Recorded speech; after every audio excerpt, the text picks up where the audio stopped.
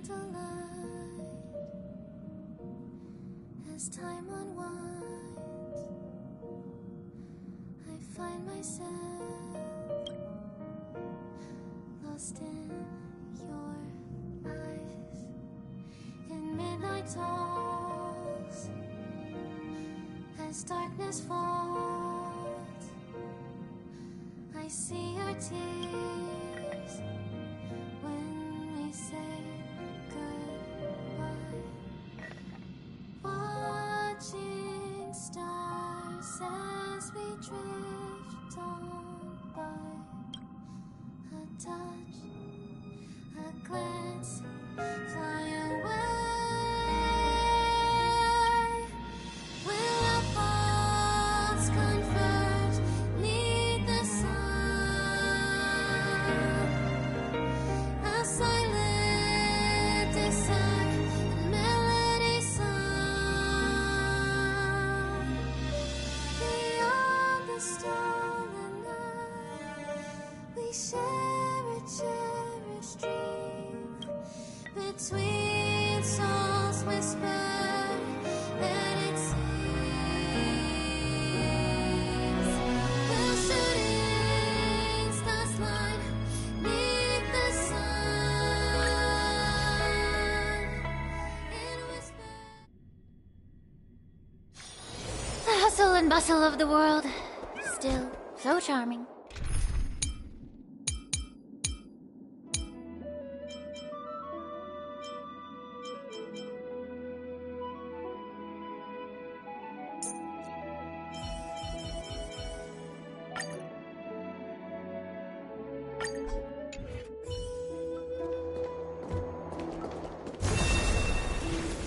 Emerge from your cocoon! More and more species are disappearing.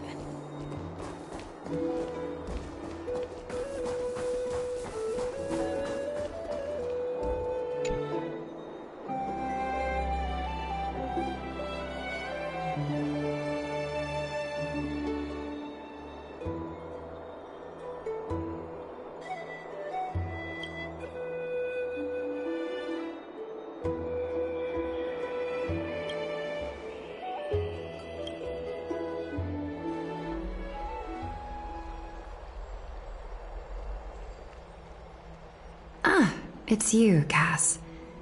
I finished the anthology of poems you lent me. Here it is. I thought you'd be too preoccupied to find time for reading.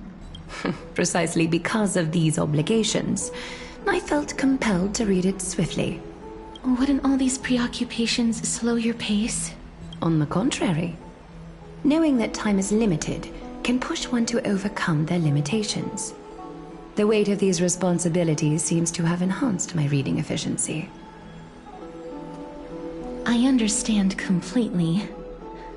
During my time at the Grove, the closer exams drew, the more efficient I became at tackling everyday mundane tasks. Anything but my actual studies. Precisely. As I remember, you and Finon were both disciples of the new Sporists. I assume that Anaxa's exams were as unreasonable as the man himself, correct? The courses Professor Anaxa taught were Introduction to Alchemy and History of Mythology. And to be perfectly honest, those two courses were the students' greatest nightmares. The history of mythology taught by the blasphemous great performer himself. I can imagine their fear. Now that I think about it, students would often rush to the podium during class to challenge him on those blasphemous ideas. May I ask, Lady Aglaya, has your relationship with Professor Anaxa always been like this? He openly dismisses people's faith and questions the very justification of the Flame Chase journey. Our positions have been destined to be at odds. While you were studying there, I assume you must have heard of his nickname. A Dromus draped in finery? As I see it, this nickname is more of an insult to the Dromas. Despite his insufferable arrogance, I do hold a certain respect for his nature as a scholar. To remain true to his principles, he is unafraid to stand opposed to the world, and that requires considerable resolve. Anaxagoras' life is almost like a satire. As a Chrysos heir, he refuses to heed the prophecy, while he disrespects the gods. The gods have chosen him. He was indeed chosen by Circes. Is something weighing on you, Cass? The golden thread is quivering. I sense there's more to this exchange than idle chatter. With all due respect, I'd like to know what you plan to do with him. In light of his assistance in the battle against the Flame Reaver, I am willing to grant him some time to find a way to remove the core flame.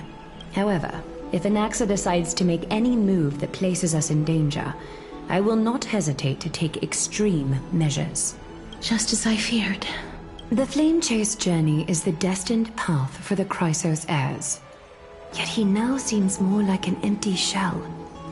Given his strong sense of self-respect, I trust that Anaxagoras will make the right decision.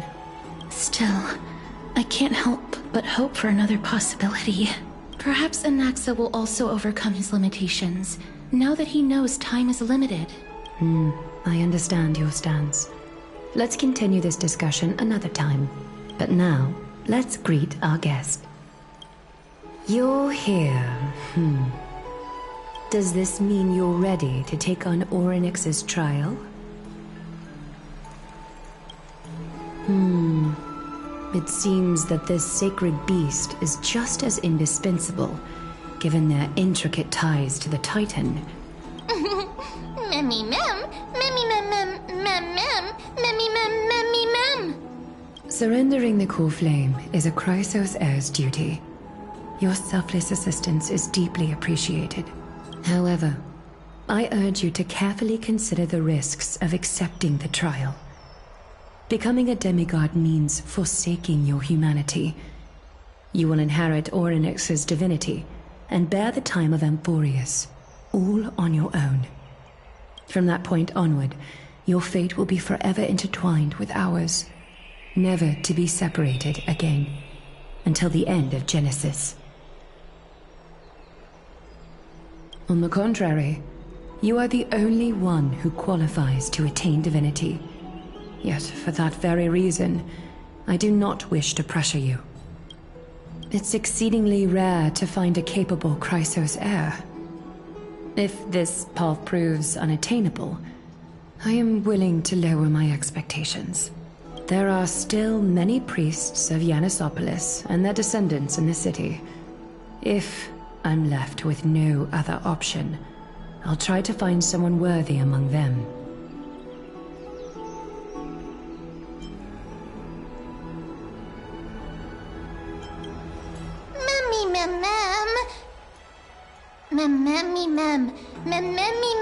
Mem, hero.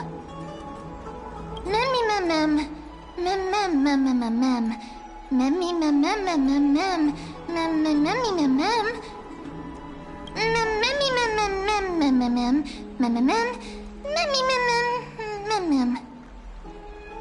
It looks like you know that Titan rather well.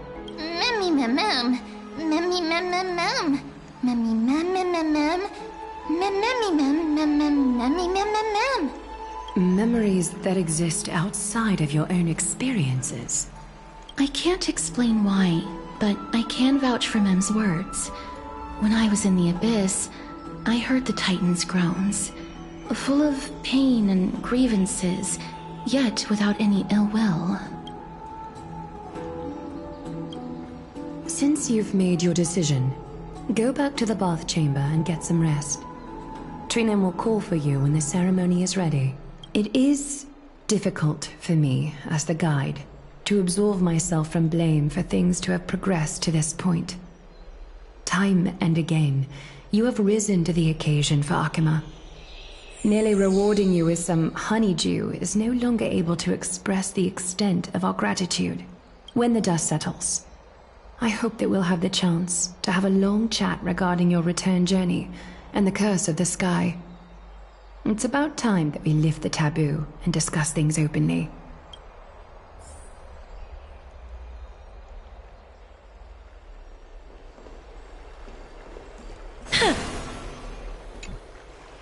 this.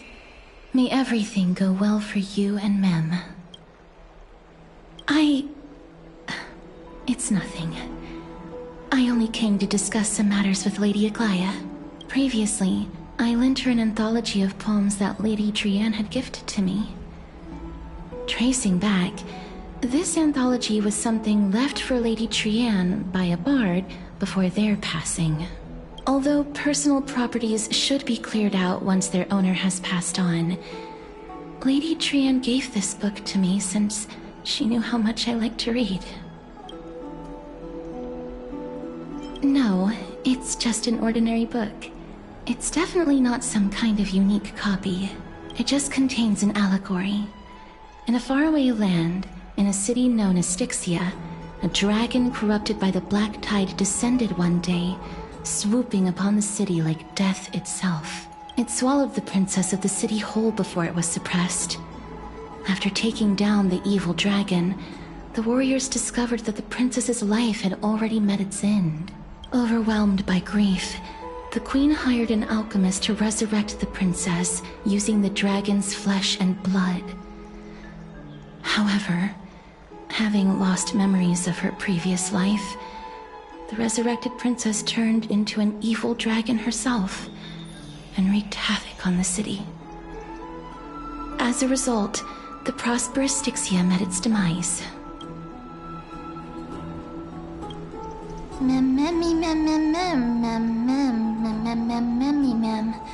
The author of this book is Archepia, a wandering bard who traveled to many cities. Among the things she left behind are poems, dictionaries, and many tragicomedy scripts. She even clearly underlined and took notes in books that covered myths with her elegant handwriting. While flipping through these books, I felt like I was afforded a glimpse into the life of Archepia. It felt just like I was traveling with someone that I'd never met before. It was as if she had yet to pass on and was still alive.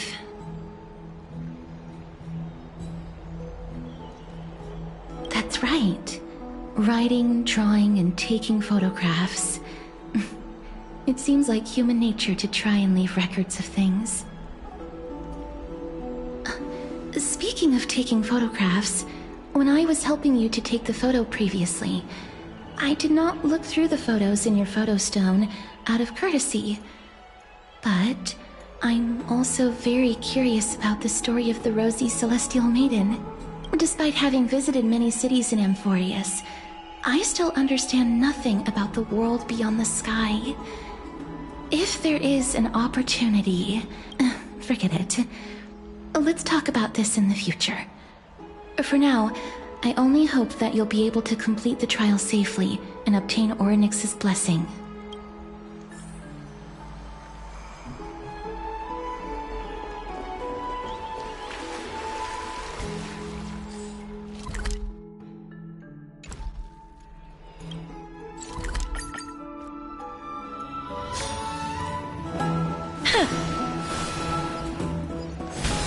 I'd love to go in and take a look.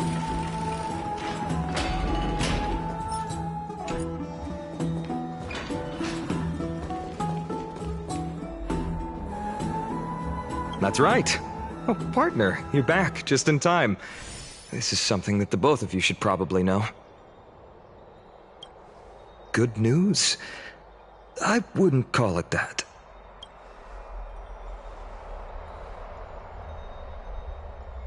Some background information for you.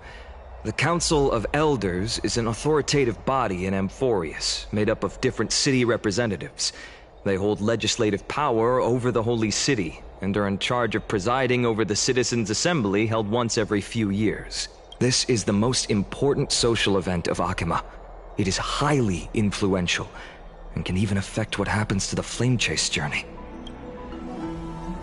Despite her vision and wisdom that spans across thousands of years, even she cannot win over the hearts of everyone.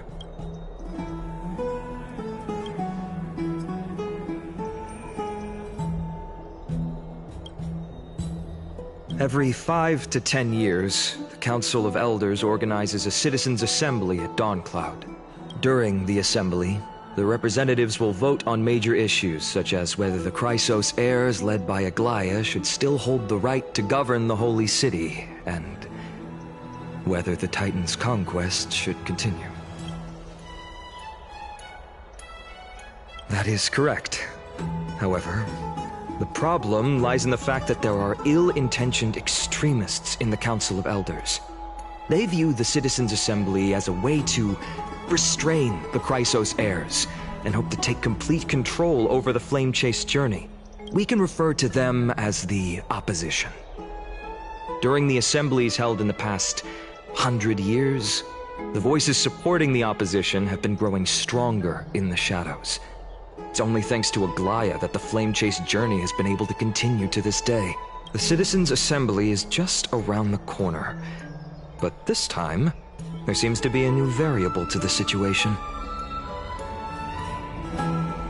Me?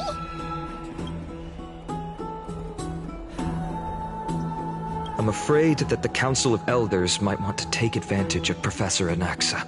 Aglaia will surely take back Circe's core flame, but with Anaxa's current condition, it's so unique that nobody knows how taking the core flame away from him will affect him.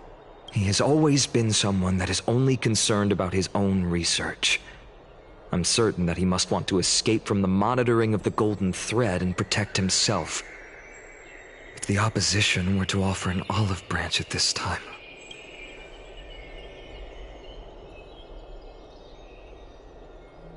Anaxa has never believed in the prophecy, so technically it cannot be considered a betrayal. However, he has taught many Chrysos heirs, and has long been considered an important ally of Akuma. I truly do not wish to see comrades turning on one another.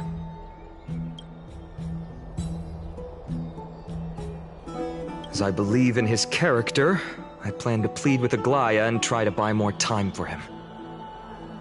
Then, the greatest way in which you can help is for you to know what I am fighting for.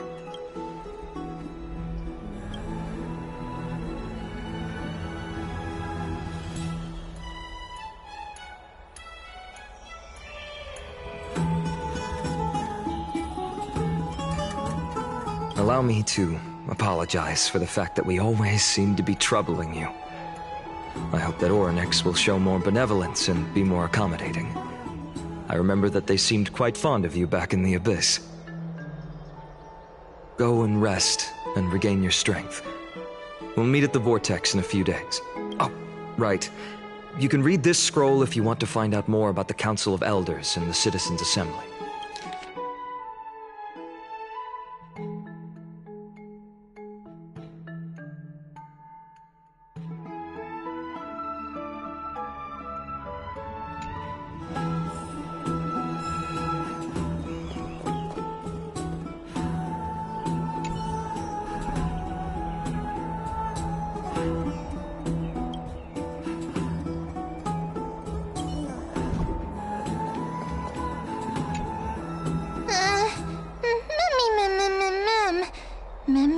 Nervous.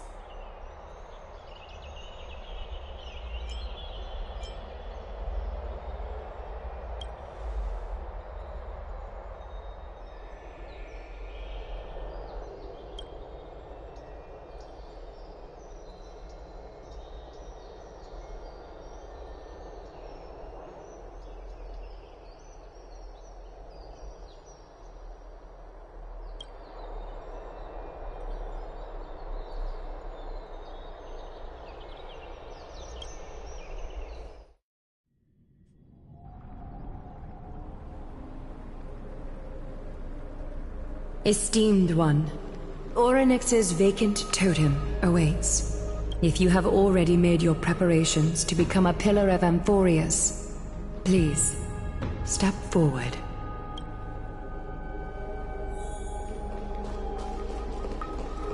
Miss... I'm sorry. I'm not sure what I should say to help calm your nerves. Right. Perhaps something like... As long as you can successfully complete this trial, the rest of the flame chase journey will be smooth sailing? No, that sounds a little strange. Don't worry. It won't take up too much of your time. Don't worry. You'll definitely make it back alive? Oh, sorry. It seems like I've made the mood even heavier. In any case, may everything go your way.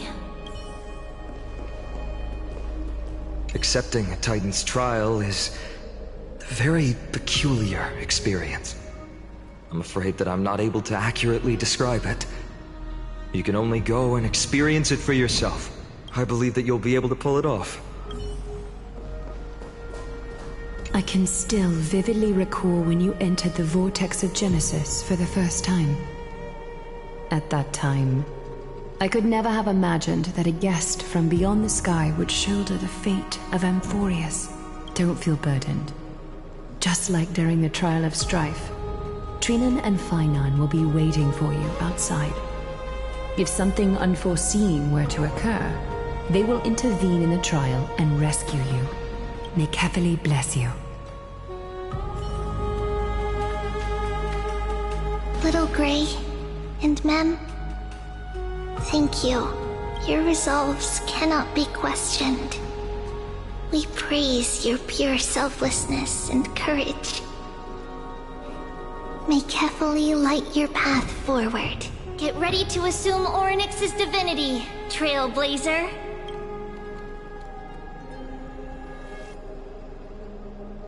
The divine position of Orynyx has already been vacant for some time. We can feel the space of the trial closing. As there isn't much of their soul left, we'll have to complete the ceremony before their soul completely dissipates.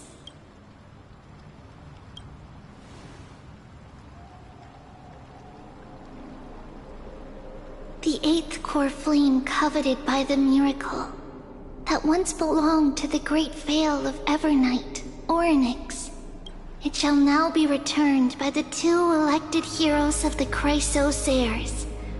A traveler who is upright and courageous, and a sacred beast that invokes miracles. Who? Mem. Both of you, please, come forward. Recite along with us. O Majesty of the 12 Titans, Pillars of the world, we seek your divinity to mend the rifts of the world.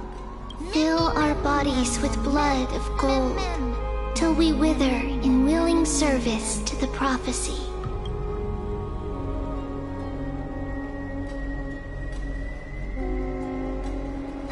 These are just words meant to make the prayer seem more solemn. Please, focus. And surrender the core flame.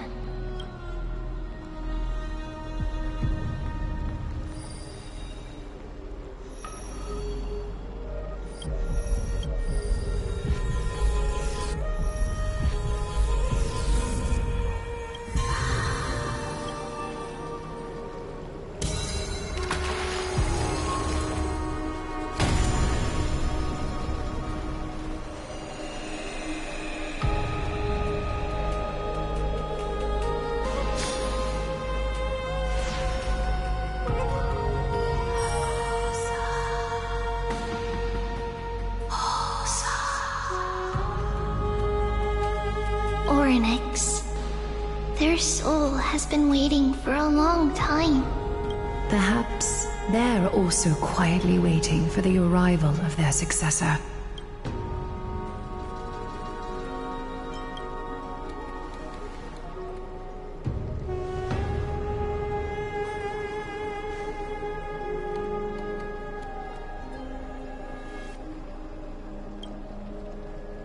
Don't worry. You're tougher than I am, right?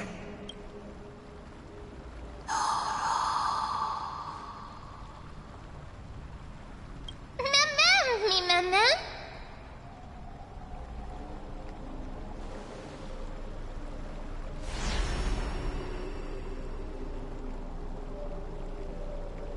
traveler from beyond the sky, let us pray that the Titan acknowledges your worthiness. Although she loves cracking jokes at inopportune times, her determination is as strong as the Chrysos heirs. She will definitely succeed. While she's away, I would like to have a chat with you, Aglaya.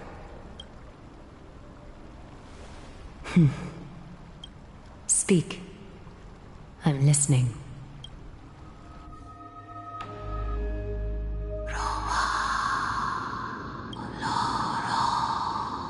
Slap, slap! Wake up!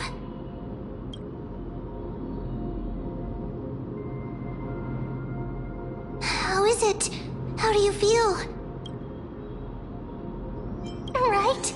I think that it's amazing, too! Testing, testing, 1, 2, 3! Testing, testing, 1, 2, 3! I have such a cute voice! It must be because of all the memories that I collected. They allowed me to grow beyond expectations. Also, listen. The words of the Titan are becoming clearer. Mother, it hurts. Have I finally reached the end? Are the years of isolation coming to an end? Oryx. Oh, how heartbreaking. Ever since the figure draped in the black cloak robbed them of their core flame, they have been relegated to waiting in isolation in such a confined space. We are going to help alleviate their pain, right? Memories broken.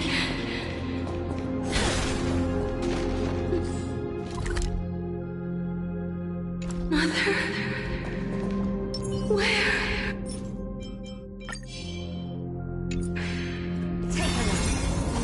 Mother? Who are they calling out for?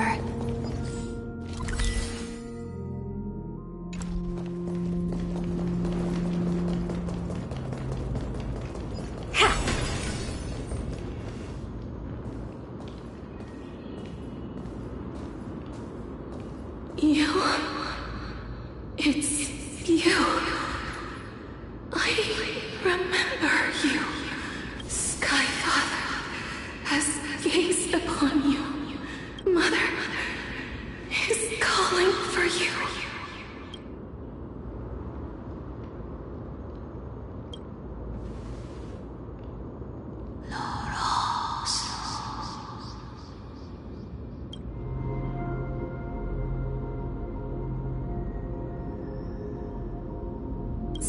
Skyfather has chosen you.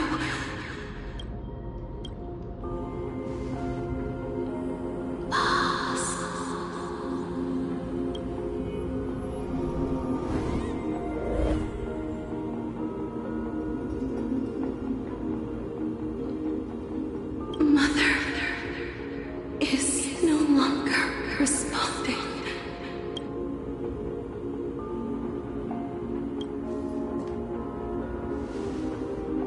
Something important. An important matter. Oryx, listen to me. Aren't you tired? Throughout the long years, you have always been protecting the fate of Amphoreus. Each time people draw strength from within their memories, every single ripple falls onto your shoulders. There's no need for you to bear this any longer, Oryx. From today onwards, someone else will bear time on your behalf. This is why we have come. Freedom. Freedom. I want freedom. Oh, poor child. Everything will be fine. Let us help you. You can have a good rest now.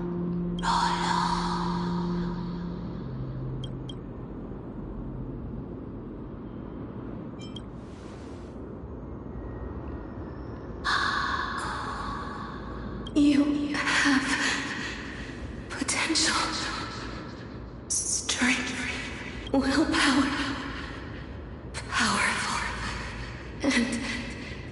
tenacious. But you lack something. Just one thing. Lacking something? What is it?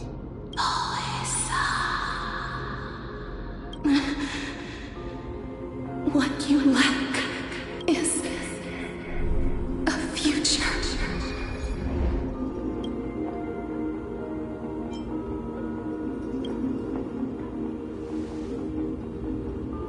Future? Traveler from the sky, you should have dissipated already. The gaze from the Sky Father. Stabilize your form. Because from the moment you crossed the sky, your life was cast away. Right now, you are simply a collection of walking memories. What? How is that possible?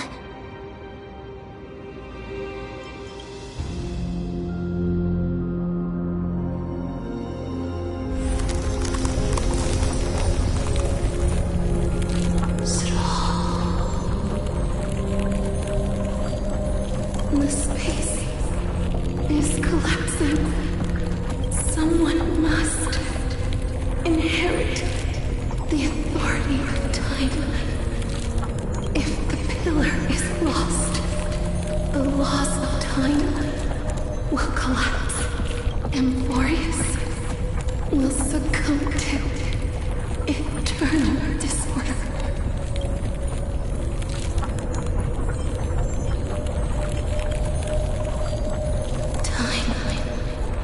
Never compromises.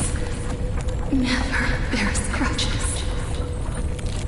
Never forgives. Never makes a choice. Child of humanity. Titans. Mother. Sky Father. Time restrains everything that exists in this world. Orynyx's divinity is dissipating? Is the trial coming to an end? Pathstrider of remembrance, my strength, I shall entrust it to you. The fate of the world, if you wish to, save it. Go and find your future that has been stolen, even if that means you'll have to cheat death. You'll have to challenge that. Hand of shadow, clasped with unyielding fingers.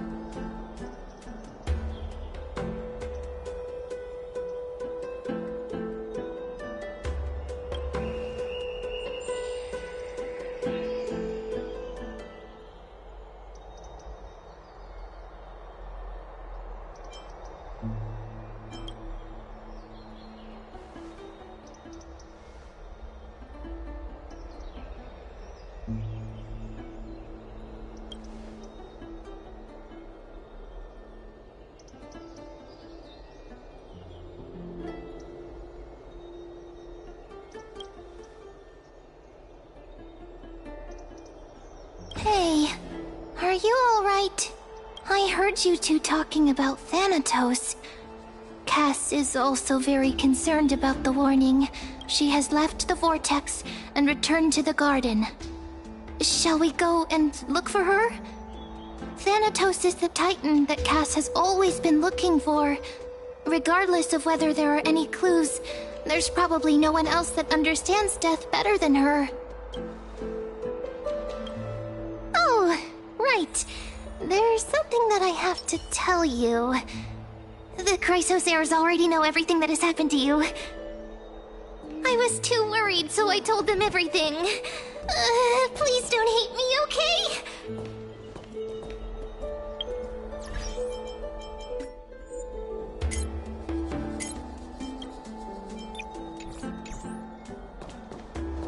そうだな。ミュリオンの提案に乗ろう。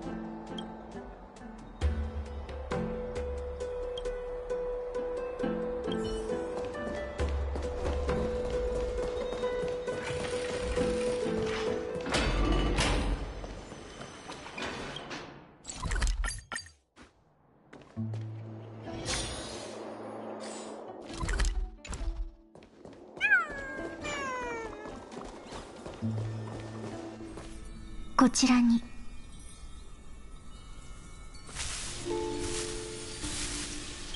まっすぐ立ったまま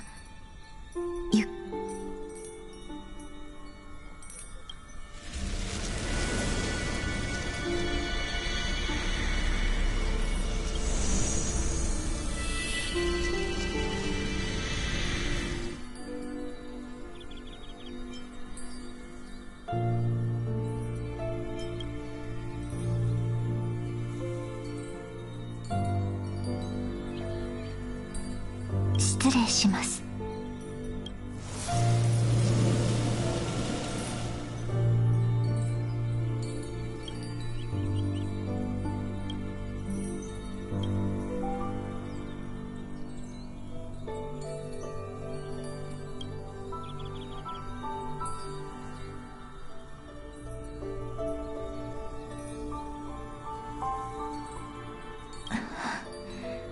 やはり何も感じません。先日呪帝でご一緒した時、あなたがなぜ私の呪いの影響を受けないのか疑問に思っていました。本当に申し訳ありません。先ほどは急に失礼なことを。ごめんなさい。もしあなたの魂が本当に体から離れているのだとしたら、それで何か見つかったのかしら。いえ、まだ何も。すみません。ですがもう一度試させてくれませんか。今度は触れる範囲を広げてみます。こんな風に聖者に触れるのは初めてです。不快な思いをさせてしまうかもしれませんが、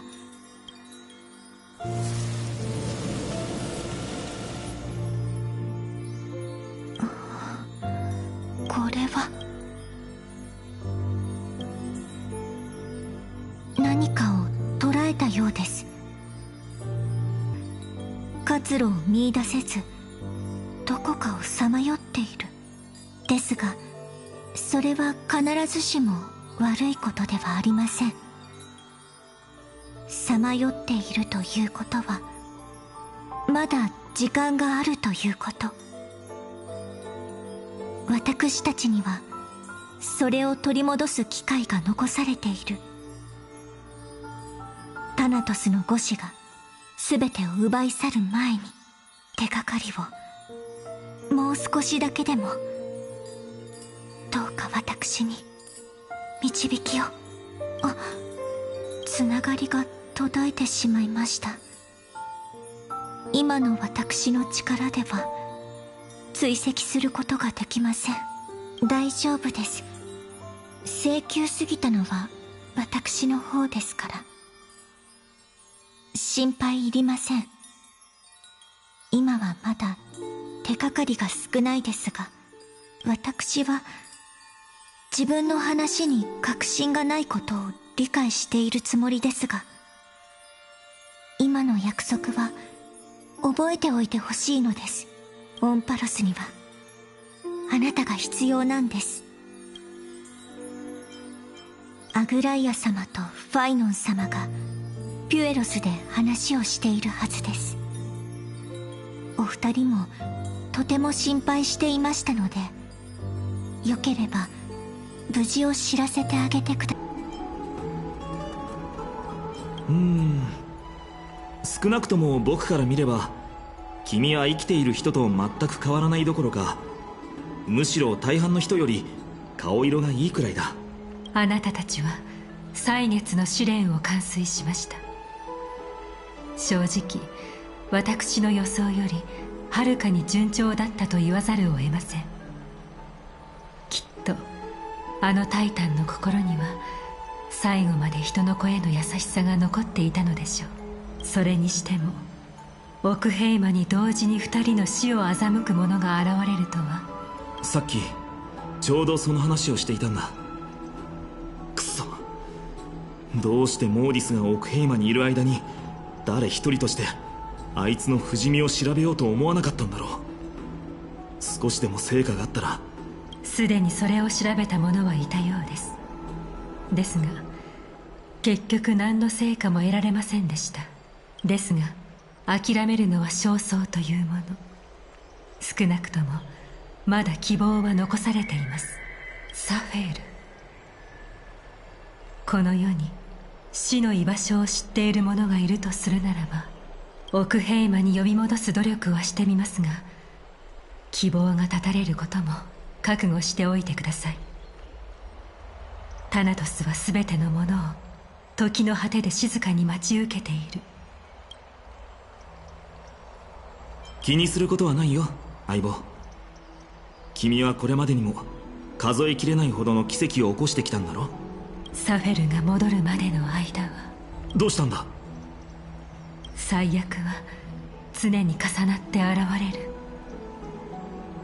小さな気流はやがて巨大な渦となり、アナクサゴラスが元老院と接触しました。結局こうなってしまったか。あなたの彼に対する判断が正しかったことを。そうでなければ私と師匠が1000年かけて築き上げてきたものはあのヒポクリテスによって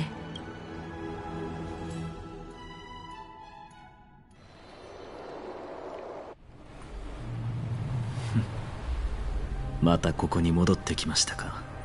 この夢には覚えがある。絹のように滑らかな冷たい霧が立ち込め、大地は荒れ果てていた。旅人がひしめき合い、ここはオンパロスのどこですか。教えてください。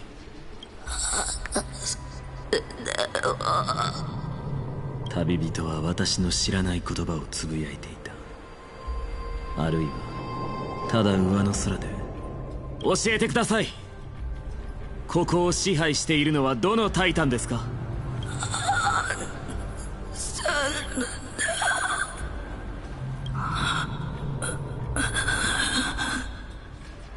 アンタンタルテ。アンタンタルテ、タナトスですか。まさかとは思いますが、ここは冥界だとでも。冥界ではない。ならどこだというのですか。冥界の外側にあるステュクス。あなたたちはそれを下って冥界に向かっている途中なのですか。冥界は存在しない。タイタンがあなたと私を拒絶する。聞こえる。何がですか。旅人は枯れた指で音のする方を指さすと沈黙した。その方向に目をやり耳を澄ませると、巨大な影が潮騒を運んでくるのがわかる。波の音、そして聞こえてきた潮流の奥深く存在しない世界の門の向こうから私に語りかけてくる声が。人の子よ、そなたはそれほどまでに死者の列に加わりたいのか？おお、目覚めたか。人の世にお帰り。そなたの意識は我が思っていたよりも早く消えつつある。私の意識はあとどれくらいここにとどまれるのでしょうか。我の見解では今から15回目の門の時まで持つかどうかだな。なるほど、あと15日ですか。なんだ、今さら名残惜しくなったのか？いえ、逆です。一つの問題を解くのに15の日夜は長すぎると思いまして笑ってないでいきますよ。そろそろ元老院の使者が到着する頃でしょうから。もう一つだけ聞かせてくれ。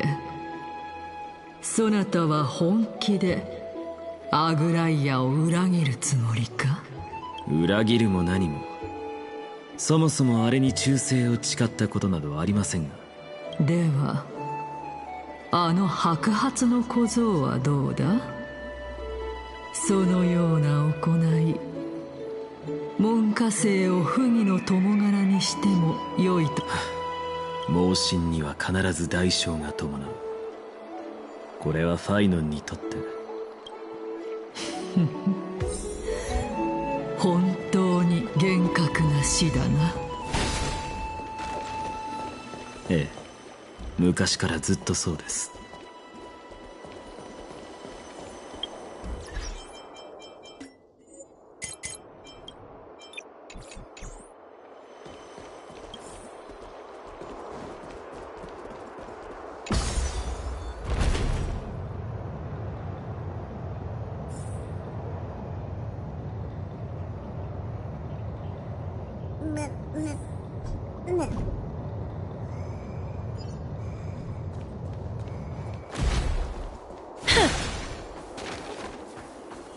Sorry to keep you waiting, Lord Anaxagoras.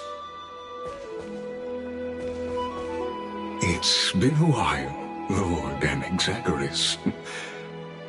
I greet you on behalf of all the citizens of Akima and express my deepest regret about what happened at the Grove of Epiphany. It's you. I never expected that you would personally come and meet me. Bowing carefully into Lantern above, I have come as a testament to the justice of the Council of Elders. There are Antikytherans here? They have been a rare sight ever since the Chrysos War.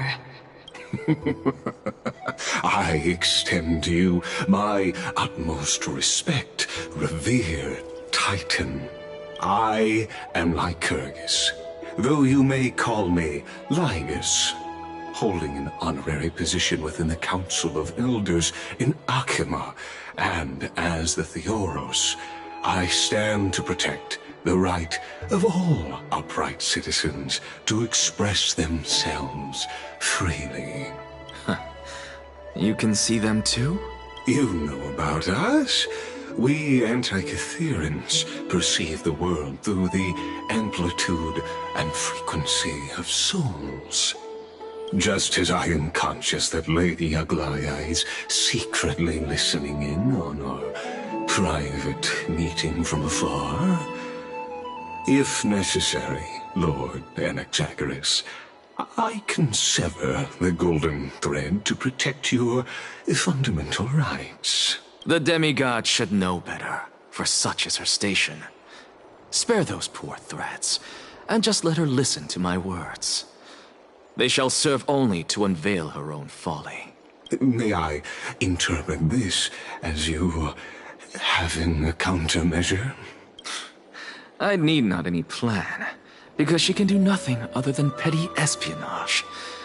As the Citizens' Assembly approaches, and with Orynyx's fall, any attempt to capture the core flame within me will only usher chaos and calamity. A truth she undoubtedly comprehends. While I, Anaxagoras, serving as the Grove's special envoy to Akima's Citizens' Assembly, have long known the extent of your abilities. Let's forego the formality of asserting authority, Lord Lygus. Lead the way. Very well. Surely Lady Kindness would appreciate such assertiveness in an ally. She's been waiting. Follow me, please.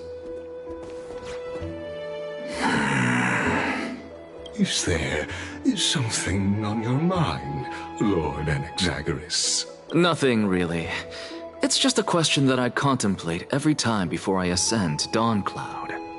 For the Titans, does the falling equate to death? Ah, a pondering truly deep. Time is on our side. Do you mind sharing your reflections with me? While all living beings must ultimately face their demise, Kefali has yet to meet theirs. Their journey continues unhurriedly along this long path.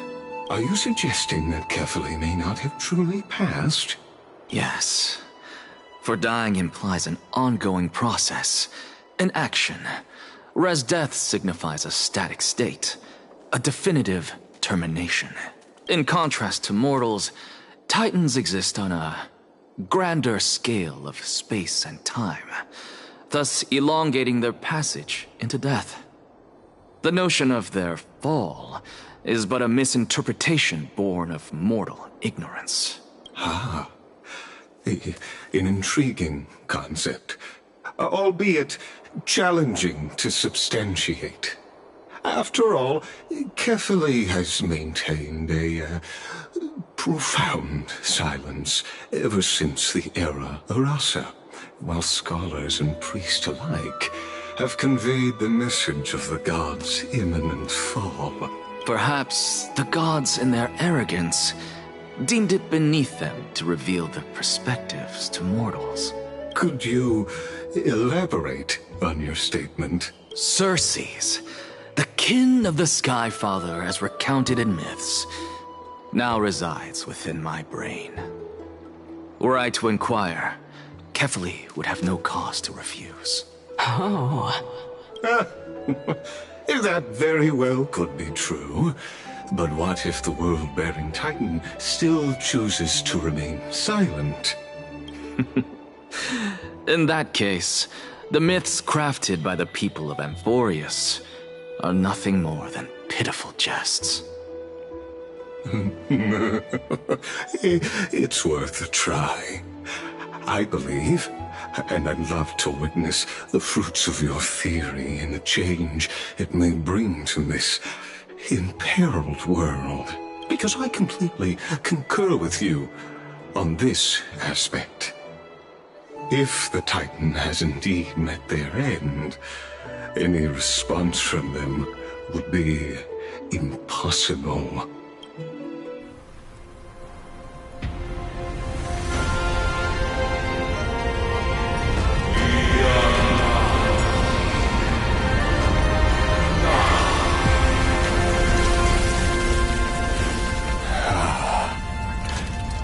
Please, Professor.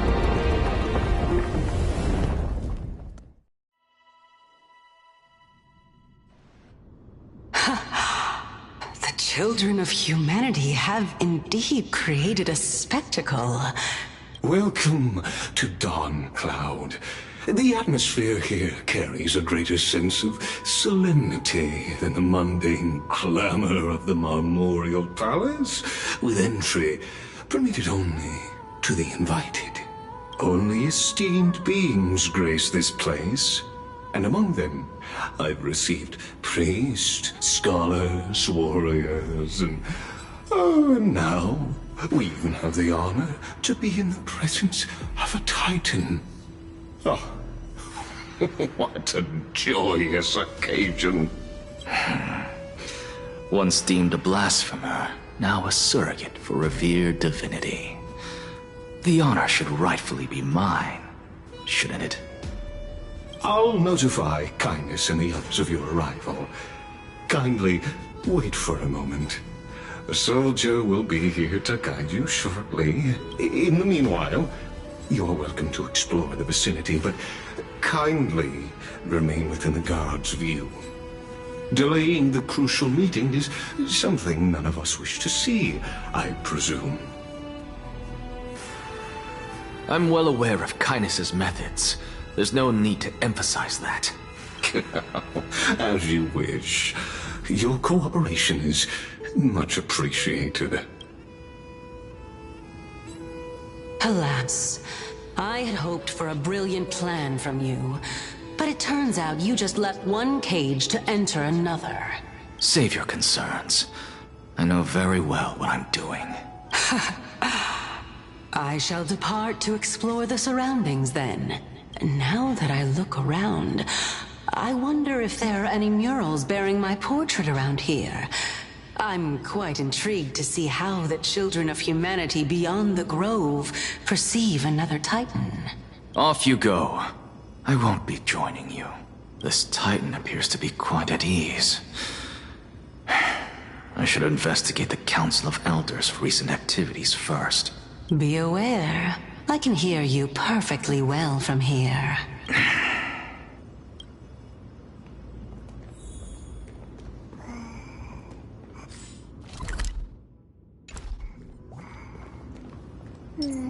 Take a look. This is pure genius in action.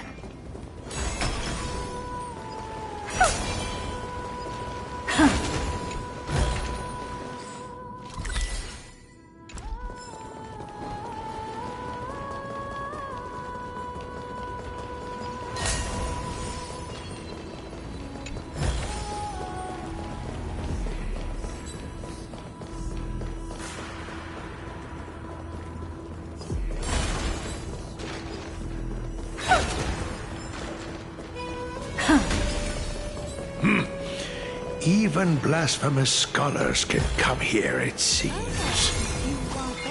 Looks like my presence here is quite unwelcome.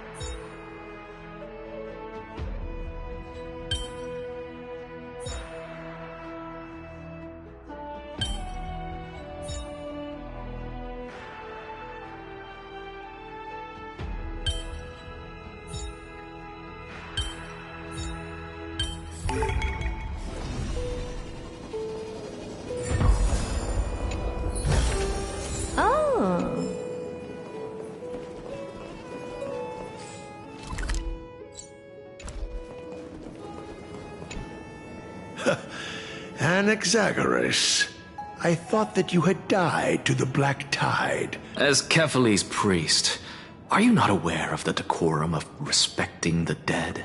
Surely you jest. You blasphemous heretics are not worthy of respect from the Supreme Being. Let me remind you that you're currently in Dawn Cloud, so you'd better keep your deranged language to yourself. I am no longer that altar servant from years ago, who could only acquiesce to the commands of others. Now, I have plenty of ways to deal with people like you. I'm not sure whether I should laugh or cry right now. I can't believe that a follower such as you could have been made by a creation titan. As I see it, a dead titan can't provide you with this level of confidence, right? Then who is it exactly? Could it be Kindness? You. Seeing how fond of you Elder Kindness is, I shall let that slide for now. Leave immediately, and don't impede us from receiving the Supreme Being's blessings. Seeing as we were able to hear of this matter from the mouths of others, it seems that Kindness is indeed quite sincere toward us. Perhaps this affair will proceed smoother than I had anticipated. Oh my, what a thrilling confrontation. As expected of one of Kefali's followers. Are you praising or insulting him? Praising him, of course. As a believer of the God of Deliverance, it is only natural that he detests evil. Didn't you hear me? I asked you to leave. Go as far away from here as possible. Don't mutter to yourself like some sort of madman and disturb my meditation.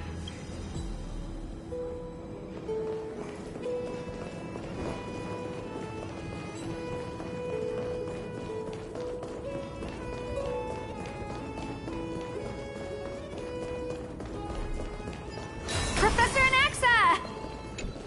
Over here!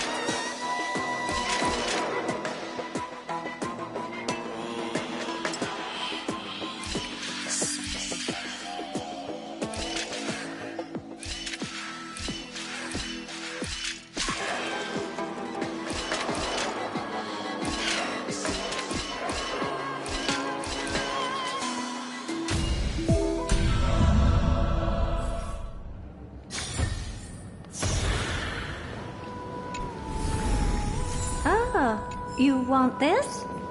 Fine. Take it and amuse yourself. Professor Anaxa? Word has it that the scholars of the Grove valiantly perished resisting the Black Tide.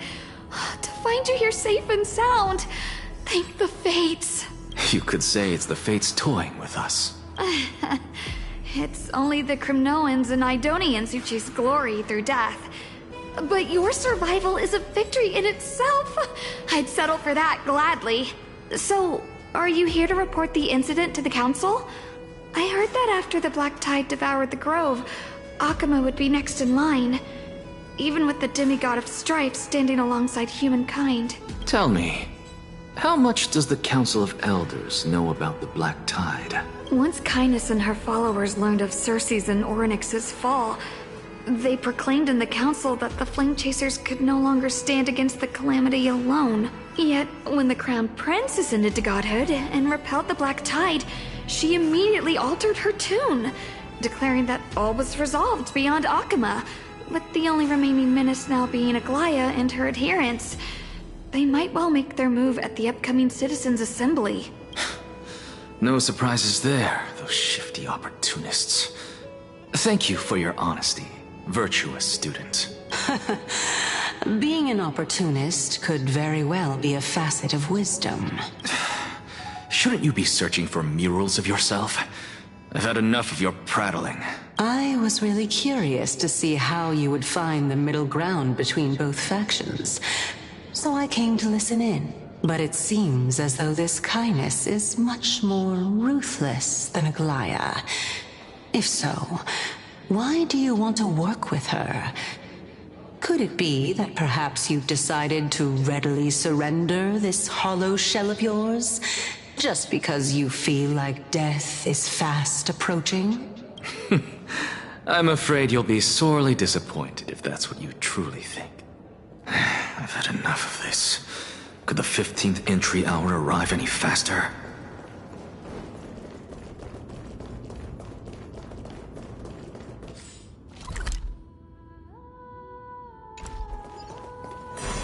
Oh, my.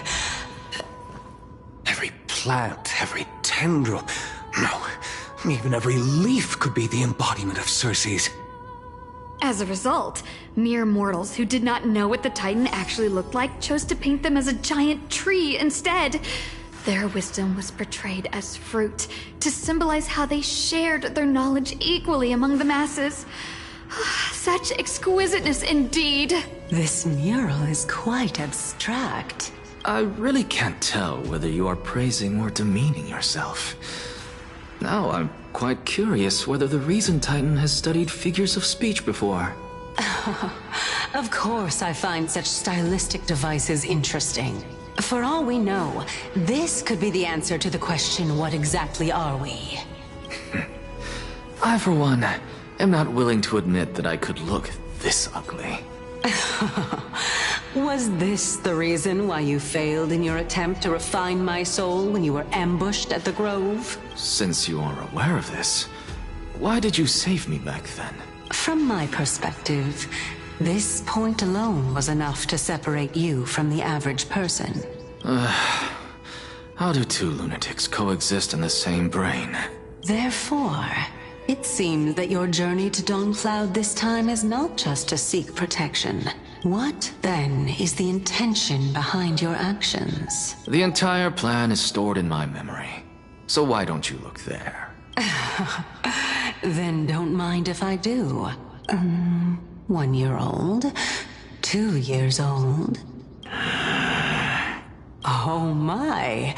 Even a member of the preeminent 7 sages must hug his droma stall to sleep? How interesting. That's enough. How unusual. Your soul is actually trembling. This must mean that behind this toy hides a secret that nobody knows, right? Since our days are both numbered, I don't mind telling you more about it. This is a present that my sister gave to me.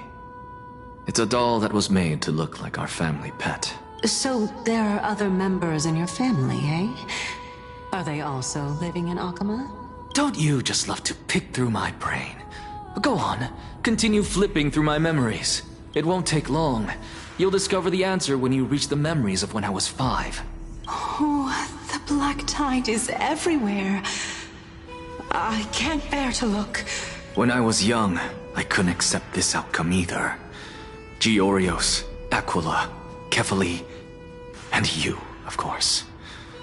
Although I prayed to every titan that I could think of for help, my efforts were ultimately futile. This...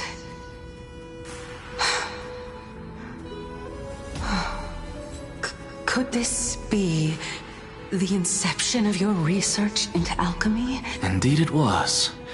Everything started from that verdant courtyard of yours. When I was pursuing my education there, I naturally also came to learn of Thelesis' theory as well. Oh, I remember that person.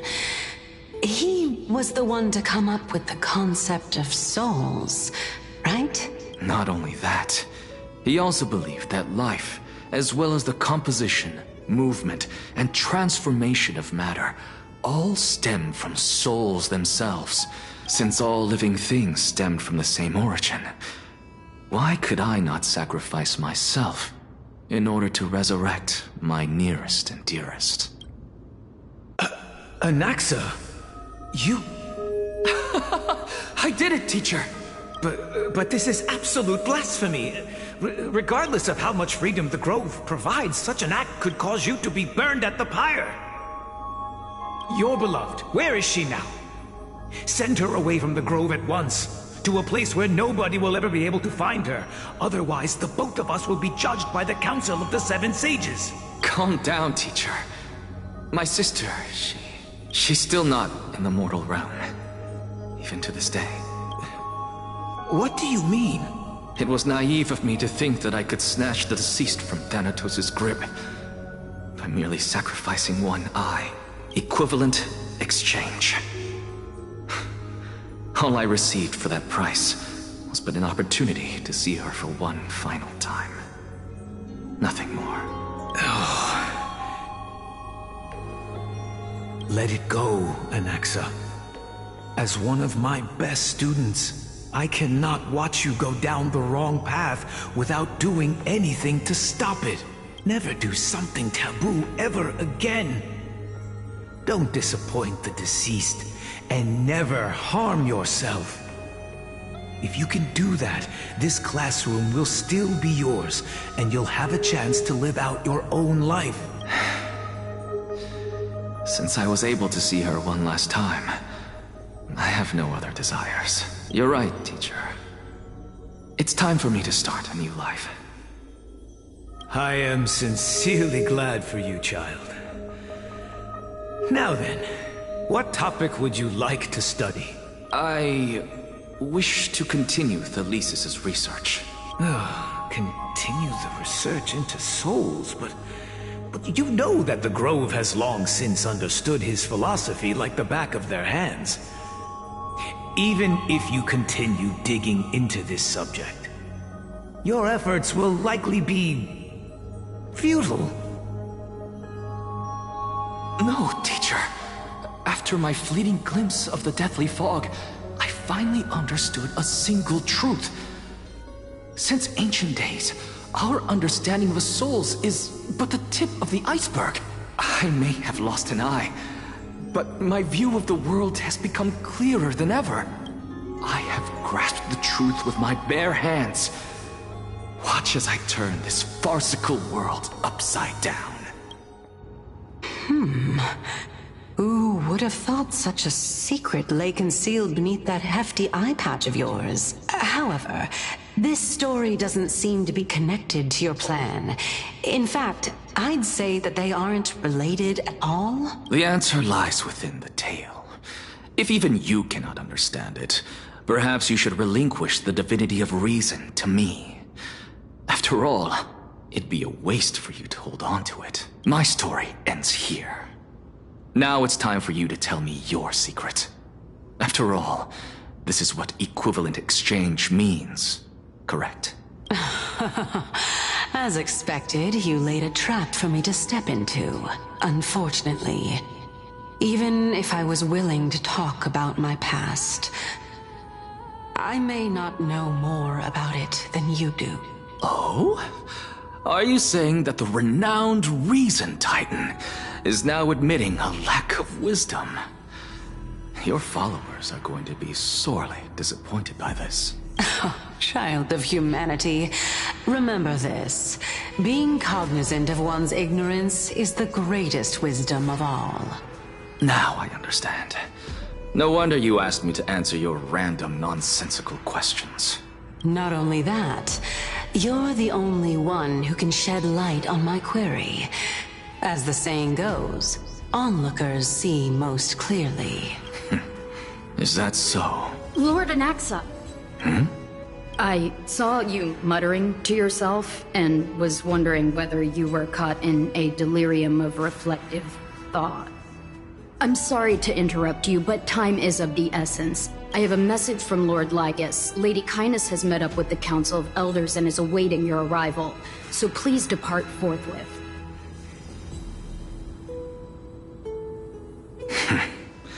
It's finally time. Carefully. The one who created the world, and the one who bears the world. If you truly have not met your end, how will you answer the challenges of those who defy you? I didn't expect you to agree to Lady Kindness's invitation. What a wonderful turn of events. To tell you the truth, there are many people who hold grudges against that Lady Goldweaver. Isn't that the dromas draped in finery? Avoid his gaze. I don't acquaint myself with blasphemers. Don't worry. He's too full of pride to pay us any attention. Your nickname is Dromus as well? You must really like those creatures.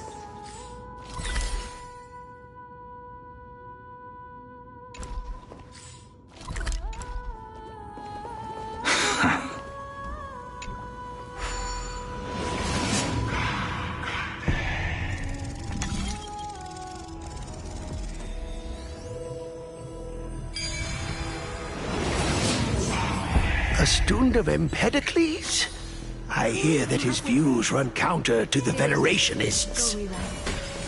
This is what being a scholar is about.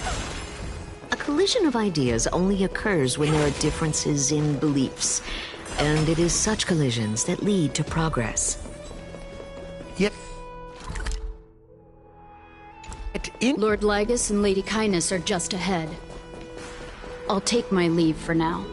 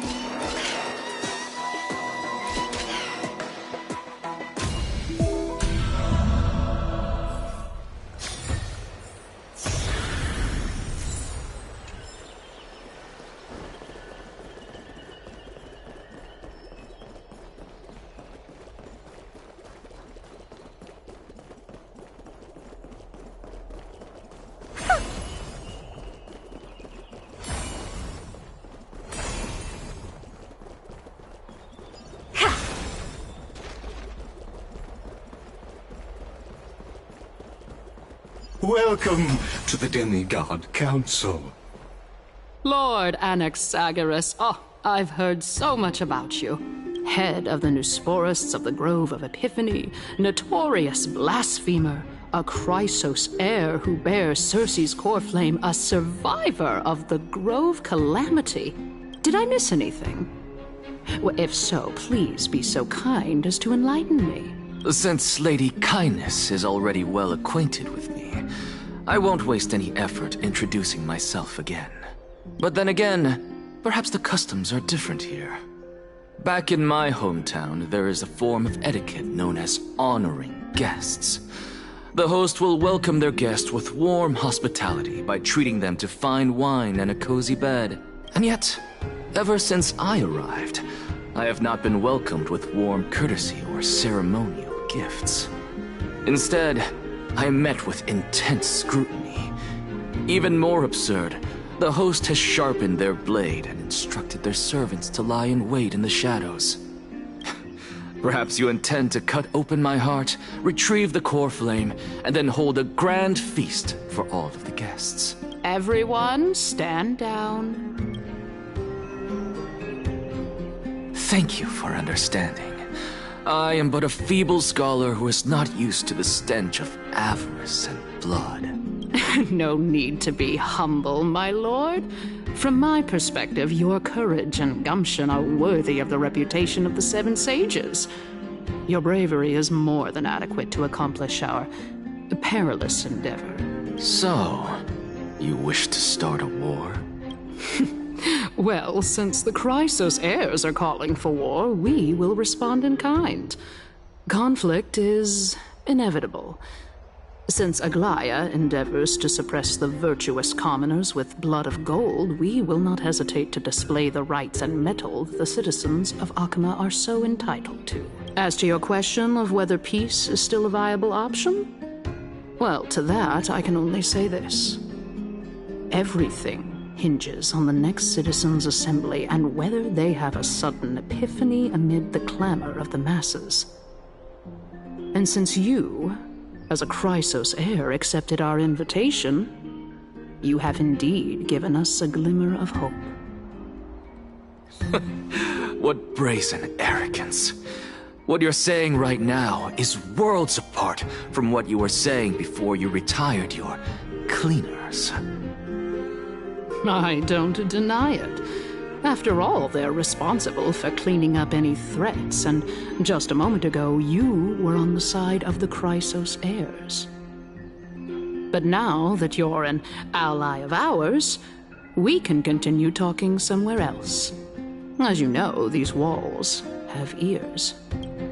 I was fortunate enough to have the opportunity to discuss a treatise about the Venerationists with your teacher, Empedocles. Yet, it seems you subscribe to the Nusporists instead, Lord Anaxa. I've heard that this school of thought is one with many detractors. It's normal for ideas to have supporters and dissenters, just like how there are two types of people in this world: geniuses and dimwits.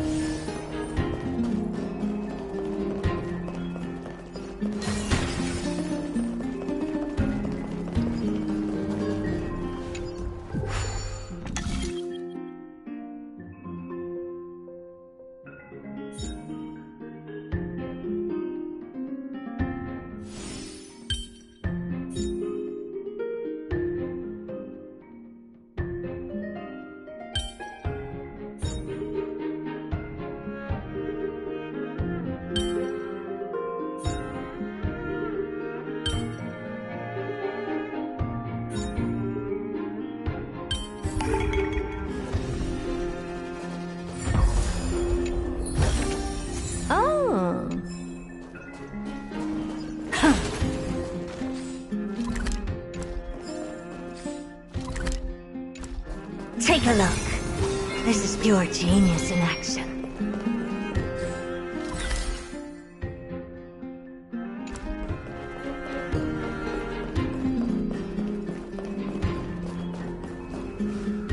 Welcome back to the hub of the Demigod Council, Lord Anaxagoras. Surely you remember that countless eloquent orators have stood in this spot before and emerged victorious by stoking public sentiment with their words. And yet there have also been innumerable blasphemous philosophers who set themselves up for failure because they refused to defend their actions. This tiny stage is the most profound embodiment of Akama in centuries. In 15 days, this site shall also become the most important, as well as the final turning point in Akama's history. May the both of us carry out our duties with honor and lead the masses back toward the Erechrysia, A golden age with no death, strife, or trickery. Oh my, 15 days and nights. That aligns perfectly with the date of your demise. Could such a coincidence truly exist? Using death to prove myself fits my intentions perfectly. What strong conviction you have. As expected of the hero who dared to stand up to the Gold Weaver. As expected, she misunderstands you. That's enough, Lady Kindness. Dispense with the niceties. I only accepted your invitation so that I can serve the commoners alongside the members of the Council of Elders. Don't test my patience with such superfluous formalities. Well, you say that now, but surely you also require my aid as well, so that you can stay alive even when being pursued by the Golden Thread? You worry too much. She won't show her hand too freely, as she still needs to garner support from the masses at the Citizens' Assembly. Even someone like me can tell that only a sliver of her humanity remains. Surely you're not asserting that she will definitely act in a rational manner. As you're no doubt aware, Aglaya covets the core flame that I possess, which makes it the bargaining chip that allows me and the rest of you to negotiate with her. However, in return, I'll need the Council of Elders to support me as much as possible. Naturally, this includes the guards as well. You're well aware how valuable Cersei's core flame will be in the era Chrysia that you are desperately pursuing. Talk is cheap, so you'd better act prudently as well. I understand. After all, this battle of wits is just a means for each party to acquire what they need. As long as your request is reasonable, the Council of Elders never shortchanges its allies. Since we're both intent on mutual cooperation, let's not mince words and just speak plainly to each other. Let us decide how much we can secure for ourselves and how much we're willing to sacrifice like true philosophers, with our words and wisdom. Continuing from the earlier topic, let us discuss our common enemy, Aglaya. She is the second most experienced Chrysos heir across the whole of Akama, who has gradually lost her humanity to the ravages of time and the ablation of the core flame. A formidable opponent indeed. Admittedly, there is ample reason for her to take your life. Yet your previous reasoning is quite sound. As a seasoned political animal, it's unclear whether she will actually cross that irreversible boundary. Moreover, she still needs you alive so that the Titan's trial can be completed. Is there anyone present who can swear by the sacred vow of Kefali and guarantee that you weren't in league with that woman before coming here? Are you just trying to pull the wool over our eyes and aid her in her savagery?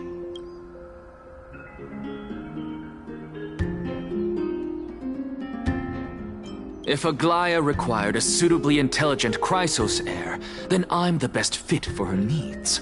However, it's quite evident that she has no need for a Chrysos heir who could break free of her control at any time. Since I believe in neither Titans nor the prophecy, there's no way that I would willingly walk on the path that she extols.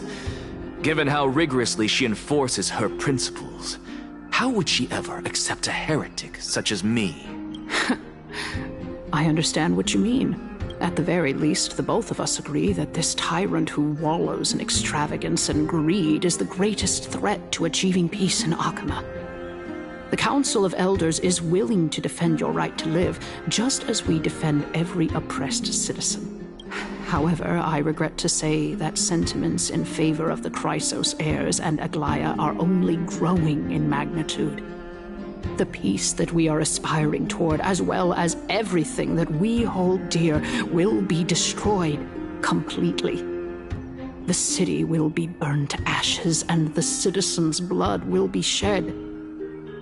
Tell me, what are you willing to do for our esteemed citizens so that they can vanquish the enemies of our fine city?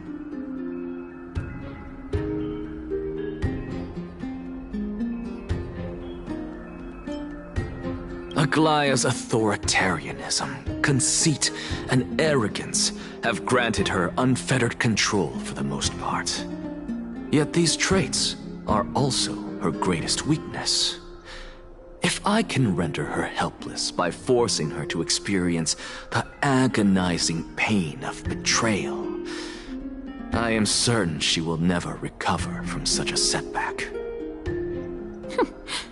Surely you don't believe that such a tiny betrayal will be enough to push her to her wit's end. What's more, there are many who remain silent, merely watching to see how much chaos I can unleash. Not to mention, you know full well that the Chrysos heirs have never been a united front. In the name of Kefali, Akama thanks you for your sincere and valuable thoughts. At this stage, it's clear that you and I understand the benefits to be won from this discussion. Let me put it plainly. The Council of Elders has always been renowned for its fairness, and that fairness is built on a foundation of sincerity. The Council of Elders has vowed to all citizens of Akaba that it will always remain loyal to them. As for you, my lord, how will you guarantee that you will be able to live up to such earnestness and will not betray Akama's indomitable citizens when the opportunity presents itself? Just as you now betray Aglaya when it suits you. Surely you jest. My loyalty does not need to be proven. The fact that the Council of Elders is asking for proof of my loyalty is itself akin to a form of betrayal. I am incredibly honored to have witnessed the both of you bury the hatchet in a civilized manner. However, I am afraid that I must interrupt for a brief moment. As the Theoros, I have observed the following. Lady Aglaya, the Gold Weaver, is currently on her way to Dawncloud. Oh. Well, I do believe that we might have a slight overabundance of guests today. Feeling dissatisfied, Lady Kindness? Despite the Council of Elders' lofty residence on Dawncloud, it must still tolerate the whims of the Chrysos heirs. So you were holding back just now. Seems like you are better at playing this game than I. In any case, I'm glad that she's arriving here. So tell me, Anaxagoras, now that you're an ally of mine, if Aglaya were to demand that I hand you over, what should I do? You can do as she says. Tell her that the Council of Elders merely wished to chat with me and had no intention of offending her. However, by doing so, the authority of the Council of Elders will be as thin as papyrus that has been soaked in blood. Not only can it be destroyed at the slightest touch, but the Council will also lose possession of a valuable core flame. No, more like 2 core flames. After all, at the next Citizens' Assembly, that young lady who is synonymous with death will also be standing on our side. Oh? How can you be sure of that? Is that of importance to you? All you need to know is that I have a plan. In my opinion, you should be more worried about the impending threat. If Aglaya can seize me in full view of the masses today, she could also dismiss the entire Council of Elders in one fell swoop tomorrow. If that happens, the discussion that we've just had will turn into an utter joke instead. Is this the outcome that you wish to see, Lady Kindness? Fine. I will handle this matter appropriately. But you do best to remember this. Fool the people and karma will be on your tail. I'll overlook it this time, but don't count on there being a next time. Unless, of course, you crave cruel punishment and consider suffering the perfect state to ponder the true nature of souls. Well, what do you know? That happens to be one of my rare talents. We shall see, then. I've got to say that you've managed to really impress me again. But shouldn't you be going after more? Dying to know what I'm after, I mean, I'm the reason Titan after all. It is in me to ask and seek answers. Easy there. You'll learn the answer soon enough. I didn't bring it up with her purely because she doesn't have the means to give me what I truly want. It's as they say, onlookers see most clearly. The true masters of Dawncloud have always been the Theoros, who watches over everything.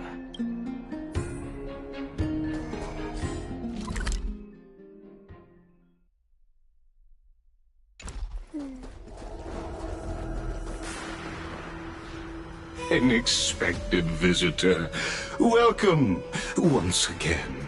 You know, you could actually skip all the pointless debate and come straight to me to seek an audience with Kefali.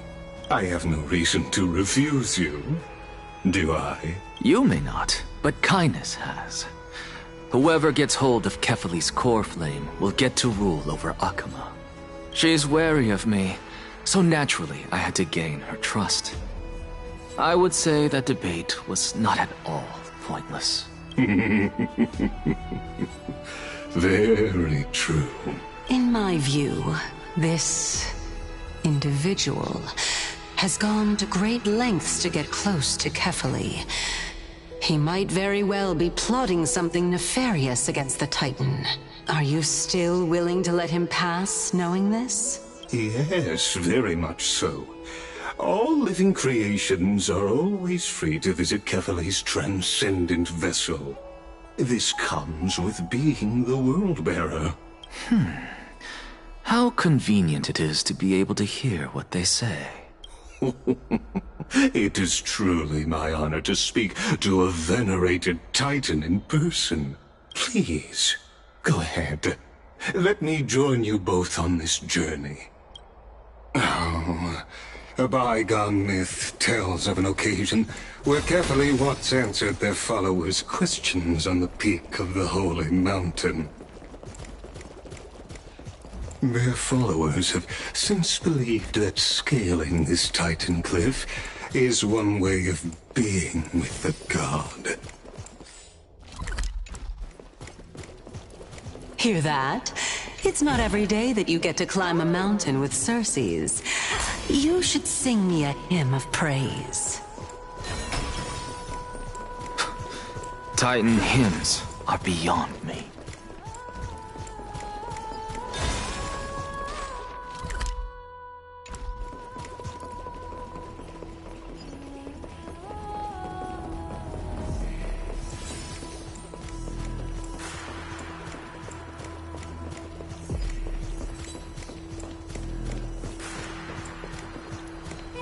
Go on ahead. Take this Yanis shortcut, and the long pilgrimage stairway will be waiting for you at its end. I have to admit, I never expected you to not ask me anything. Not even my motive. Because I know very well what it is you are after. As the saying goes, a gentleman helps others achieve their goals. I have a feeling that your theory will be validated at the end of this journey. I believe Kefali will not deprive you of your right to ask your question, especially now that you're on the brink of death. You must be closer to Kefali than anyone else. Wouldn't you agree? I hope things go as you say, then. Putting a child of justice into a farcical world is bound to turn it upside down.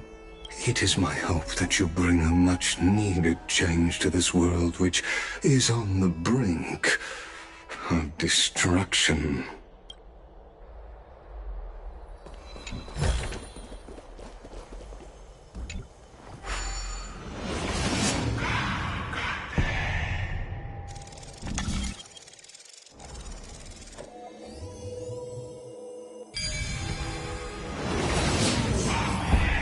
Honestly, this is my first time going up to Dawn Cloud's peak. What a splendid view. Isn't it about time you recognize the magnificence of us Titans? Well, I don't see how this place is different from those temples in the city. All they have are magnificent facades. And even though I've come this far, I'm still doubtful about getting useful clues from him. I must be getting ahead of myself to be expecting to hear something nice from you. Oh? Haven't you been in my head for some time now?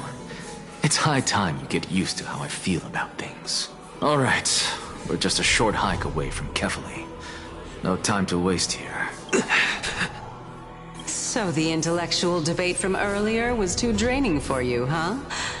If Amphoreus gets a new lease on life, you should focus on strengthening your body and stop shirking social interactions. Save your concern. The Titan is in sight. Can you make it? Why? Are you going to carry me up if I were to fall now? I know how far I can go, so just hold your tongue and come along. Fine then. I guess I won't say any more. I'll just wait till your soul dissipates completely to gain control over your body. Wait.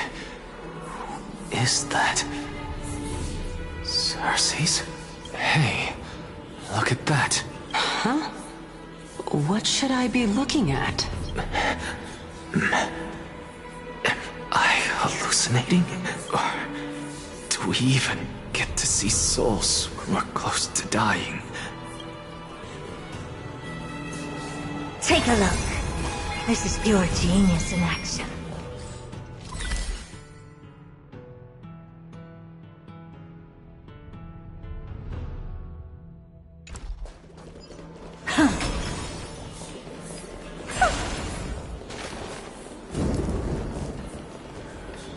Oh? Why didn't you bring your favorite spear with you on this trip, Nias? Nias? I know I've heard this name somewhere. Huh. It's unfortunate. The Black Tide destroyed every last inch of my calyx. How could that be? Even a creation of Georios, from their prized ores and molten fire, couldn't escape the fate of destruction? Hey, Cersei's. Do you know a certain Nias? Nias? No, not that I remember. How did you even think up such a strange name? I just saw him. Nias. A warrior-like figure who was just chatting with you here. No, I have no such memory. Could you be hallucinating?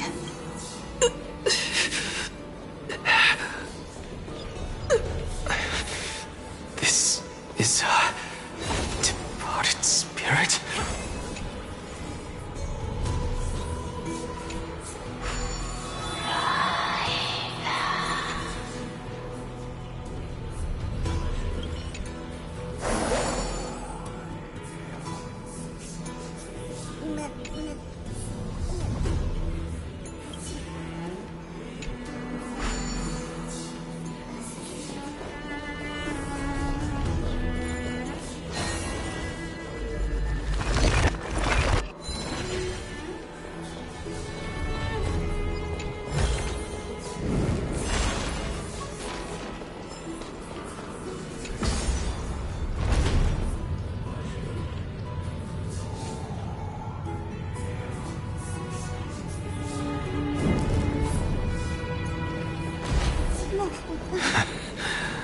You two again.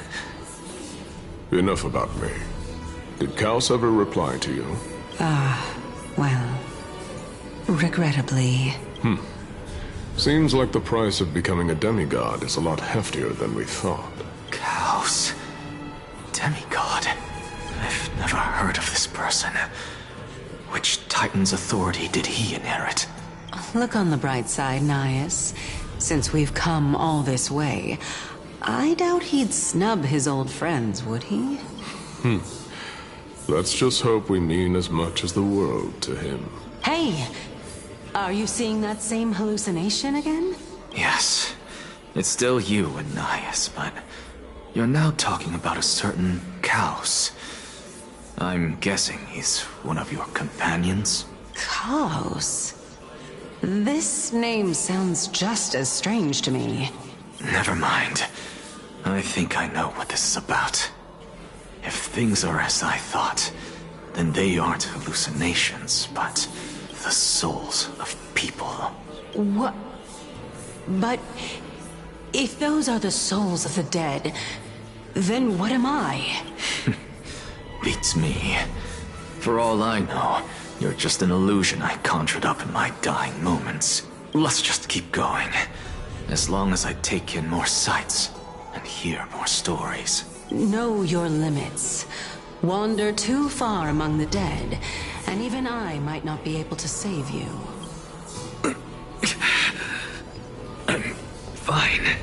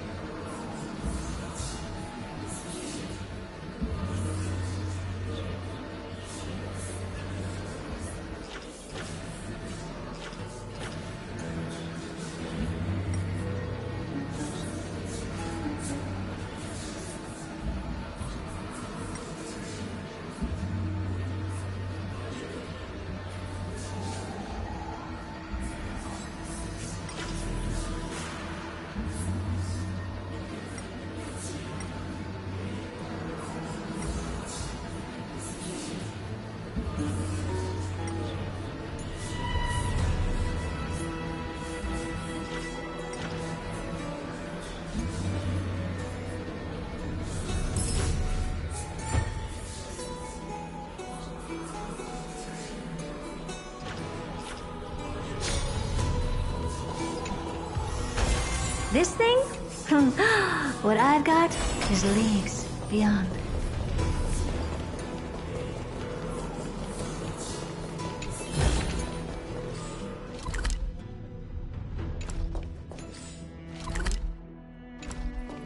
Take a look. This is pure genius in action.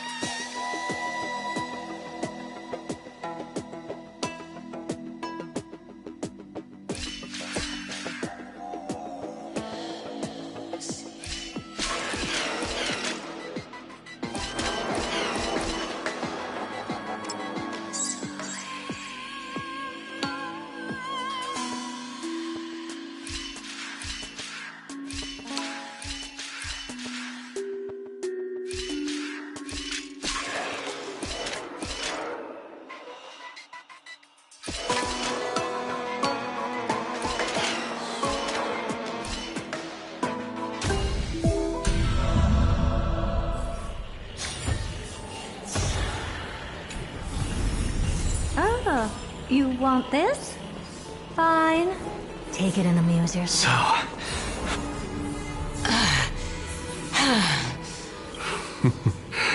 Can you keep going?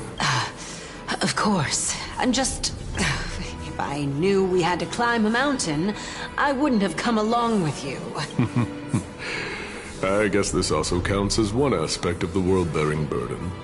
If Amphoreus does have a next life, you may want to get your body in shape. Keep your sarcasm to yourself. I'm not getting anything of value from them. I would sooner throw myself off this cliff and hit rock bottom than exercise even a little. I am Calypso of the eminent Seven Sages, after all. Training would make me no different from those Helcalithist barbarians. Calypso? She's one of the Seven Sages. A member of the Grove? No, she can't be. I would know her name if she really were one of the Seven Sages. Hey, Circes. Does the name Calypso ring a bell? Circes? They're gone. Doesn't matter. I can do this myself. Looks like Oh, beautiful old world. Where are you now? Oh, legendary era Chrysia, return to the mortal realm. Splendid gods once walked the paths we walk.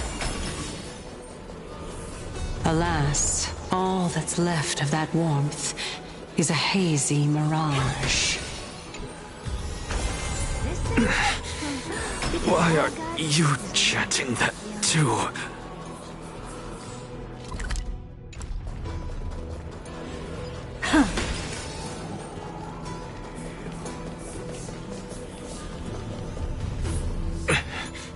We're here, finally.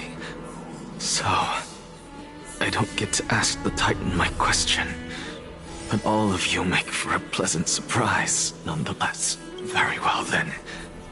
Let me uncover the truth for myself.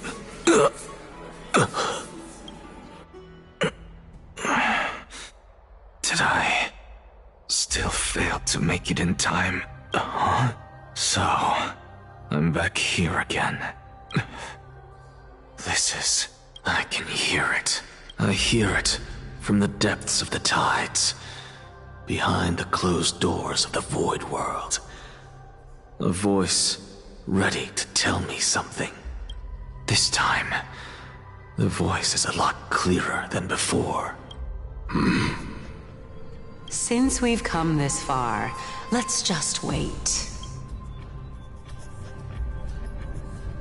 Lord Nias and Miss Calypso, are you both here to visit Chaos too? Yes, and we've been waiting for quite some time now.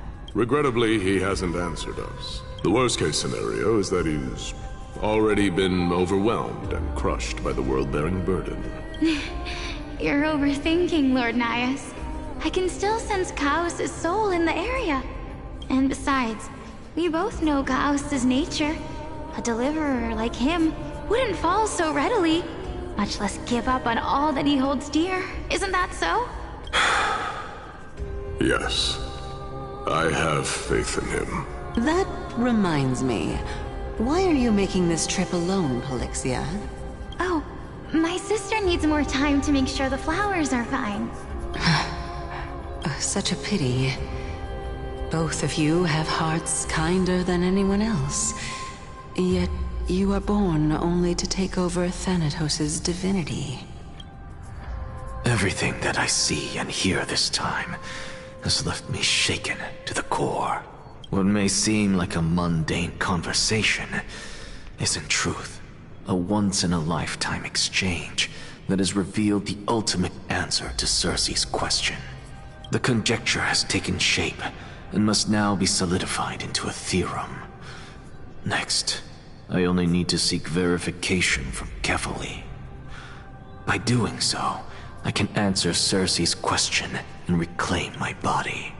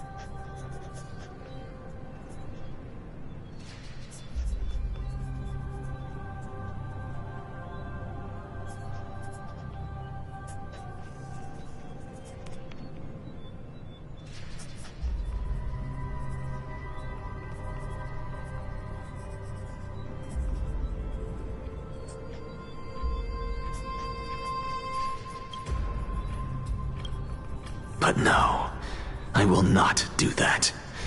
That isn't important. Because another one of my conjectures, one that I have always dreamed of proving, has been proved right this very instant.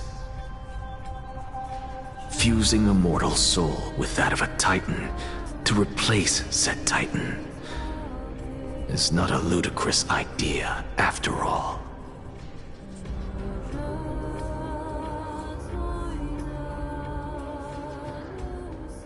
What are you thinking about?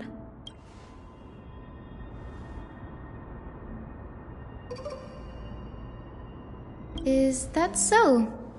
You don't look the slightest bit amazed, though. Plus, you seem to be strangely familiar with the city around the Great Tree.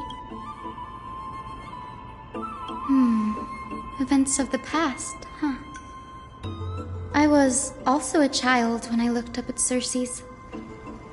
Their leaves and branches reflected the sparkling stars, and their trunk was like a pillar that supported the sky and ground. I stood at this very spot back then, imagining the day when I could climb to the top of this tree, because I would be the closest I can be to the sky at that spot.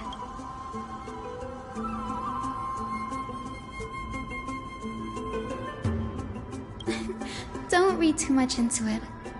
I mean, can mortals even hope to reach Aquila's realm?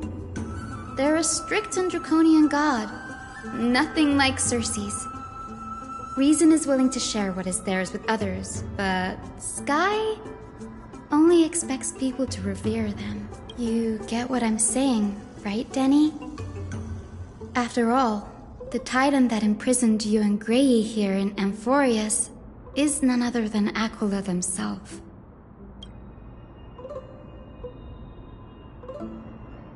But there will always be people who dream of soaring towards the sky. The Grove has a wealth of research on Aquila, and that is exactly what we are here for. It's just, I never thought Grey would meet with something like that before we set off.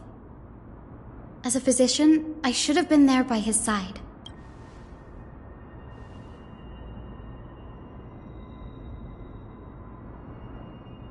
Yeah, there's no rest for the weary, huh? In any case, what we're looking for could be anywhere in this enormous grove. Let's split up to cover more ground. Danny, with your skills, I'm sure those monsters born of the Black Tide will pose no threat to you anyway. Have you forgotten that you're talking to the chief physician of the Twilight Courtyard? Have more faith in me. I'll be just fine.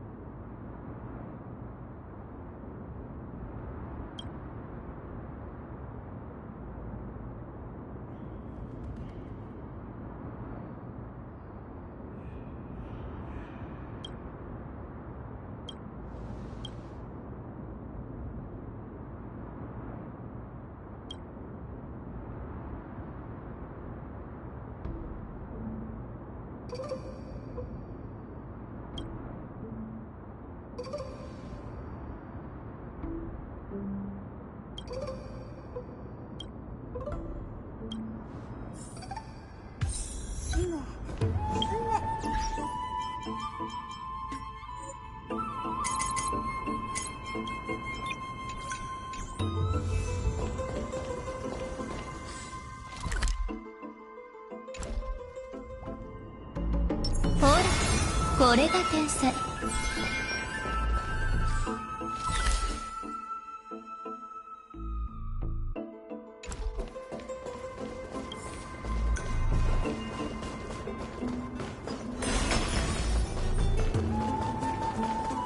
よっ。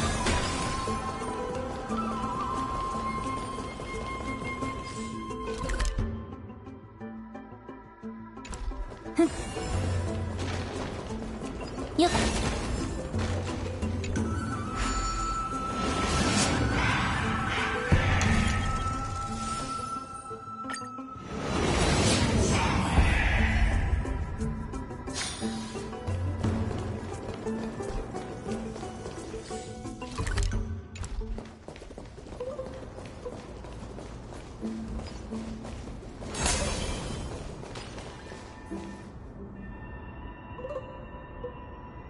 暗黒の潮の造物、それの残骸だ。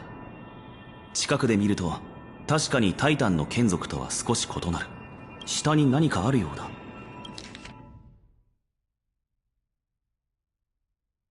やはり呪帝で天空について語るのは禁忌ではないらしい。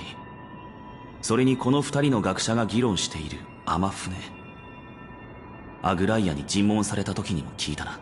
とりあえずこの記録はしまっておこう。この調査で何かしらの収穫があればいいんだが。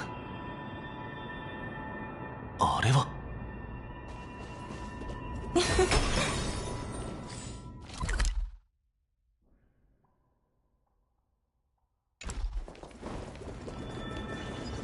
よっ。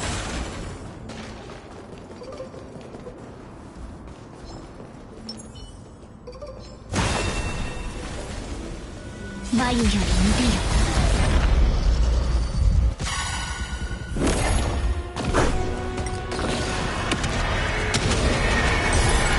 私たちを守って死よ。死を授けましょう。身も心も清らかに。この世のすべては過ぎゆく運営に過ぎます。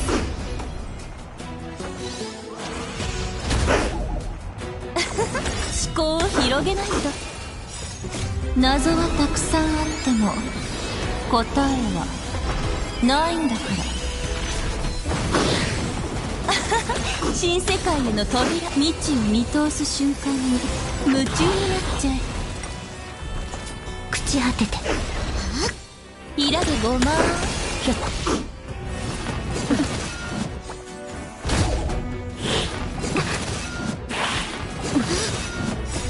神聖を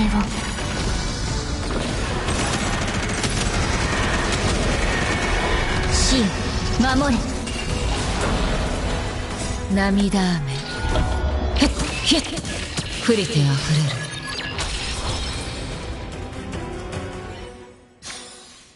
さまよう魂が行くべき道を見つけられることを願います。ほとばしる過去の伝説。飛安氏、なぜあんなに敵が。彼女の力を疑うつもりはないが手を貸しに行こう。これは思ったより大変ですね。手伝うか。そうですね。このまま見てるだけでもいいですよ。冗談なのか本気なのかわからないな。これも底の見えない部分の表れ。もちろん冗談に決まってるじゃないですか。そう、タンタン行きますよ。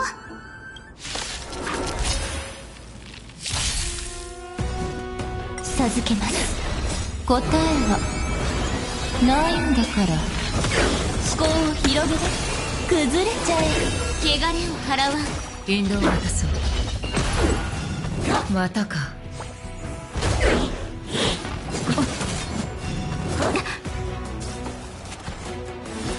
大丈夫です。清らかに神聖を万象はいずれ過ぎゆく。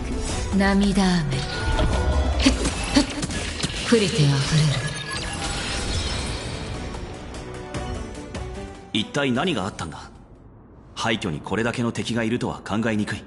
おそらく私のせいでしょう。暗黒の塩はオンパロスの光明にとても敏感なんです。それはそうと、これを近くで見つけたんです。タンタンなら興味があるかもと思いまして。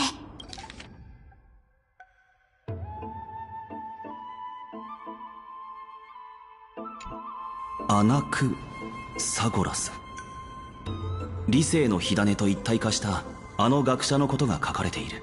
アナイクス先生が天空のことを研究してたなんて、そんなこと私でさえ聞いたことないですよ。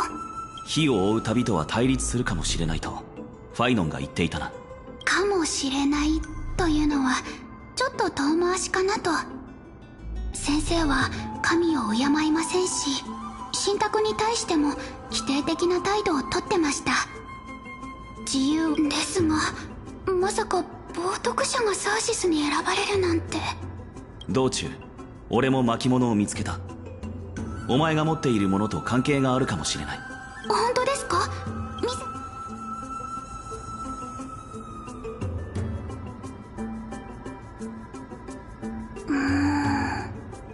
これら2つの記録は同じ場面の会話みたいですね。呪典にあまり詳しくなくてな。いくつか質問してもいいだろうか？どうぞどうぞ。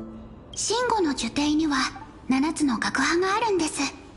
どれも最初の学者セレサスの理念をもとに創設されたものですが、それぞれ違いがありまして、礼拝学派はタイタンを最も崇拝してる学派ですね。エウテプロ先生は礼拝学派の賢人で、いつもアナイクス先生と対立してました。七賢人をタレンタムの天秤にかけるなら、片方にアナイクス先生、もう片方にエウテプロ先生を乗せなければ水平にはなりません。なるほどな。理解できた。今やほぼ全てのオンパロス人が天船の物語でエーグルの体躯は天よりも壮大であり、その神罰は非常だということを知っています。なので大型の天船を建造するという方法も取れないでしょう。ですがトリビーピラブロスを100倍の威力にすることができれば。それは冗談で言ってるのか？自主学派の主な研究内容は錬金術で魂を修復することです。冒涜者と後ろ指を刺されても先生は躊躇せず自分の理念を公にしてました。何か秘密があるとすれば眼帯の下くらいでしょうか。全ての間違いへの試みは正しいに近づく一歩である。先生からすると天船の墜落には別の意味があったのかもしれません。天幕は突破できないものじゃなかった。神罰を招いたのはまさに大事な一歩を踏み出したことの証明に他ならないと。残念ながらエーグルに関する研究は今も礼拝学派を中心に行っています。その内容はほとんどが祭祀に関する儀式についてで、同行した探求は天船の剣の後から衰退してく一方なので、この巻物も初めて見ました。問題ない。ひとまずタイタンに対する研究を開始しよう。それよりもここに書かれている秘密裏に行われていたアナイクスの実験の方が気になる。私も教員助手の私でさえ知らない研究や実験だなんて嫌な予感がします。まさか呪典で起きた災いにはまだ何か秘密が隠されてるのでしょうか。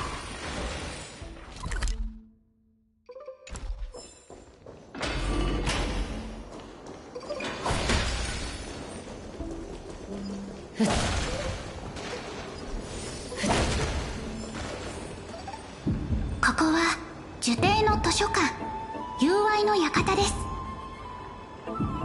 七大学派の著作はもちろん、様々な国の哲学、詩歌、信仰の書籍があります。噂によると呪帝に知恵を求める都市国家はこれまででポカーンとしちゃうような事件も少なくなかったみたいですよ。かつて赤頭学派がある作家から原稿の原本を借りたそうなんですが、なんと複写したものを返してそれは礼を書いているな。そんな遠回しな言い方はしなくていいんですよ。だってそんなの強盗と変わらないじゃないですか。なら呪帝はクレムノスに対してその強盗をしたことはあるのか？それはどうでしょう。クレムノスには辞書すらないと言ってる人もいましたし、友愛の館の蔵書数はあまりにも膨大ですので、一巻ずつ探すのは現実的ではありません。なので蔵書の石板で必要な資料だけ検索して。そうだな、ここは危険だ。長居しない方がいい。床に散らばっている巻物はお前が石板の操作をしている間に確認しておくとしよう。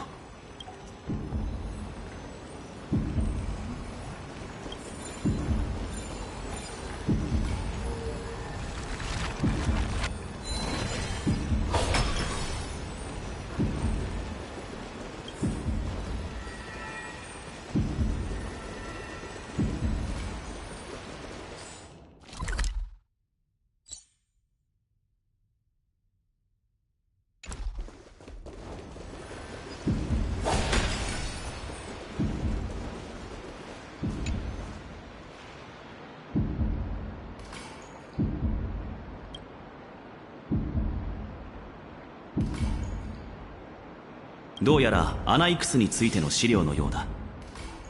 重要な情報かもしれないな。埃だらけ。これは全部先生が受け取った苦情の手紙ですか？開けなくてもわかりますよ。どうせアナイクスは神を敬わず、その存在自体が社会秩序への脅威であるとか書かれてるんでしょうから。そんなに影響力がある人物なのか？はい。何せヒポクリテスなんて呼ばれてるくらいですからね。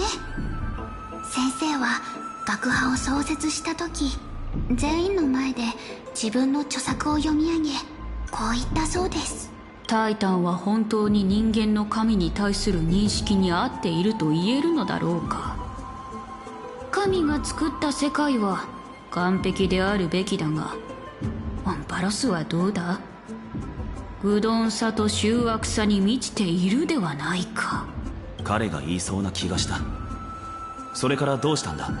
話を終える前に裁判にかけられました。とはいえ裁判とは名ばかりで、実際は弁論するだけなんですけどね。学者たちが告発した内容について答えないと呪帝から追放されてしまうんです。第一の告発はあなたはタイタンたちが天地を創造し、山や川、海が神々の傑作であることに同意しますか？アナイクスの立場で答えろということか。神話によれば海、空、大地は全てタイタンの創造物だとされている。もし先生もそう答えられていたら非難を受けずに済んだでしょうに。ですが先生は日和の歴史を例に挙げ、人類も神権を告げる可能性があると説いたんです。反対していた人たちは当然この答えに満足できず、先生は第二の告発を受けました。あなたは研究を名目に魂を汚し、神に意味嫌われる取引を行ったことを認めますか？随分と物々しい非難だ。彼はそんなことまでしていたのか？先生は一人でいる時でさえ眼帯をつけていて、それで片目を錬金術の材料にしたのではと疑われたんです。この世界の人々、特に神の血を宿した黄金衛はケファレの庇護を受けている。もし本当にそのようなことがあったのなら、幸いこの告発には証拠がなかったので取り下げられることになりましたが、先生は挑戦者それぞれと論争を繰り広げ、最後の一人になった学者からこう尋ねられたんです。すると先生は数秒間黙って、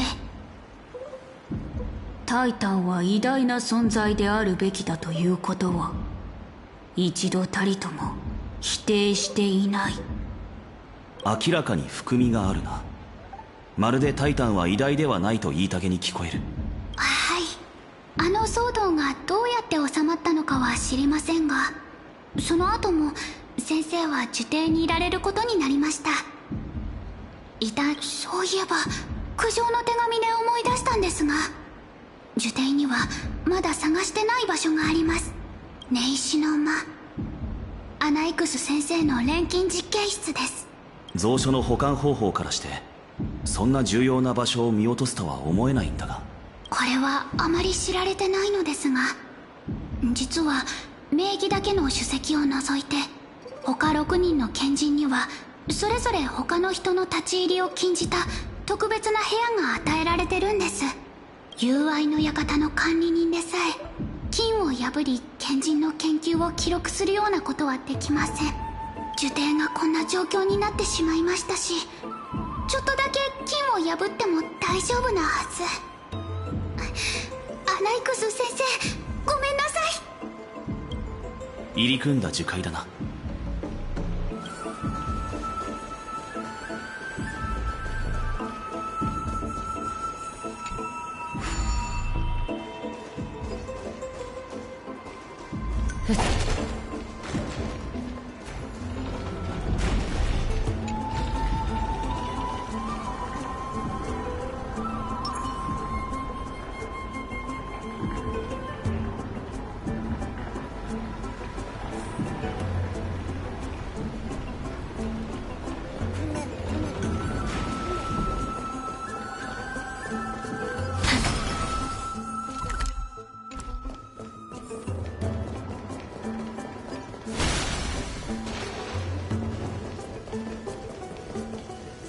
着きましたが、どうして何もないのでしょう。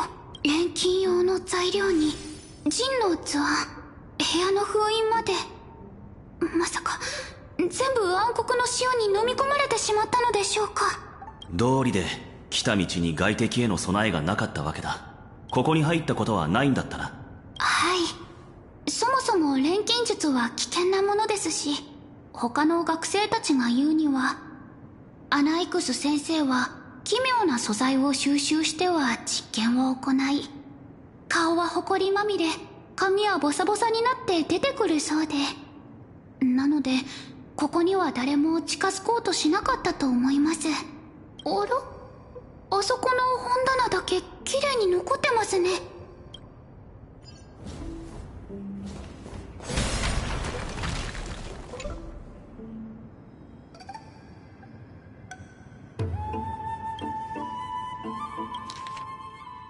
どういうことでしょう。奥平魔の皆さんに私まで先生の研究対象になってるんでしょうか。この手記には詳細に見るべき点がかなりあるようだ。運命の深淵からクレムノスに至るまでタイタンの創造物を数多く見てきた。呪帝にもサーシスが創造しただろう生物がいる。だが錬金術によってそれらを人の魂と融合させるというのは、アナイクスは黄金栄に流れている神聖に着目し、英雄たちの背景を細かく考察したようだ。キャスタンだけは納得です。彼女も自分の出自に興味を持ってますから。それに自主学派が作った薬の中には病を治す万能薬もあるので、長生きな黄金栄を研究するのは理にかなってるかと。でも資料を見る限り、先生の目的は薬を作ることじゃなくて、黄金の血の由来と原理を明らかにすることだったみたいですね。アナイクスは錬金術によって黄金栄の体内にある黄金の血をより純度の高いものへと錬成し、神聖に到達させようとした。これがいわゆる至純に近づけるということなのだろう。だがタイタンの創造物や人体を錬金の材料とみなしているのは、いささか狂気じみている。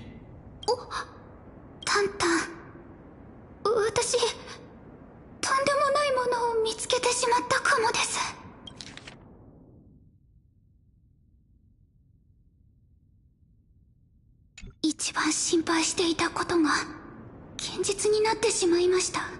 アナイクス先生の研究の中には魂の錬成が含まれてます。俺の理解が正しければ、それは錬金術によって人の魂を再構築するということか。そうなりますね。これが先生が秘密裏に進めていた研究。公の場での発言よりもこれこそが本当の意味でのまさか。どうした？暗黒の潮が来襲した時のことです。呪帝はサーシスの火種を別の場所に移そうとしましたが、途中で予想外の事件が起きてアナイクス先生は犠牲になりました。だがサーシスはアナイクスを蘇らせた。そしてはいですが考えてみてください。アナイクス先生と理性の火種の融合が偶然ではなかったとしたら。どういうことだ？もし暗黒の潮が迫ってきてる中、自分の命が尽きかけているとしたら、どんな代償を払ってでも得られた推測を実現。暗黒の潮が侵入してきた時、先生が啓蒙の玉座に向かった本当の目的は錬成を行い。それ自体は成功したのだろうか？いいえ、その後の反応を見た限りだと先生にとってもこの状況は想定外だったはずです。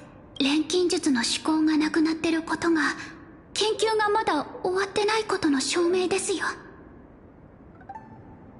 その研究、別の使い道があるのか？何に使うんでしょうね。待って、まさか。創造の原理を掌握し、万物を完全な状態で誕生させなければならない。ケファレ。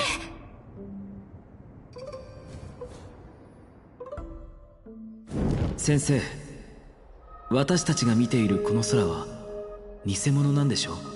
ああ、もちろん偽物だとも。これはただの教材でパッとしない手品のようなものだ。昼夜が乱れた今、星空の理解がしやすいよう天文学者がタイタンの親戚を借りて光を調整し、過去の夜をここに投影している。生徒の空がケファレの黎明のミハニによって照らされているようにな。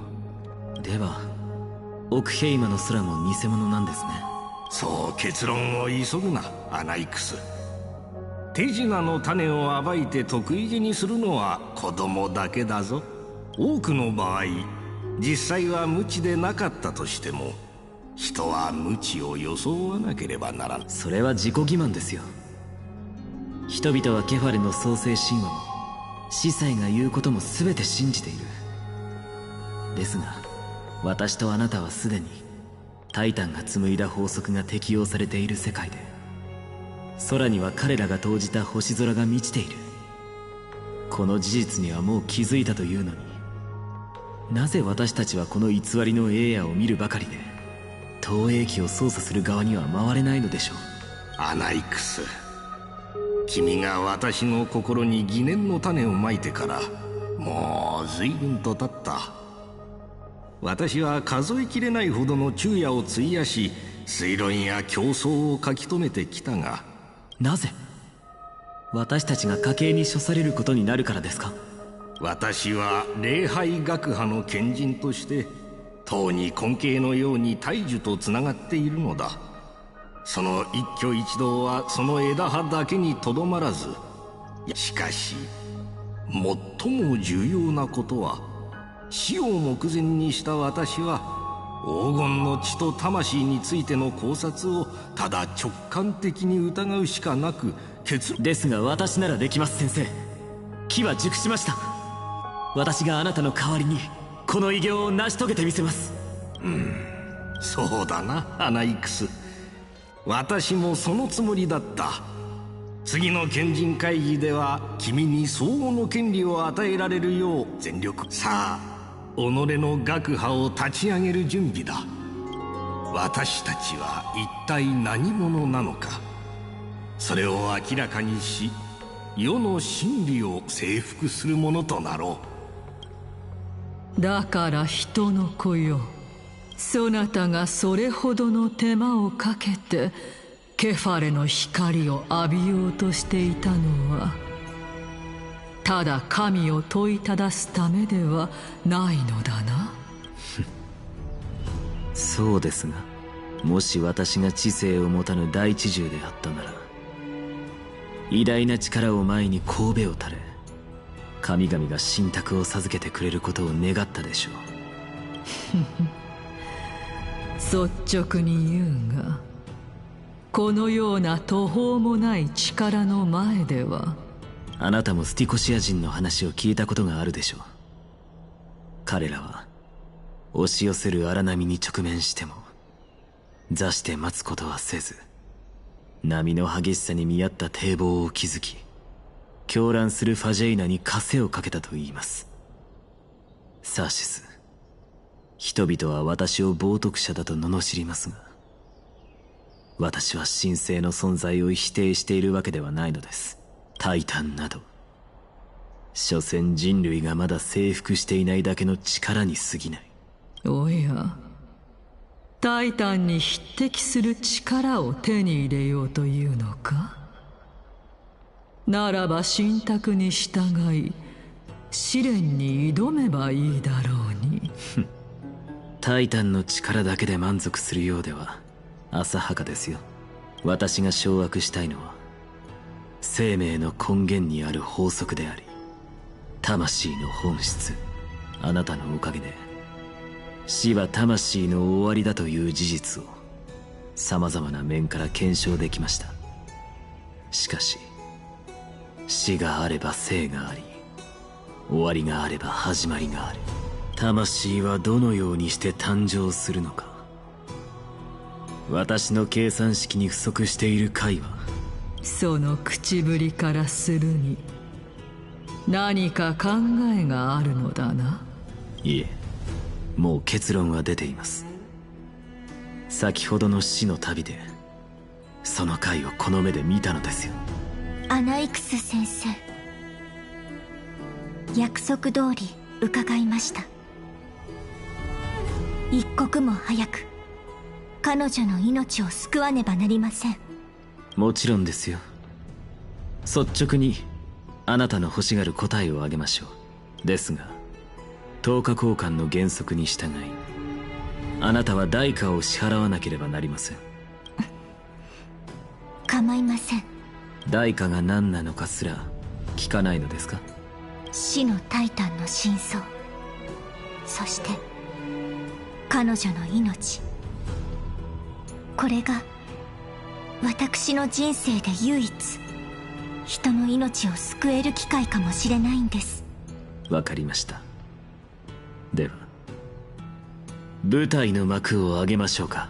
待て、そなたはタナトスの所在と我らが一体何者なのかを同時に証明しようとしているのか。まず私はこれまで認知の罠に陥っていたことを認めなければなりません。表面上だけ見ればこの2つのテーマには関連性がない。ですが論理的には10日であり、次になぜそう言えるのか。先ほども説明した通り、答えはあの死の旅に隠されています。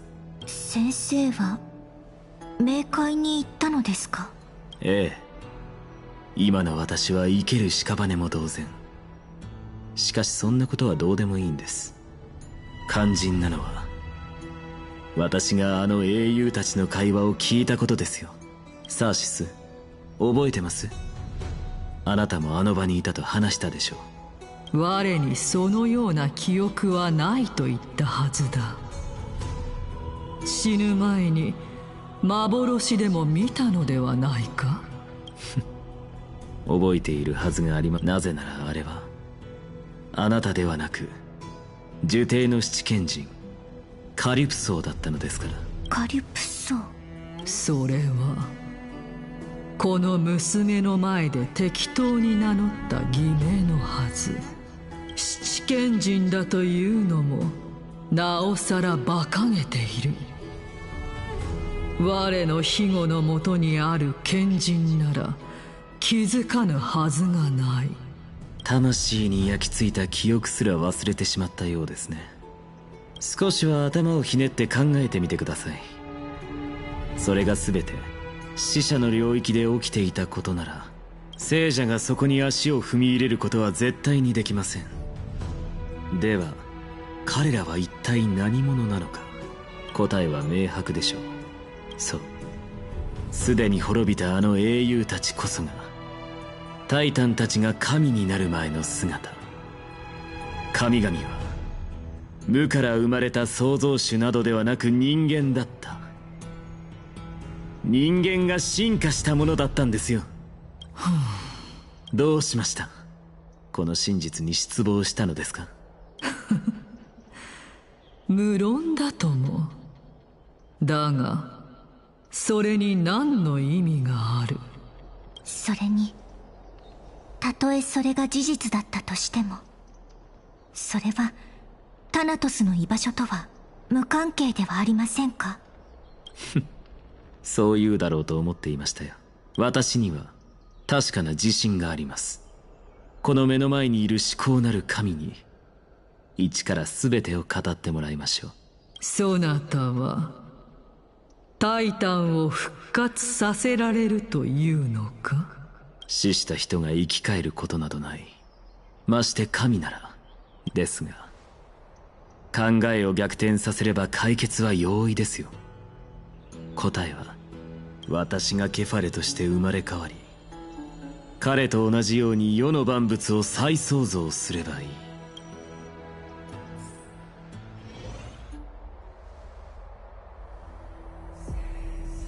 ヒアンシーと炭鉱からアナイクスがケファレの身体に対し。ケファレだって？一体何をするつもりなんだ？元老院はそれを知りながらそんな不敬な行いを黙認しているのか？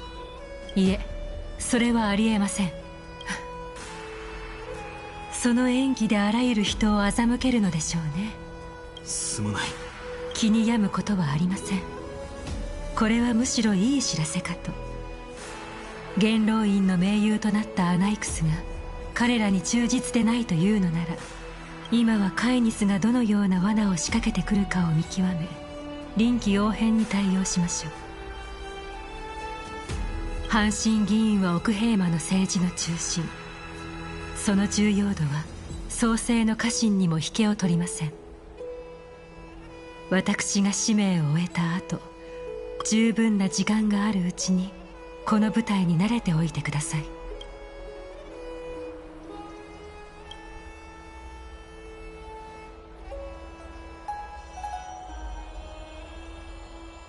なんてことだ。黄金への地位は元老院から与えられたものなのに、それを軽んじるだなんて。この人たちの視線、まるで刃物みたい。二人とも久しぶりだな。何を言っている？あなたは本当に若が称賛していたあの勇士なのか？久しぶりだな、ケラウトルス殿。それにしてもどうして急に。声を抑えてくれ。見ろ、ヘラヘラした顔のハイエナどもがいるだろう。奴らは一族の者に足止めを命じているが、あまり目立つような行動はしない方がいい。すまない。それで昨夜雷鳴が聞こえなかったか？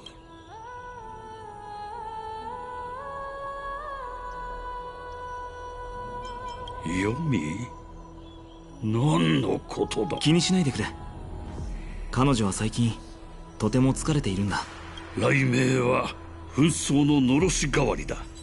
昨夜若が奥平間にメッセージ。フレイムスティーラー、復活の兆しあり。やはりクレムノス闘技場で奴を。あなたたちにこれを知らせたかった。クレムノス人は決して引くことはない。応戦する際は感謝するよ。すぐにアグライアにも伝えよう。ならもう一つ、カイニスにも気をつけろと伝えておいてほしい。近頃奴の配下にいる闇を這う犬どもの動きがますます活発になっている。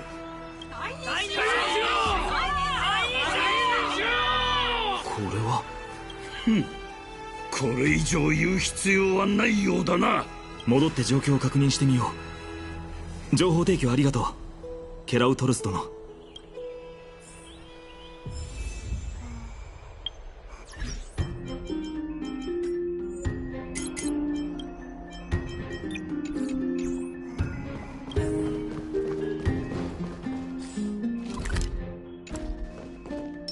Take a look. This is pure genius in action. By carefully into Lenten above, as the Theoros I have observed.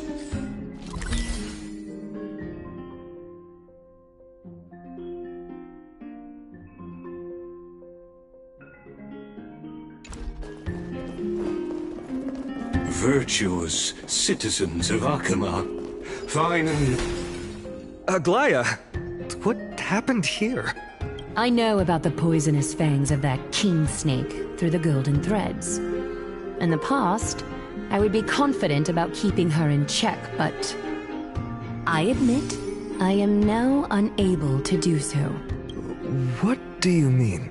It is no longer about eloquence or arguments. I have been a demigod for far too long that I hardly have any humanity left. Before I realized it, I have become no different from these hypocrites, no longer capable of relating to the people. This has come a lot sooner than I expected. But perhaps it is time. I need you to step up, Finan, in order for me to retreat behind the scenes. Yes, this is my duty, but... It is far easier for the Council of Elders to fool many than just fool one person. Their so-called more support is no more than a ruse to distribute power using words instead of lances. There is no glory in winning this debate. But that makes having respect for humans so much more priceless.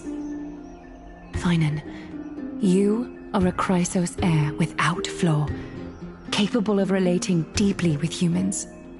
I appreciate what you've taught me, Aglaya. I hope we'll live up to your expectations and win this debate.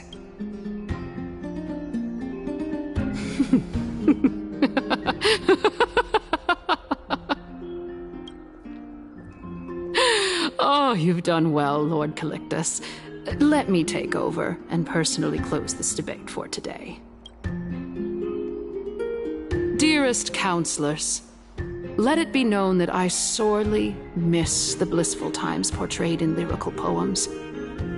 Back then, Amphoreus was home to nearly 1,000 cities, each with their own local faith, while gods walked the earth and shared close bonds with humans. Yet, in the present, people from all over are forced to leave their homeland to seek refuge in the holy city where they hope to rest under Kephales's protection. All of us have long been in the same boat with no way out of this plight. We didn't have a choice in the past, but now the Council of Elders brings to the table a new possibility. All I have left is one question for you. Would you rather strive toward the unheard of Era Nova, or return to the prosperous Era Chrysia of our past?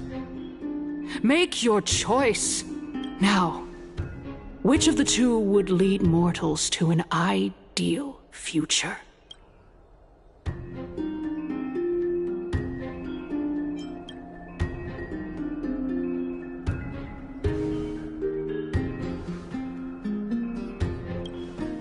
We all know that Era Chrysia is a thing of the past, Lady Kainis.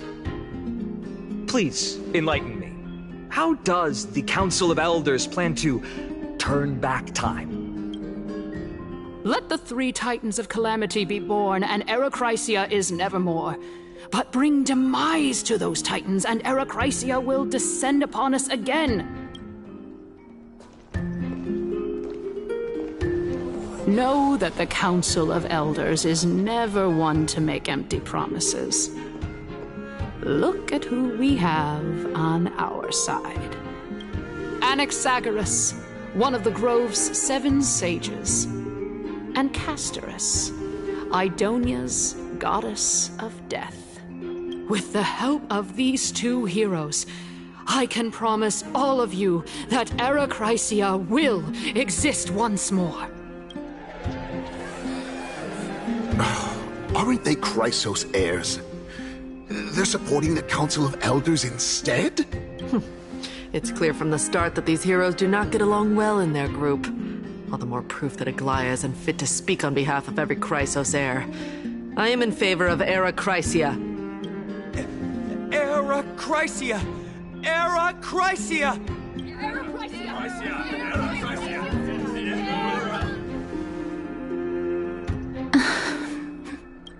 Castorus? Why are you standing over there? You finally arrived, Naxa. So have you, Cass. Don't worry, Aglaya. Well, I know that you have many queries. Could you continue to converse like how the citizens normally do? Tell me, dear citizens, if we successfully retrieve and return Thanatos' core flame without anyone passing the Death Titan's trial, what would happen next? The answer is simple. We will have a chance to rid the world of death and bring Amphoreus back to an era when all beings live forever. We'll usher in a new future that will be entirely different from the flame chase journey. He's one of the 7 sages. Your proposal is much too idealistic. As long as the Black Tide still exists, how can we go back to the old days? Remember what I previously said? Kefali's core flame is guarded by the secret power of the Council of Elders. Plus, Pagusa's water curtain will be able to block out any external perceptions. Tell me, dear citizens, have any of you ever seen even a glimpse of the threat that this person is talking about anywhere within the walls of this majestic holy city? Oh. Could it be that you heard that from the Flame Reaver themselves? Citizens, let's loudly sing the blessed hymn. Oh, beautiful old world, where are you now? Oh, legendary Era Chrysia, return to the mortal realm! After the destruction of the 3 Titans of Calamity, the Flame Chase journey will have to end. Era Chrysia! Yes! Yes! This is bad. The masses are now totally riled up. Anaxa, pray tell. Everything that you've mentioned hinges on the premise that we can find Thanatos' existence, right? Thank you, Lady Aglaya, for still caring about this city. However, dear citizens, we are truly fortunate and blessed. For Castorus, Idonia's goddess of death, will surely find Thanatos under my guidance. What? With that, I solemnly promise that the core flame Lady Castorus brings back will be personally managed by the Council of Elders. Thereafter, if we are able to garner the support of all of you at the Citizens' Assembly, we shall spare no effort in ensuring that the Era Chrysia will return to our world once again.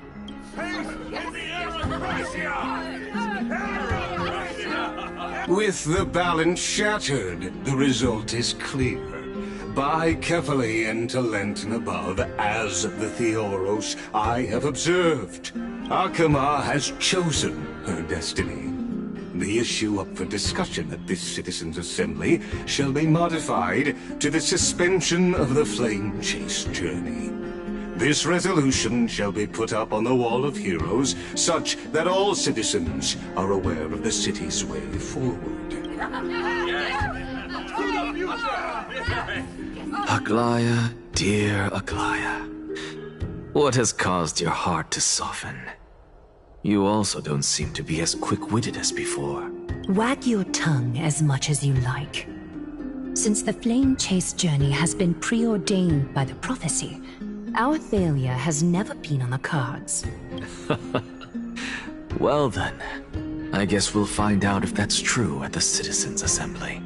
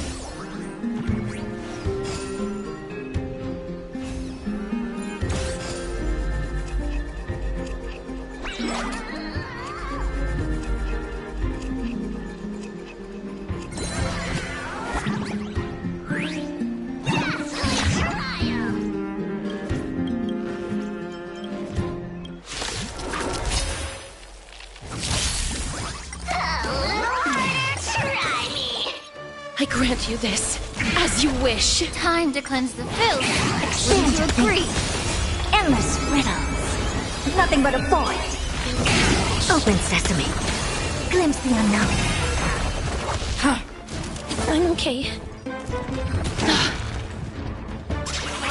Wait here.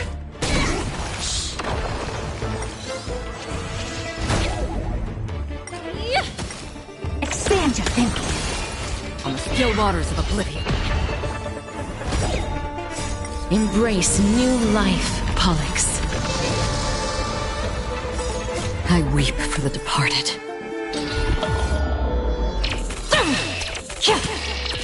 Dusk's reign, it too shall fall.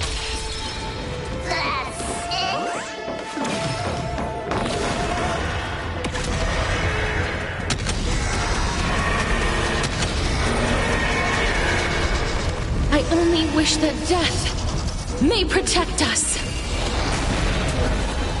Please, wilt here.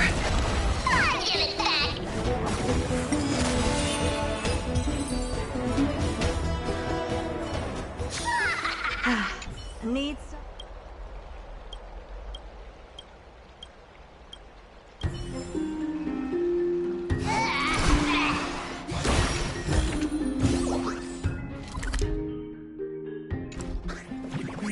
Take a look. This is pure genius in action.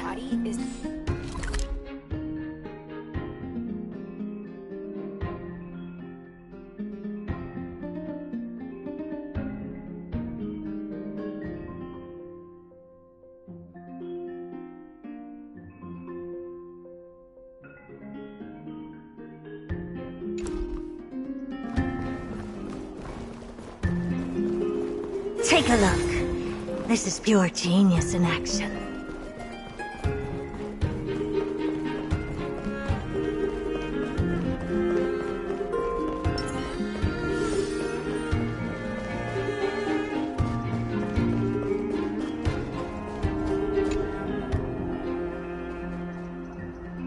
Well, it seems that when I sent you to look for Anaxa, I unintentionally facilitated your partnership with him instead.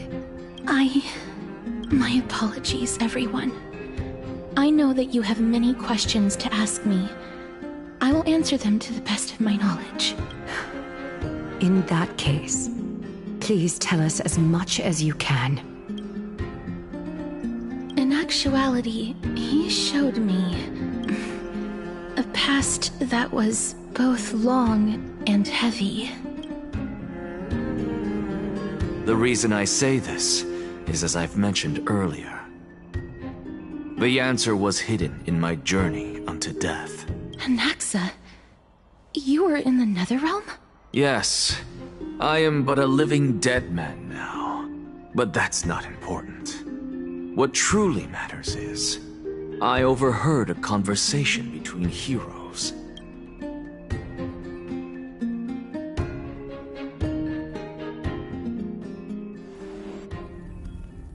Have you heard of this tale before? A tale about the ocean god's treasured pearl. Our hometown. It was a seaside town which enjoyed the ocean breeze and glorious, peaceful times, thanks to the wisdom of its ruling queen. Until one day, an evil dragon descended upon the town. Its wings were large enough to blot out the sun, while its claws were sharp enough to rip the waves apart. It barged into the tall tower and devoured the queen's beloved daughter. It even settled itself in her bedroom. Like a tyrant king, the queen assembled 300 warriors who managed to subdue the evil dragon by chaining it up. However, when the queen slit open the dragon's belly, she realized that the princess had long since been digested, and all that was left of her was a pile of bones. Devastated, the queen wept for several days. It was then that a devious, smooth-talking scholar arrived at the palace and suggested that the princess could be revived through the use of dragon bone and dragon blood. That liar called this process the secret art of alchemy. The princess was reborn! The queen was overjoyed, blissfully unaware that the evil dragon's soul still lurked within the princess's body. As revenge, the evil dragon swallowed the poor queen, the glib liar, the courageous warriors, and all of the town's innocent civilians in a single gulp. Worse still, the souls of the deceased were refused entry to the Netherrealm because they were filled with regret. Forced to roam the mortal realm, these resentful souls ultimately converged into a river of souls that would not retreat for a long time. The terrifying death had consumed all. Thereafter, our hometown fell into ruin as well. Until... Until? Actually, I don't know what happened next either. Oh my... It seems that you still like to whet people's appetites even after all this time, Pelixia. So, according to your story, this is how I used to look? It's practically a mirror image. And yet, what exactly is this? A miracle that I created with alchemy. As for what it is and how I was able to accomplish it, I'll keep the answers to myself for now. Oh, my goodness. Is this cliffhanger really necessary? Quiet, Titan. Continue to enjoy this splendid play, and the truth will naturally reveal itself. Dragon, huh? I've heard this legend before. In that case, what do you think of it? I think that this so-called alchemy was a tenuous analogy added to the story by future generations. After all, you've never heard of a tradition of alchemy in your hometown before, have you? Indeed. Before I left home to pursue my education, I never even knew that anybody was looking into this area of study. Therefore, we can just treat this tale as a fable told to young children. A fable, you say? If so, what moral is it trying to impart to the kids? I guess it might be the concept of equivalent exchange. Oh? I thought the moral might be closer to something like honor the dead. Huh. What? At a loss for words? No. I merely realized that we're both thinking of the same principle. If life is priceless, then there is hardly anything else in this world that is of equal weight to it, right? Indeed. As expected of the wisest scholar in the land. You flatter me. Why don't I ask you a question as well, as a form of equivalent exchange? Of course. What is your question? If I imparted my knowledge of the art of alchemy to you, would you use it to resurrect someone you loved? What? What kind of strange question is this? I got it. You're just trying to get me to tell you whether I like anyone, right? Let's just leave it at that. That was rude of me. Yes, I would. Oh? Death is inevitable. In the days to come, I'm certain that someone whom I cherish deeply will leave me for good if such a mighty power really existed. I think I would use it without hesitation. After all, you, me, and the rest will all have to face that fateful moment eventually. My time is finally here. However, perhaps because of my firm belief in the immeasurable value of life, I am unable to complete the trial. You shall wither, and through that, the dead will sprout again from the remains, and be reborn with the dead flame. It is a pity that fate is such a cruel mistress. Is there no other way of interpreting those words? I'm afraid that the meaning is clear. Between my sister and me, one must pay the price. Our trial can only be completed when the one chosen sacrifices her life. I'm afraid that the prophecy might even have selected a pair of twins for this exact purpose. Fortune makes fools of us all. My sister is prepared to sacrifice herself. And yet, I can't do the same. How absurd. My time is almost up, but I'm still afraid to welcome death. What should we do? If I'm ultimately not able to make up my mind... Since Chaos is willing to guide all of us and leave this trial to the end, there is still plenty of time for you to ponder. That's right. Don't allow the fog of an uncertain future to cloud your mind. Trial, prophecy, the topics that they're discussing seem familiar. But these three people must not have left their names in the epics. Otherwise, I would have some recollection of this. Amphoreus' history before the Titans were born was complete chaos. Is that not strange by itself? I have long held three hypotheses about this. However, let's continue watching for now. Calypso, Polixia, and this warrior. I seem to have met him somewhere before. Regarding this matter, Nias, are you confident that you'll complete your trial? Of course. Though, I am worried about what will happen once I've emerged victorious.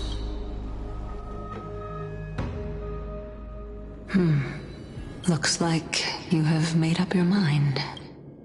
Yes, this is the safest course of action. Completely separating courage, honor, tenacity, sacrifice, and reason.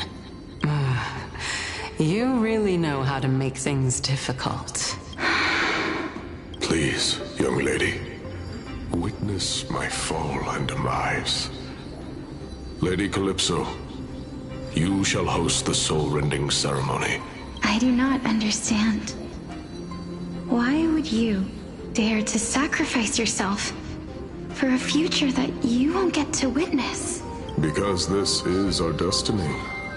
The power that resides within me is so intense that I will one day be engulfed by it. Furthermore, a valorous death before glorious return has always been the path I chose to walk. A journey I began long ago. If your sister or Chaos were in my position, I believe they would make the same choice as well.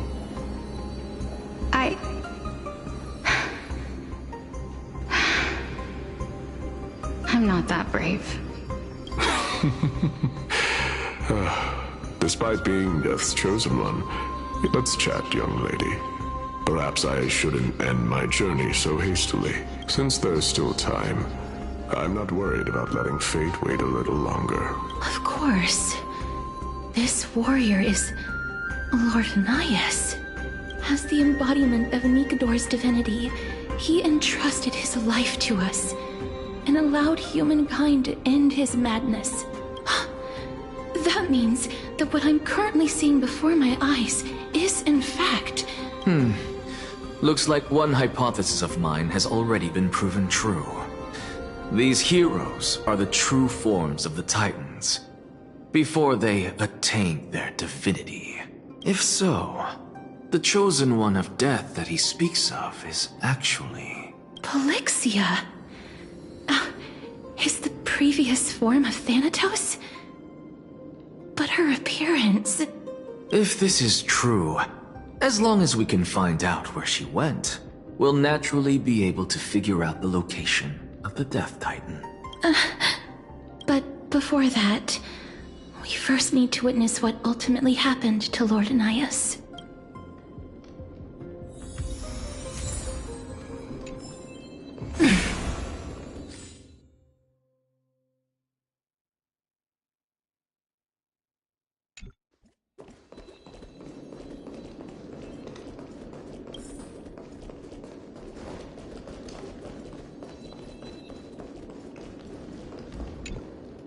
Honor, courage, tenacity, sacrifice.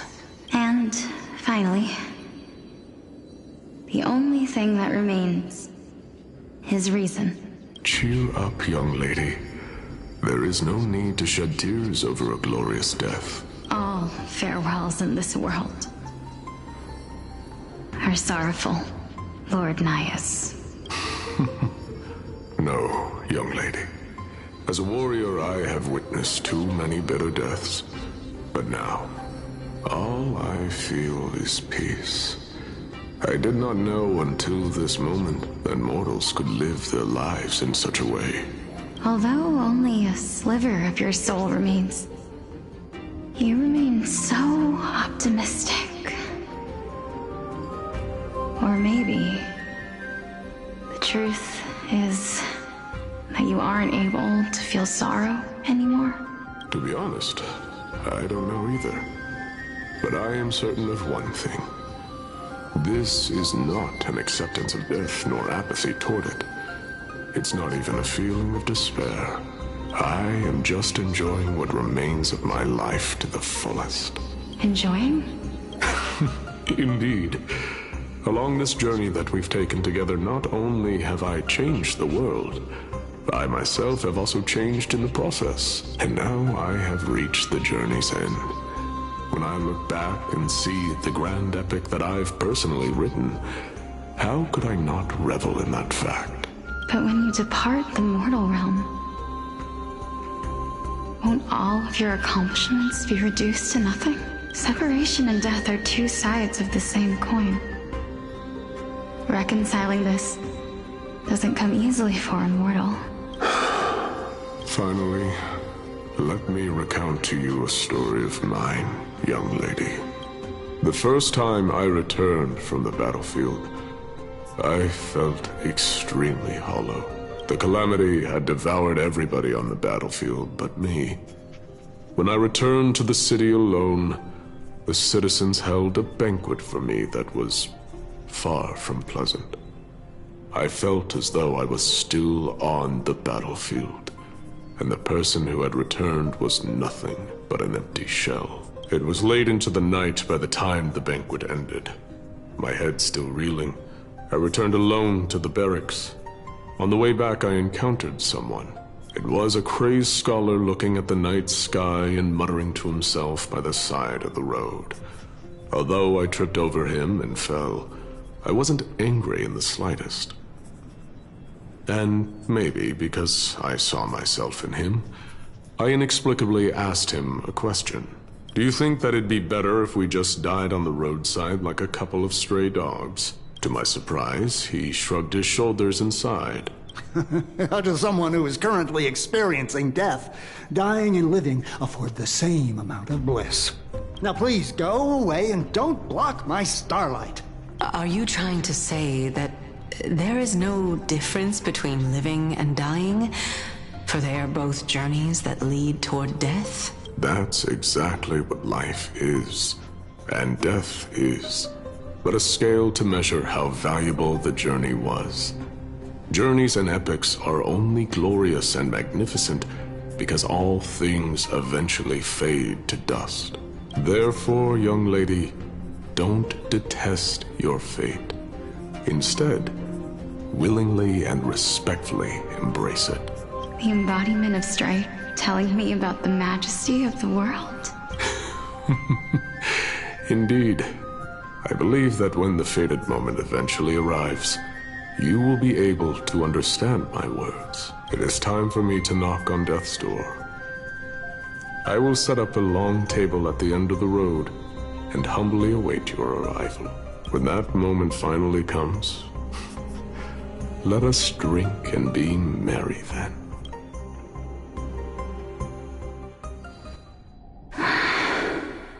I knew this day would eventually come.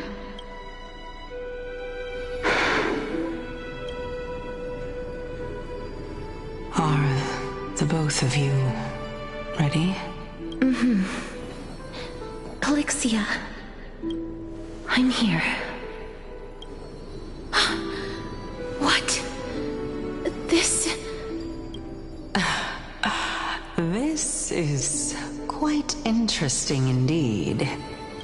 Is this... Polixia's sister?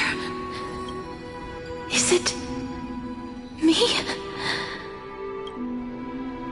Now, it's time for us to fulfill our promises. Are you afraid? What are you afraid of? That I won't be able to do it. You shall wither, and through that, the dead will sprout again from the remains, and be reborn with the dead flame.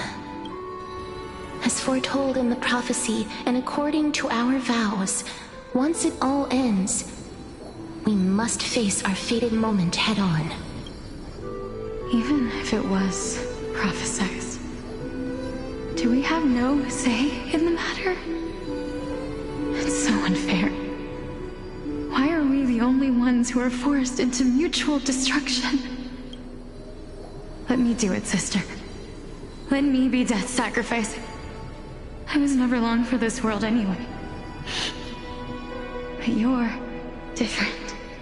I was the one who wasted your life after all. You're wrong, Polixia. I don't think that my life was wasted. Just the opposite. When I finally arrived at this destination and looked back at the journey I took, I discovered that flowers had long since bloomed along the path I walked. It was you who sowed the seeds for this sea of flowers, one that is more beautiful than the promised land at the end of the world. Besides, I have lived a fulfilling life. Even though I was fated for sacrifice, none of the things that I've experienced will dissipate. Instead, they'll forever live on as memories inside your head. Will they not?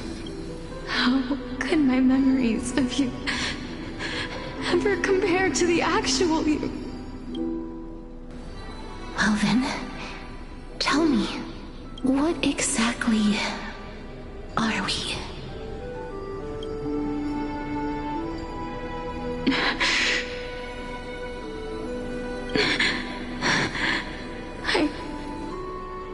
I don't know. I don't know either.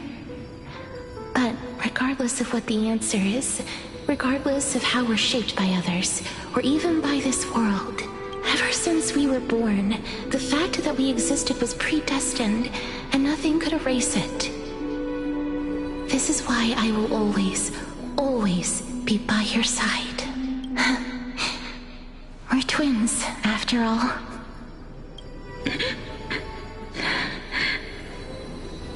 All right, my dear Polixia. It's time to extract my heart and light the flame of death. After that, use it to plant the first bud in the prophesied new world.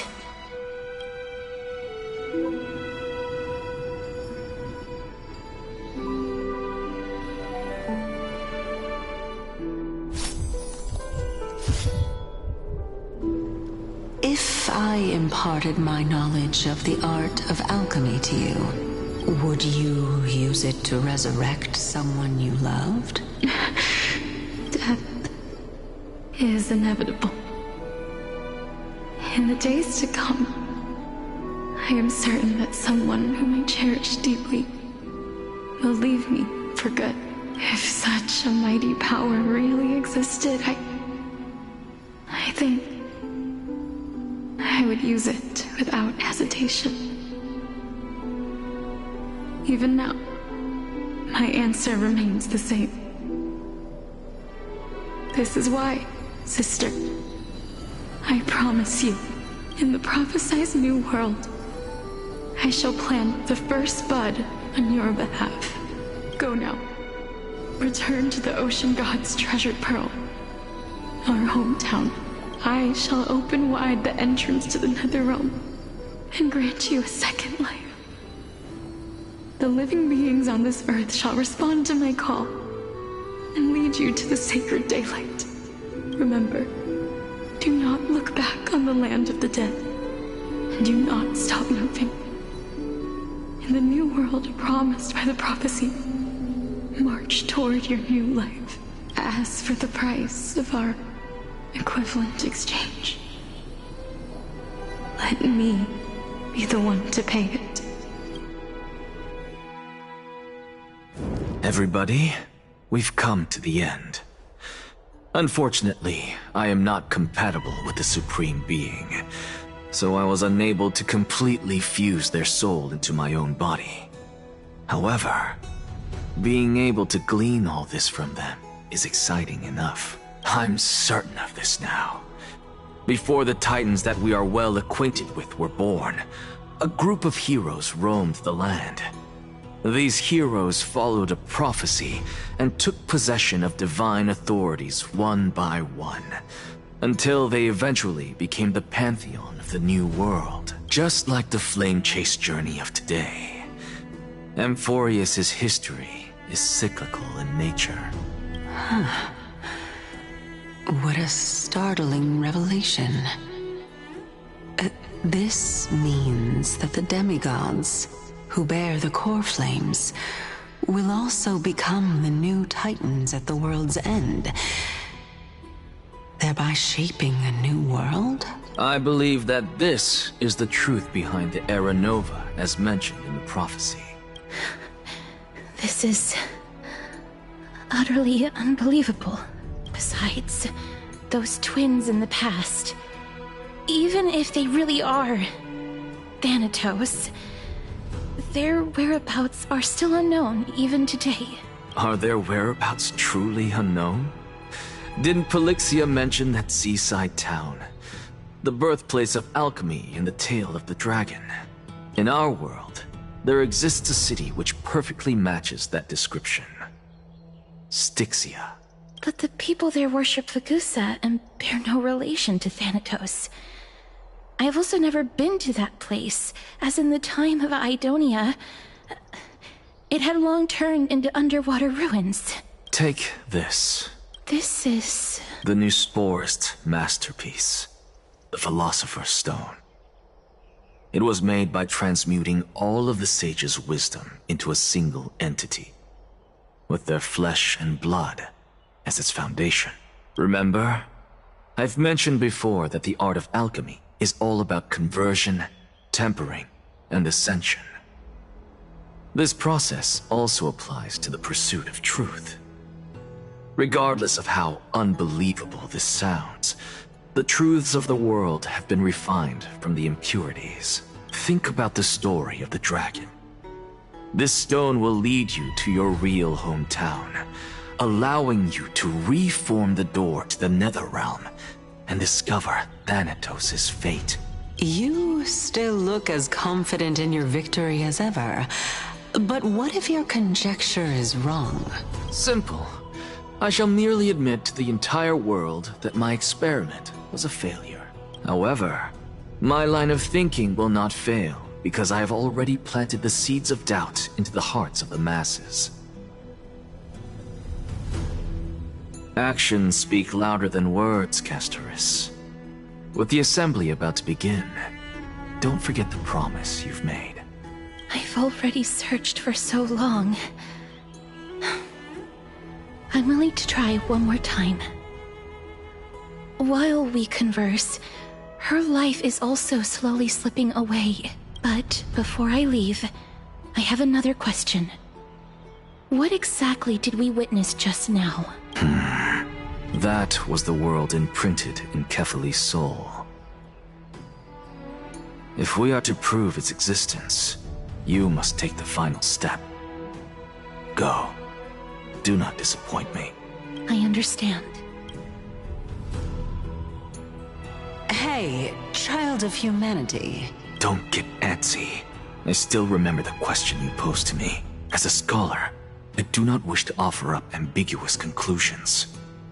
Let's discuss this topic again when she manages to find the evidence.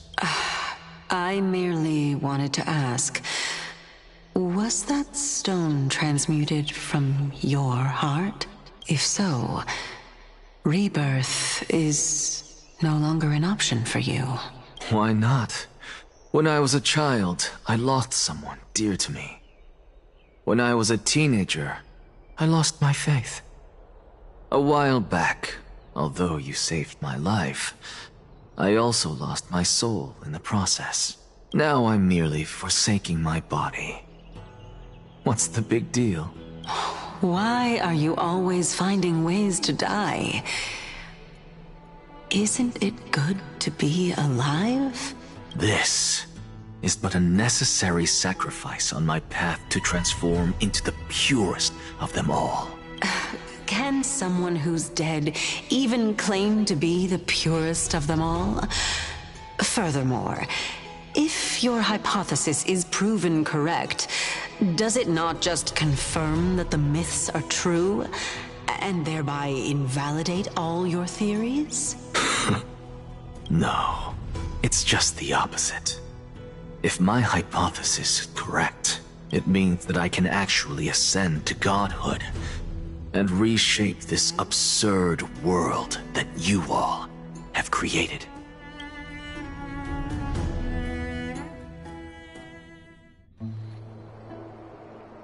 That's a lot to take in at once. Lady Aglaia, please, let me explain. Go on. You know that the core flame of death has always been the greatest unknown regarding the Era Nova, which is why both you and Kainis desire to gain the power to control that core flame in the approaching Citizens' Assembly. Professor Anaxa has come to a consensus with Kainis. They want to suspend the trial once Thanatos' core flame is reclaimed, hoping thus to eradicate death from this world. If they're successful, then the flame chase journey will cease, and Akama can enjoy everlasting peace. But I know this runs counter to your wishes. So long as we do not usher in Era Nova, the Black Tide will never be eradicated. Even with Lord Mighty on the front line, and the Black Tide not posing an immediate risk, the danger nevertheless remains. Honestly, it's difficult for me to assess the pros and cons in this decision. But someone must bring the core flame before we can begin negotiations over it. The Titan could be very near. I cannot let this chance slip by. Besides, Someone has to make this trip to bring back Mrs. Soul. Well said. You already had every reason to seek an audience with Thanatos.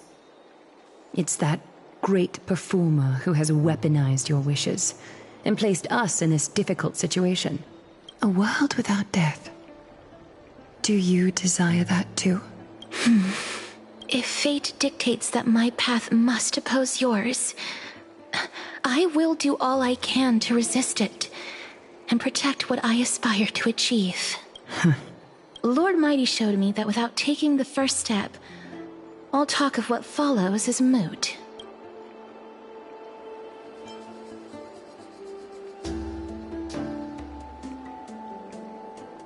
I am not going to punish her for that. I have always hoped to hear you speak your mind, Cass. And I am glad to have heard your true thoughts. Styxia. I visited that place in the past. Though it is now an island surrounded by the river of Soul's torrents, it's not hard to see its former splendor. Go. I will not stand in your way. As for you, you are someone who has cheated death. I believe you have more than enough reason to make the trip with Castorus and meet the god of death himself. Castorus, I too look forward to your journey. I wonder what kinds of new interpretations your completed story will bring to the Flame Chase journey. Thank you, Lady Aklia. I hate to put a damper on this heartwarming moment, but if Styxia is now an island surrounded by the river of Soul's torrents, then how do we find a way in? Lady Trebe is probably... The answer is quite simple. In the myths, Zagreus once made the domain of the dead their treasure vault. That is to say, they could enter and leave the Netherrealm as they pleased. And if they could do that, then it follows that the demigod who inherited their divinity must be capable of the same. I'll see you at Memorial Palace at Action Hour tomorrow. Cypher shall be your guide to finding that ancient city.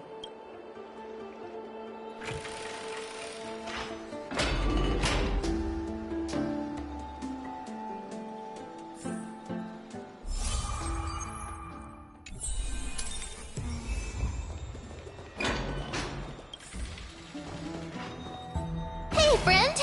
Is the debate finally over? Did you win?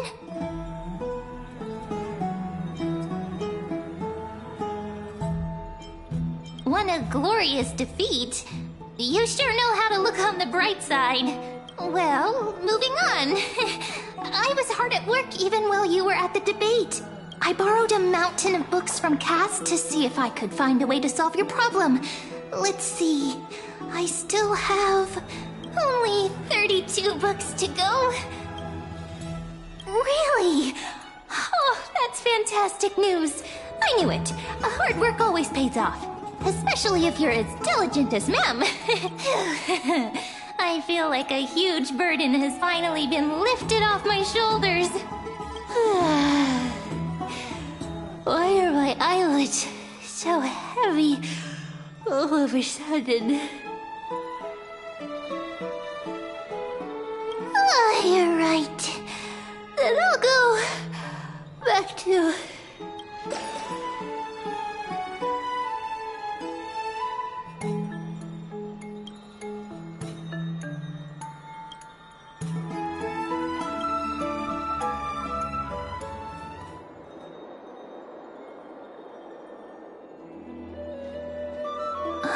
Cass? What a surprise. Lady Trebe. Is something troubling you?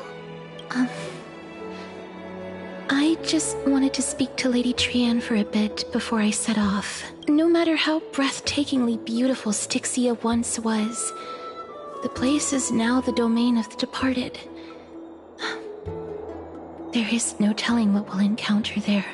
I don't want to have any regrets. Has anyone told you that your eyes are sparkling today? Is that a figure of speech?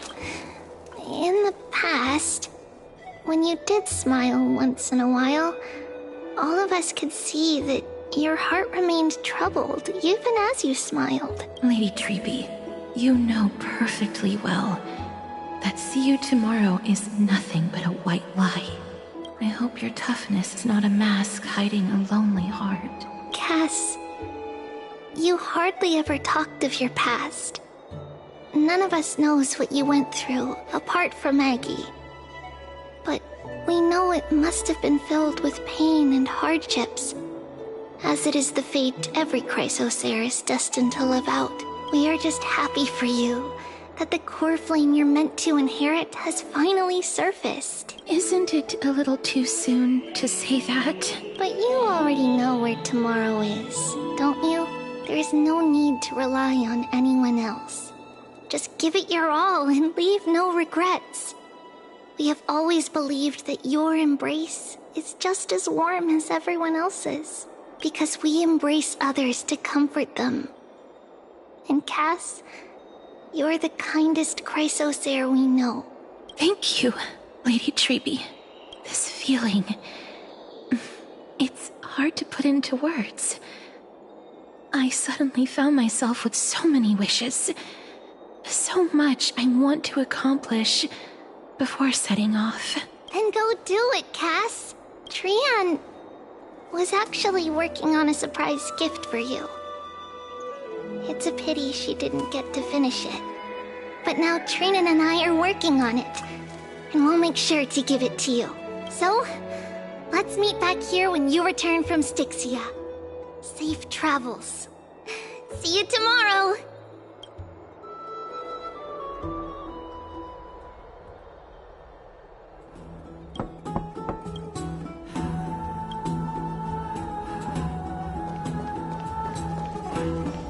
It's me.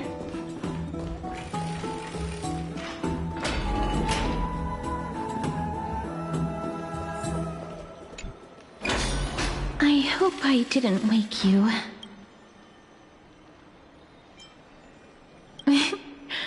I'm glad to see you're as full of life as ever. I'm here because of private matters, actually.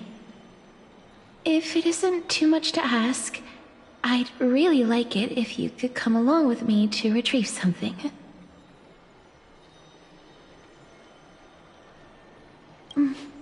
Aren't you going to ask me what it is? It isn't a long way from here. Shall we?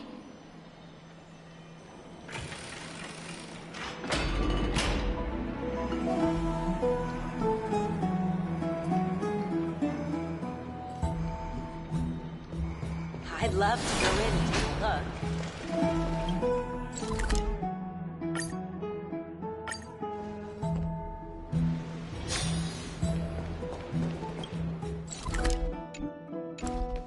I'm going to the hot pool. It's back to the grand bath.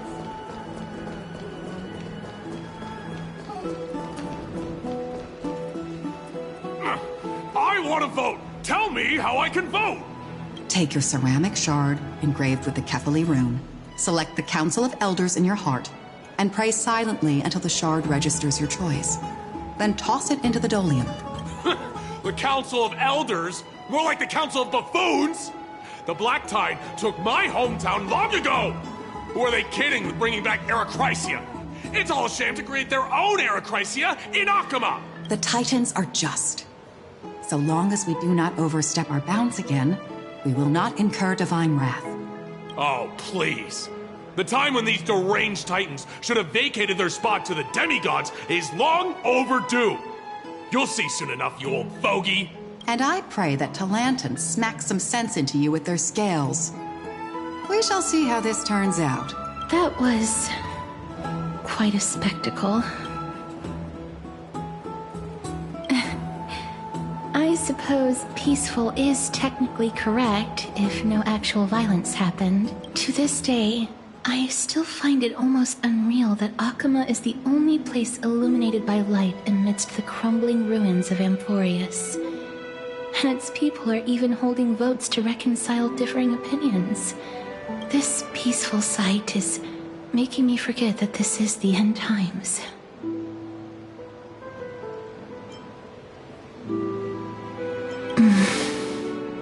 Before coming here, I had lived for many years in Idonia, a city of rime and frost. The people there were devotees of Thanatos, and were well known for their unique burial rites and traditions. Traditions that I played a major role in. Yes. You now know me as the Mortician of Akama. But back in those days, I was Idonia's Maiden of War. I was trudging across the frosty plains on my own when the Idonians found me. They saw the curse in me as a blessing from Thanatos, and believed that my hands could correct the Eracrisia's mistake and lead them to meet the great god of death. They provided me shelter, but in return, I was expected to grant merciful deaths to war captives, prisoners bound for execution, and heroes alike.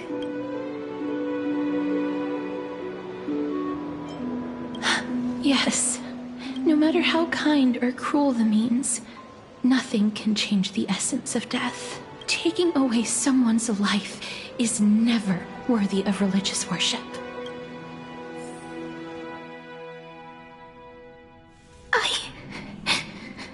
I can't do it. Their voices, they pierce my ears. The pleading,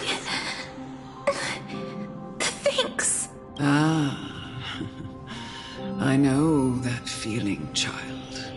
I was once as lost as you are now, but you must respect those walking towards death. Just like how you should respect yourself as the Holy Maiden granting humans glory and liberation. What you're asking me to do is no better than the task of an executioner, and yet you want me to respect myself. No matter the titles, I am still taking away human lives. This won't be the first time that Idonia's fanatical nether warriors have faced death. On the contrary, recruits new to the battlefield often run away from their first fight. Death is the mightiest and gravest power in this world. The fact that you can wield it means you are deserving of respect. That's such a twisted reason. Then let me tell you a story. In Idonia, the great swords commonly used by executioners are called Draconian, in memory of Drakon, an elderly executioner. The sword has 3 air holes along its body. If the sword is swung down swiftly and accurately, the holes would make no sound, and the executed would also depart this world quickly and painlessly. But should the executioner have any hesitation, the holes would produce a piercing whistle. On that cue, the screams of the executed are sure to follow. Every executioner after Drakon is to hone their sword skills every day in preparation of future executions. Every swing of their blade must be more resolute than the last, for failing to do so will bring pain. Pain for the dying, as well as pain for themselves. No. I can never get used to this. You misunderstand, child. I am not telling you to get used to it. I'm asking you to consider the source of the dead's suffering, and use that knowledge to fortify your future touches with more and more determination. Go, walk with the dead, and love them as you love life. Please, don't kill me. I don't want to die.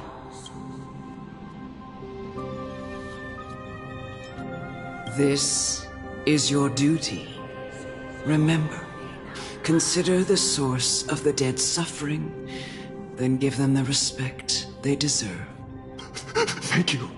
I beg you, don't listen to her.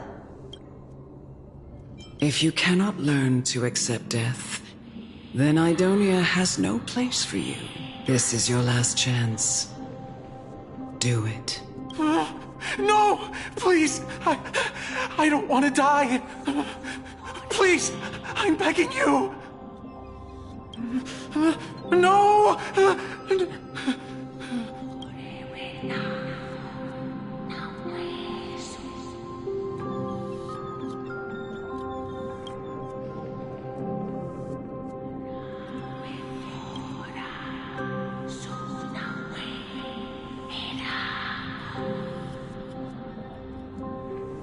May you gain some insights through his sacrifice.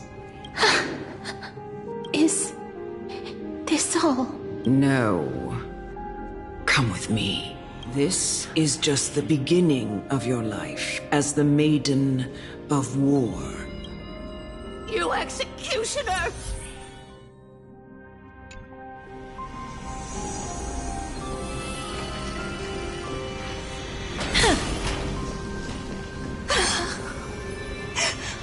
Holy Maiden! Go. Grant her glorious death.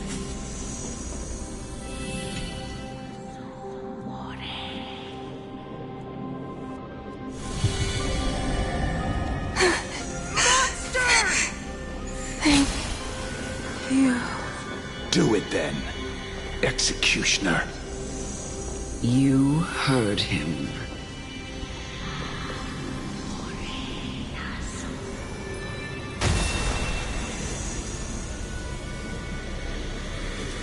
Emerge from your cocoon.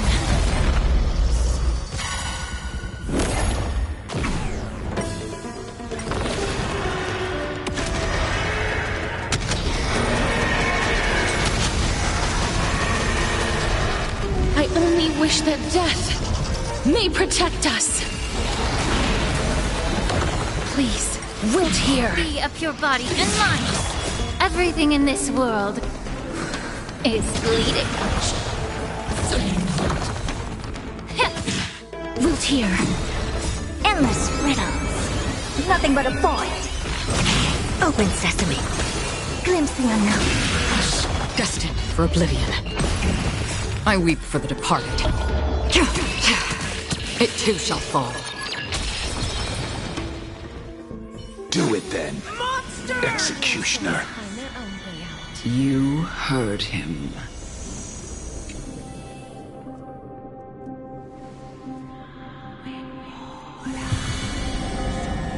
I curse you to live in eternal pain. Please, grant me release.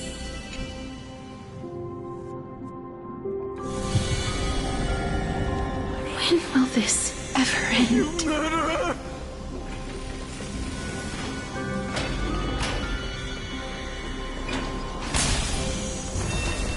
Come. Fulfill your duty. What are you trying to do with me? I have aged. The time has come for me to heed the summons of Thanatos and journey to their domain, the final resting place of every Idonian. You're not that old yet. You still have many, many years ahead of you. No. I'm already dead, for I have come to fear my declining health and impending death. Ah, Castorus. Will you give me one last chance to charge towards fear and prove that I am no coward? I can't take this anymore! Child, it was I who brought you here from the frosty plains and set your farcical fate in motion. It was also I, Chief Executioner of Idonia, who forced the heavy duty of executing others onto you. I've always known that you have doubts. I never had a choice. Indeed. We essentially abducted you. Yet you can end any sinful life with just a touch of your fingers. Shouldn't it be easy for you to escape from here? I'll never do that. It doesn't matter how lightly the Idonians take death, or how readily they accept it. I simply can't do it. I knew I was right about you. What do you mean? I've taught you and cared for you as my own daughter all this time because of this blessing that's been with you since your birth. I know no one else in the world would understand the weight of life and death more than you do. In the eyes of an Idonian, death is the end of all life. A destination we will all eventually reach. Humans should not resist it, but learn how to face it. You can only live your life to the fullest after understanding this principle. And when you do, even if you eventually leave Idonia's protection, even if you must carry the curse forever, you can live with your head held high, like everyone else. No! How can I? Come now. It's time. I've already taught you all that I know. Show me that you are a fitting holy maiden. Or at least that you possess the resolve to become one. Come now. It's time. I've already taught you all that I know. Show me that you are a fitting holy maiden. Or at least that you...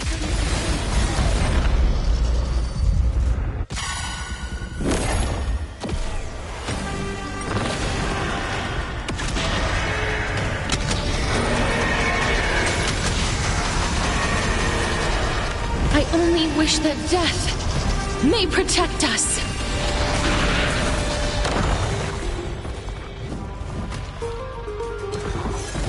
Oh, familiar. I grant you this, as you wish. Time to cleanse the filth. Expand your agree? Endless riddles. Nothing but a void. Open sesame. Glimpse the unknown. Expand your thinking. Root here.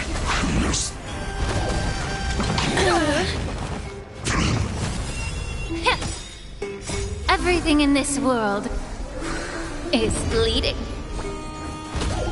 On the still waters of oblivion, I weep for the departed. It too shall fall.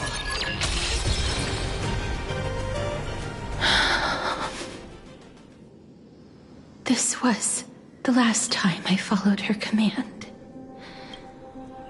I gently touched the elderly woman before me. The executioner, who had seen too much death, died the same way as everyone else. A gasp for air, a wistful look in her eyes, and a barely perceptible tremor in her fingertips.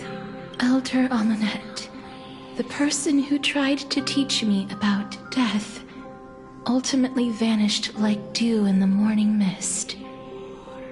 She spent her life embodying the beliefs of the Idonians, and when death finally came, I have nothing but respect for her.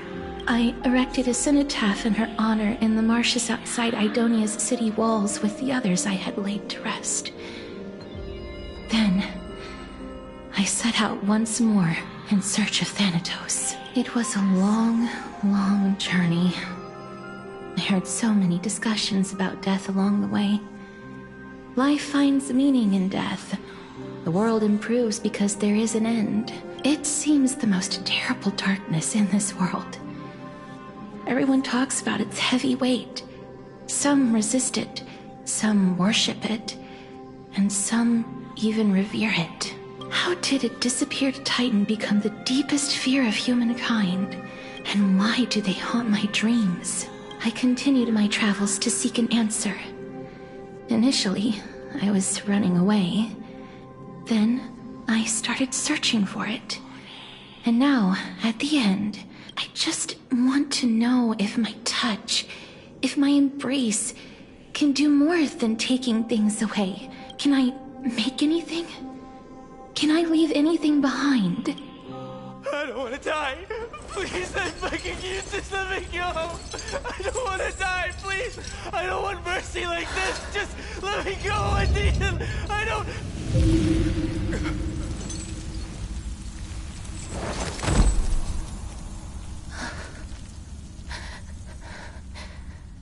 I hate these icy hands.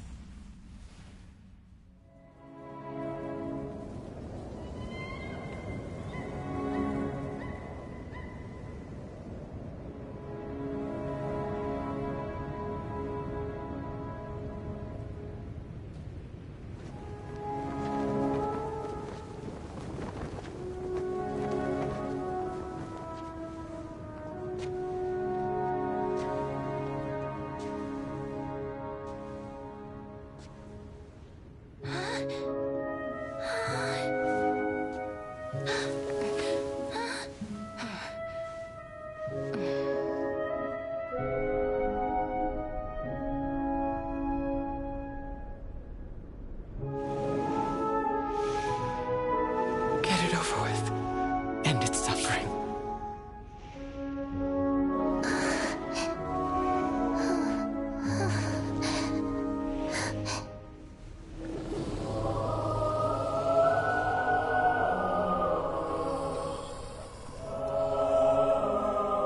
The Reaper has blessed your hands. Only you can grant them peace.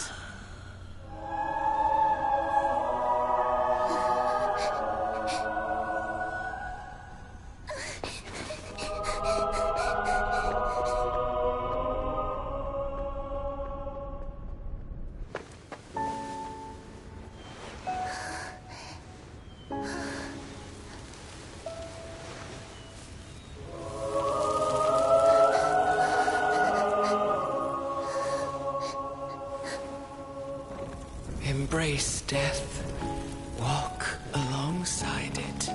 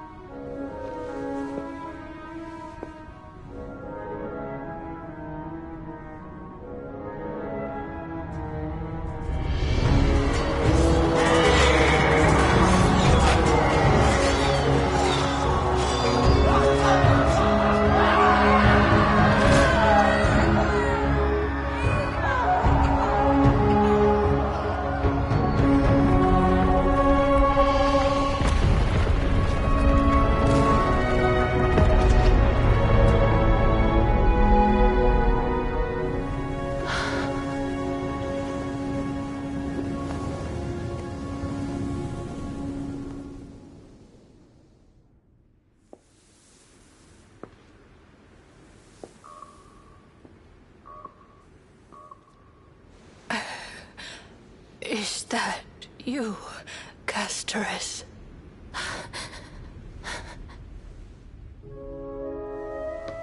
All of them have gone, heeding death's summon, crossing into their domain. I must go too. I don't fear it, just I have some regrets. Watching people leave this world again and again, it must be lonely for you. You must want to desperately embrace them before they go.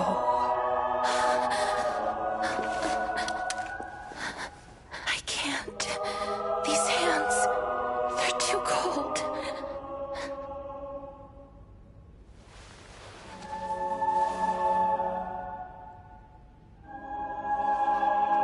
But Big Sister Castorus, your hands are so warm.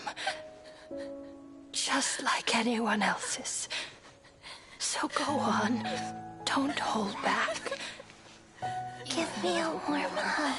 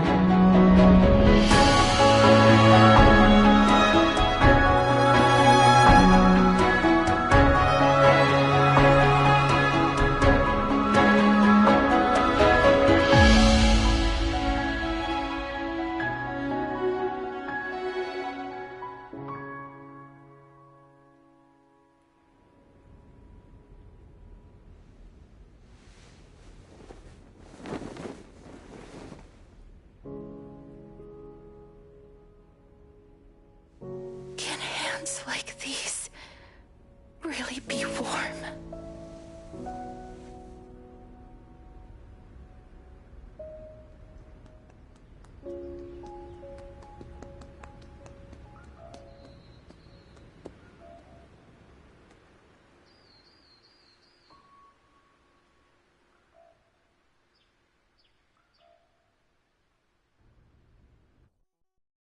On the day that Orynyx's trial ended, you must have had many questions.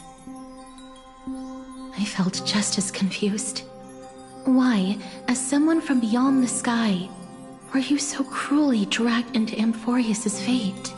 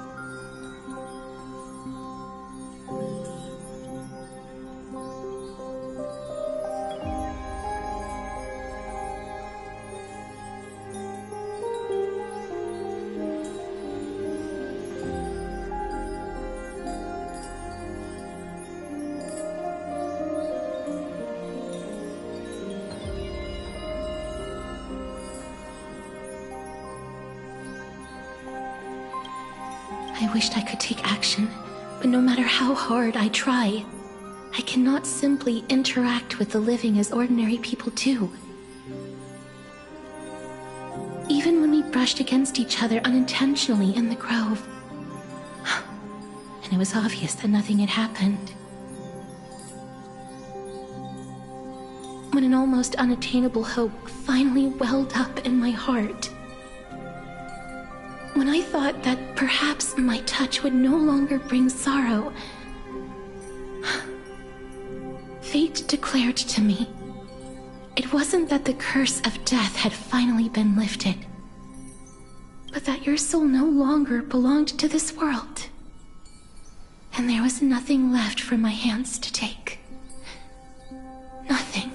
And did I really think this time would be any different? It's not that I don't understand this reality, just that I'm unwilling to accept it.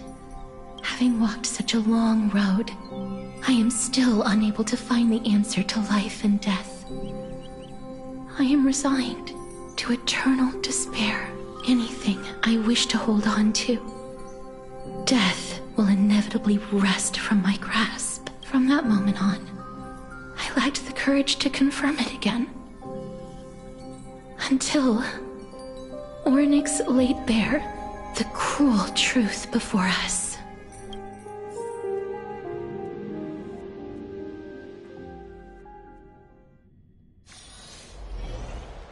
But now, perhaps I might have one last chance. Long ago, Trinan read a prophecy to me. At the end of the Sea of Flowers, the souls of the living shall warm thy fingertips, and after an embrace, there shall be eternal separation. I found no surprise in it, for her words sounded not like a foretelling, but a perfect reflection of my past. Embraces in this world are born of reunions. Yet, my touch speaks only of farewells. In that moment, I had no doubt that this destiny would weave itself through the entirety of my life. And yet, things have taken a turn for the better. Now that I can finally have an audience with Thanatos, I have no reason not to give it my all for your sake and for my own.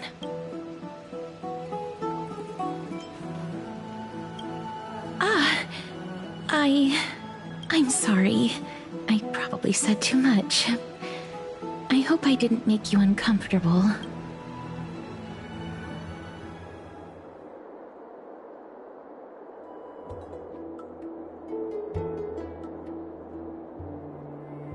Let's put that aside for the moment. We've arrived. I want to retrieve a small gift I specially prepared for you. I made it myself, like the trinket I gave Lady Trian. I want to leave something for everyone, if possible. The journey to seek an audience with the Death Titan cannot be an easy one. I want to make full use of every moment I have before we depart, so that I don't have any regrets.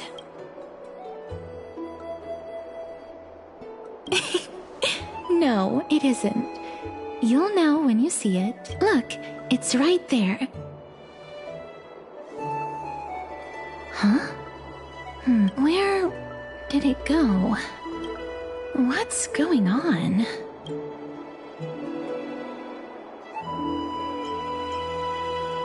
I am not some corrupt grown-up. What's this? The coin of Zagreus and a slate. So it's her. No doubt about it. This is her favorite symbol. It's a Lady Cypher, the demigod of Zagreus whom Lady Aglaia had spoken of. She's a master thief who's left legendary tales all over Amphoreus. So many years have passed, yet she's still announcing herself in such a crass manner. Let's just do as the slate says and look for Lady Cypher.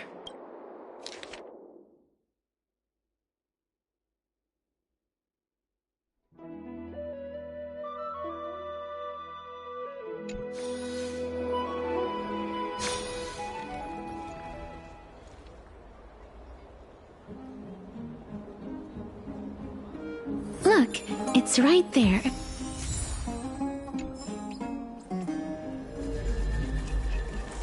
We must pursue her.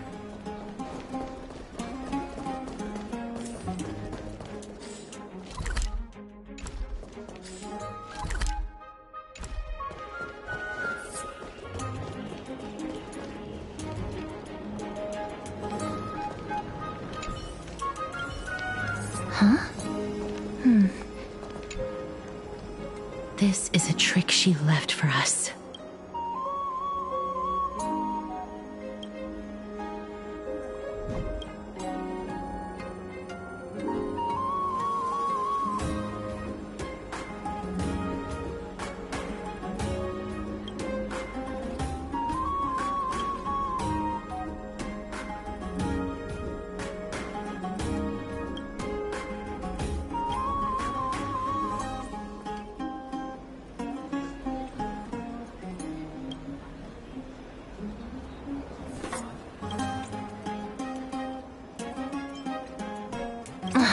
She's incorrigible. Follow me.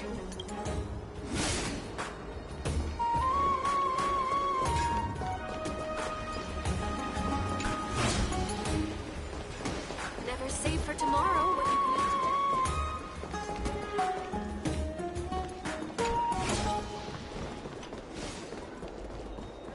can. It's about time you do some exercise.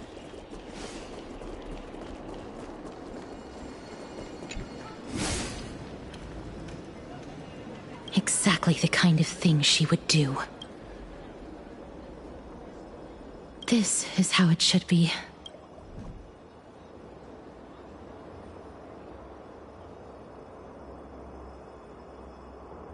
We must pursue her.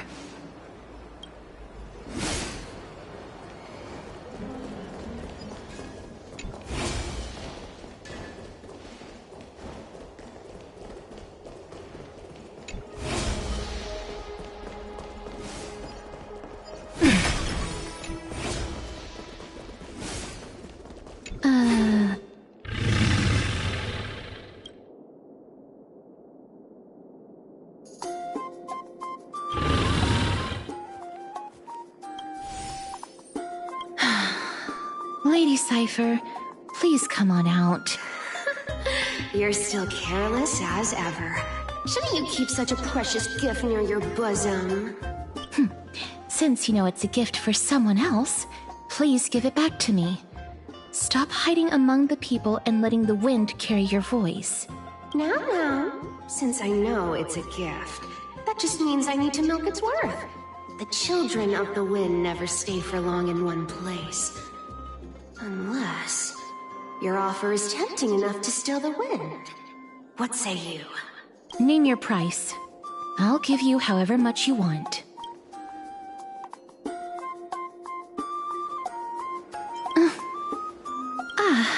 I'm sorry. Bargaining is really not my forte.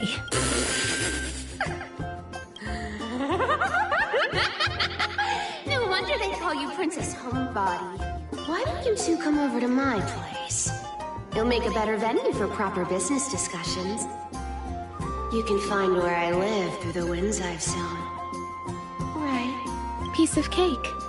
I can do that even if I can only sense your soul. Alright, I'll see you there. Oh, by the way, everyone cool with me collecting a deposit before we reach an agreement, right? Now, come this way.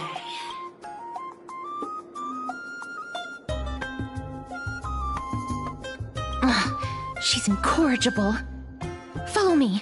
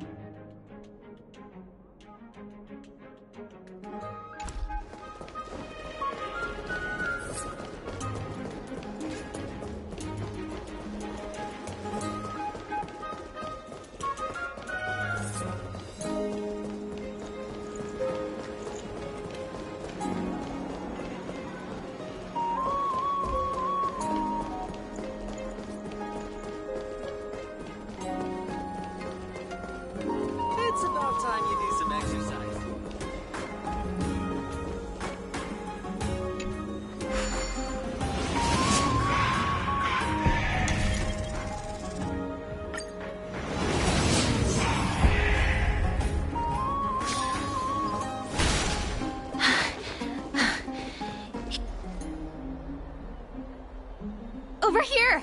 Over here! No, not that way! This way!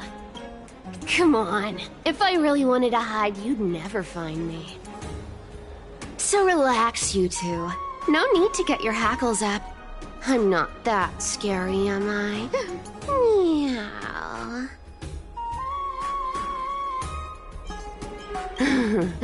No way. Some people might have been into that a millennium ago, but it's long since gone out of style. Loosen up, buddy. Shall we get down to business? Give me the jewelry piece first, or everything's off the table. Oh, come now. Don't be so upset. Relax. Relax. Look, isn't the view here just great? You can see what everyone is doing and where they're going, and they won't even know you're here. Now that we've broken the ice, let's get to the point. Everything I've said so far has been a joke. I'm inviting you two here for 3 things. 1, the seamstress found me and wants me to take you to Styxia to look for the Death Titan. 2, the Council of Elders also found me and wants me to make sure the core flame of Thanatos ends up in their hands.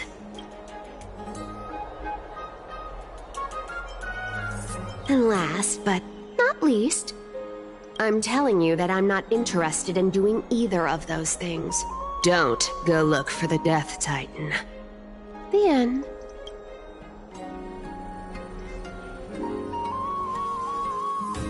Whoa, this is some high-quality stuff. And this room is full of it. How much are these worth, Did you get all this through that Aranova gimmick?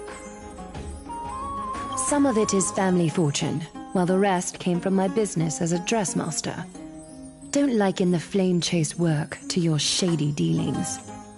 Wow, I should have busted down your door instead of going around like a thief. Well, spill. Why are you giving me so much money? Payment for doing work. You're worth this much. Did you forget my stance to all this? I thought I made myself very clear. You wish to run away.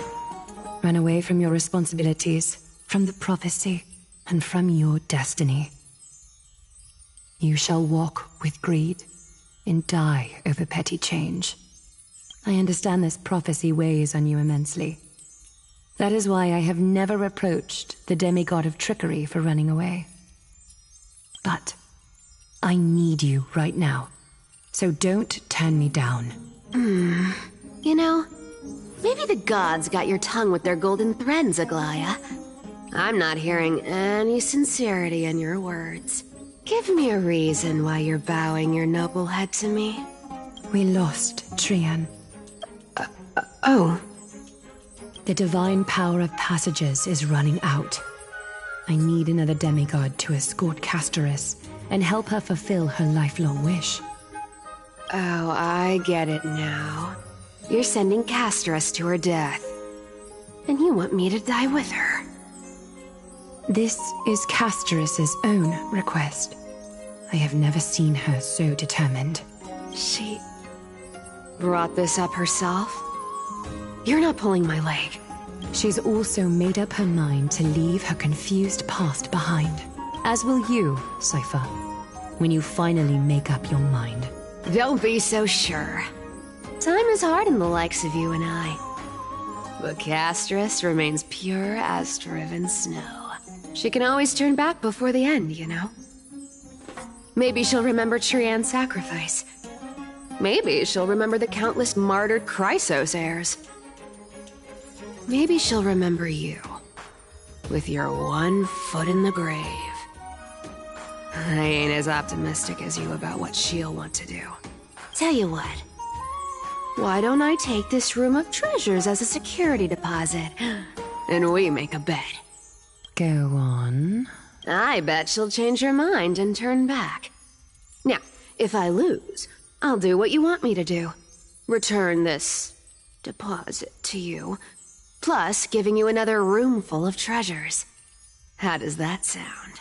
You sound like you have all the confidence in the world. In that case, let's make a pact with those conditions. I hope you're prepared to lose it all. In conclusion, I want to win. So I hope you two can give up on going to Styxia. I'll give all the treasures in that room to you. And you can split it between yourselves, however you want. What do you think? Tempting, right? I decline. If we don't find the Death Titan, her soul will... Oh?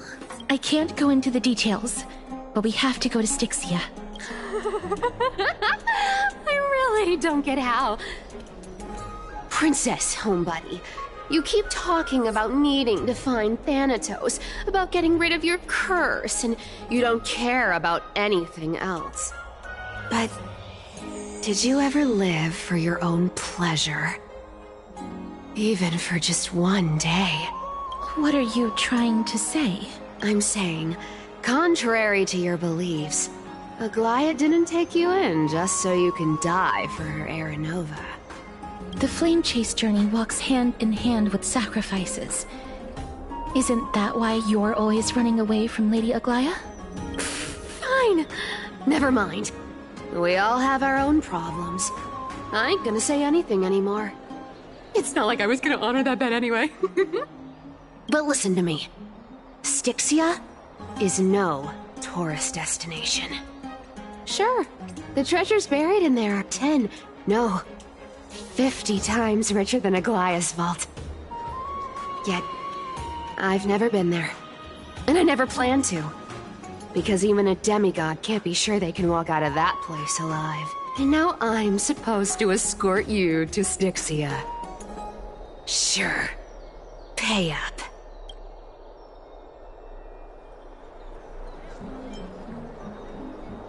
Her payment was in gold and precious stones, which only covers the living passenger. You need to pay me as a member of the dead. I don't like this. However, I have lived a longer life than most people. Though I'm not as good at doing business as Lady Aglaia, I still have some savings. I can give them all to you. Then how are you going to live the rest of your life?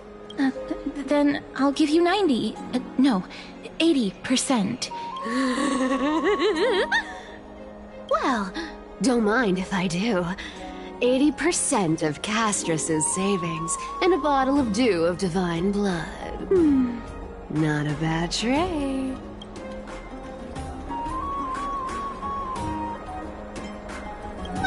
I'm so scared. Can you even catch my tail? Here! Catch. Be careful with that! A minor change in plans, though. Don't go to the bath tomorrow. Come look for me at Akima's city gates instead. So, why are you changing the meeting place? Oh, nothing, really. Just a bit scared of the seamstress's frosty face. I wouldn't stay a second longer in Akima if it were up to me. Well, now that we've struck a deal, why don't I give you guys a lift back? It's gonna be a long ride. So have a good rest.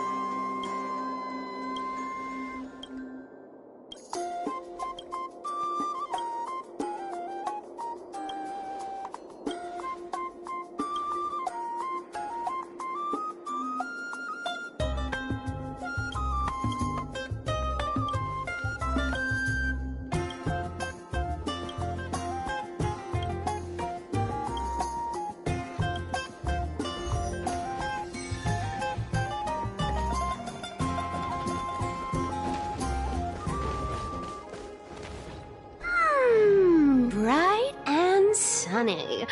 Just the weather for farewells. You're here. Totally. The trio team is the best set up to reach the finals. No need, I already told her. She's fine with it. You sure know how to put me in a spot, Casterus. I need to travel with you, but I can't touch you. What a bother. Sorry. Aw, I was just teasing. Don't take it to heart. Did you know that the legends say you have to put an obol into the mouth of the dead or over their eyes if you want them to successfully cross the River of Souls and enter the Netherrealm? That's the fairy fare for entering the Netherrealm. However, I honestly won't ask you to pay this time. I'll pay. And then we'll just have to go through the motions.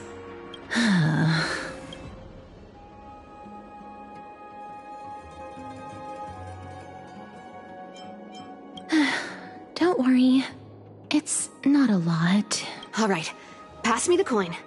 It's time to get the gods' powers going. A fleet-footed trip to the Netherrealm. Here we come. Oh, one last thing before we go. I gotta give you this piece of advice. Especially to you, Princess Homebody. You can't catch the wind by waiting. You only live once. So make the most of every moment you have. Get ready. Be steady.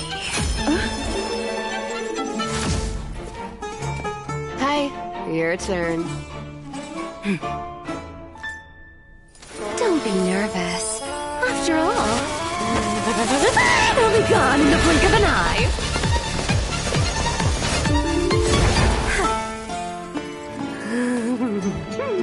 All done. Bye-bye.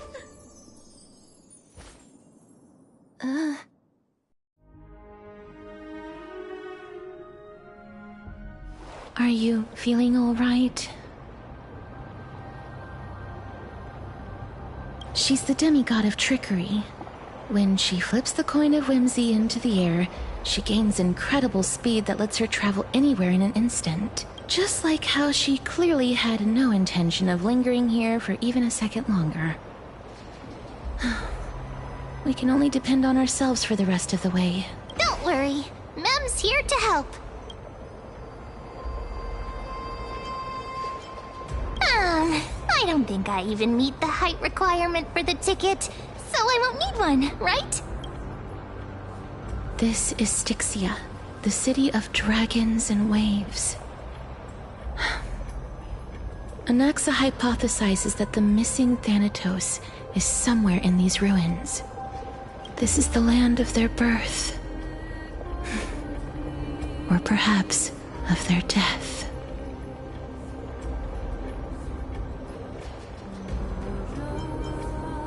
Anaxa had used a secret alchemical art to temporarily fuse his soul with Circe's and Kefali.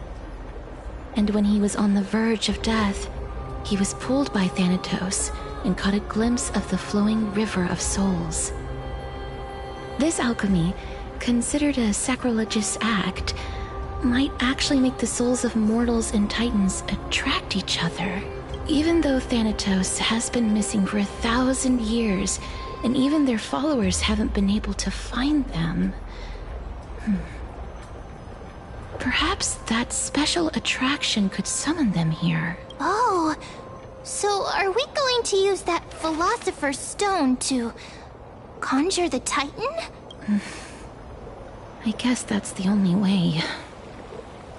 The only leads we have now are the name of this city and the fairy tale about the dragon. Thanatos is even more mysterious than I am. Indeed. Even one as erudite as Anaxa could only point us to this place, and no further. We will be entering the unknown as soon as we take our first steps. But that won't be the first time in my long journeys. I believe that, rather than standing still, taking action is by far the better option. Perhaps fate might take pity on us today and show some compassion.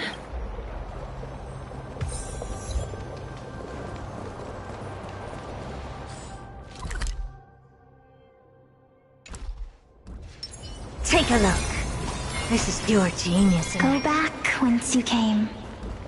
Go back.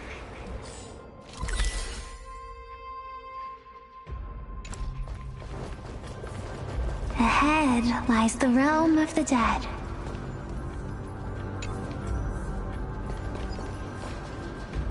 What a beautiful butterfly.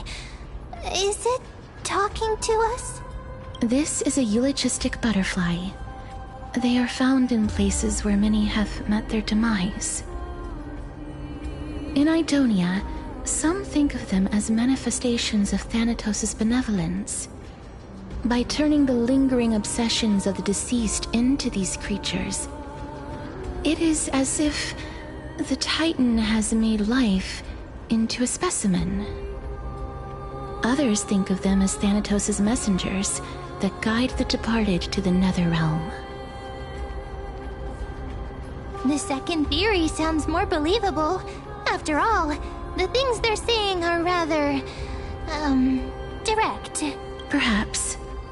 But the fact that we're able to hear their whispers proves that we're fast approaching the realm of the dead.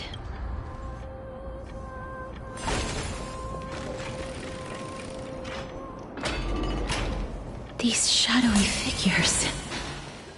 are they illusions reflected by the River of Souls?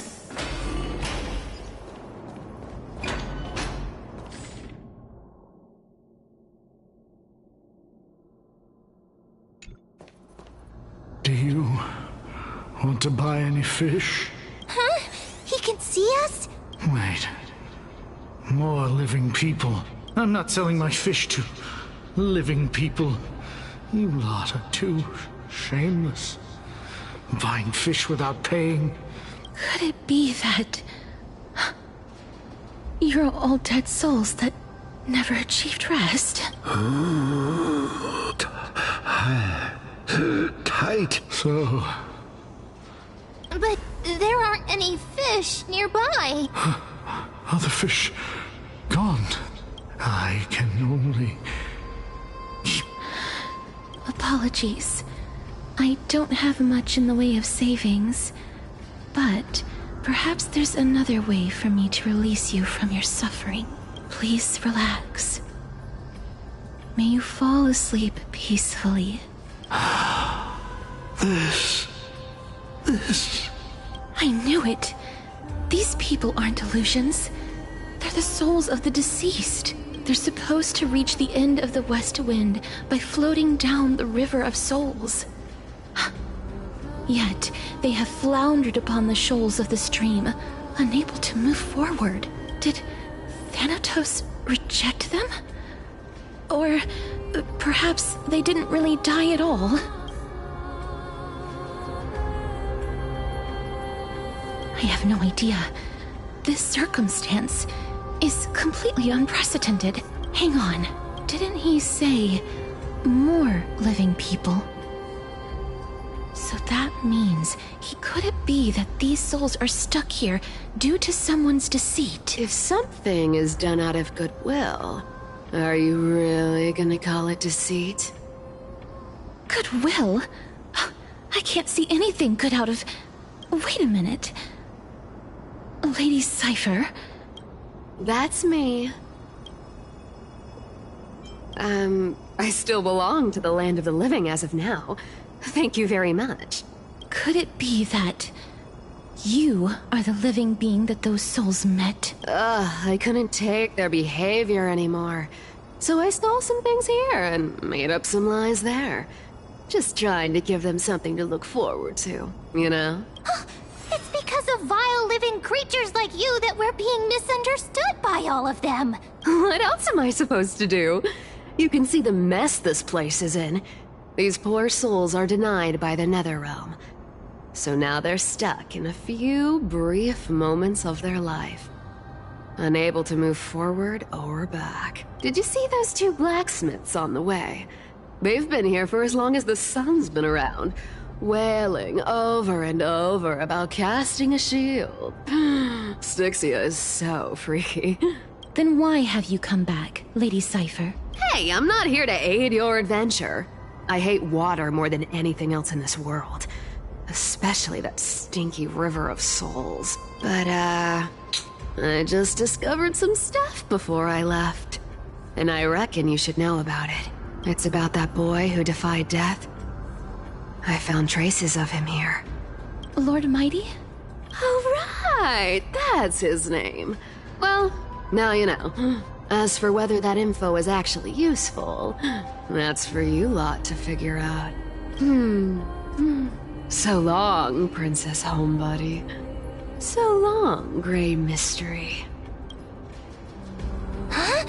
She disappeared just like that? Lady Cypher has always been a free spirit. In any case, she has brought us some valuable information. If Lord Mighty is also somewhere along the river shoals right now, then he will certainly become our signpost.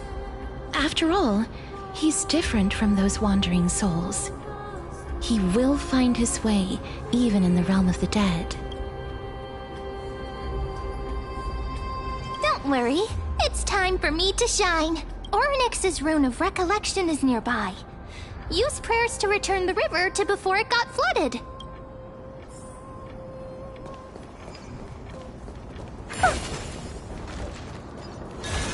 Take a look. This is pure genius. Hey! Over here!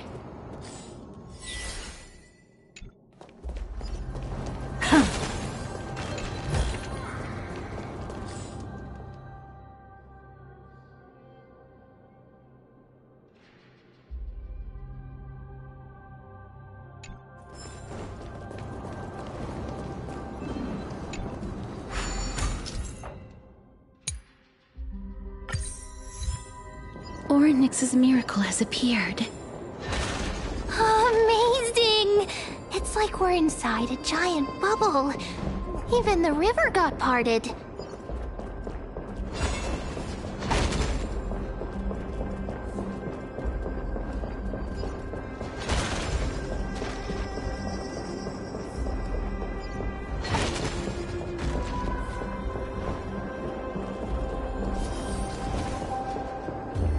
There are wandering souls of the deceased here as well. We must first return to the present before we can communicate with them.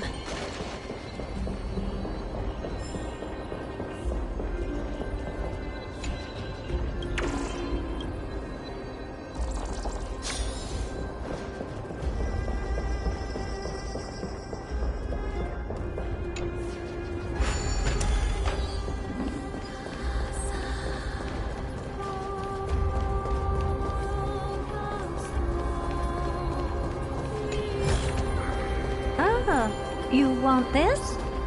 Fine. Take it and amuse yourself.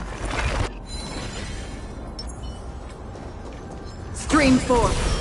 Gleam both blades.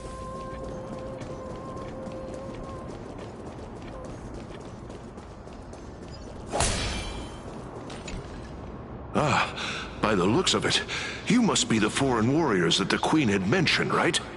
Since the current campaign requires the utmost care, I wasn't able to make time to welcome all of you. Please, forgive me. Foreign warriors? A priestess, a warrior, and a divine beast.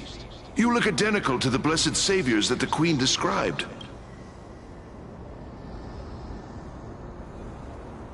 What? A campaign? Who are you campaigning against? Nobody knows. As of now, of the scouts that went ahead, only one has managed to return. He says that the land ahead is a forbidden land that should not be approached, as it is the doorway between the netherworld and the mortal realm. As for the rest of the scouts, they've completely lost their souls and are decaying by the day. While there is still dissension within the city, the scholars agree that this calamity was so unprecedented that it needed to be given a new designation. An unprecedented calamity. Could it be death? It seems that you have indeed heard about this. Well, death is just one of the possibilities. It's too early to come to a definitive conclusion. A world that has never seen death.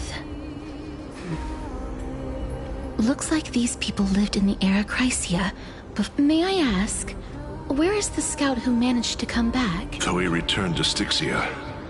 He only had enough left in him to last no more than half a day.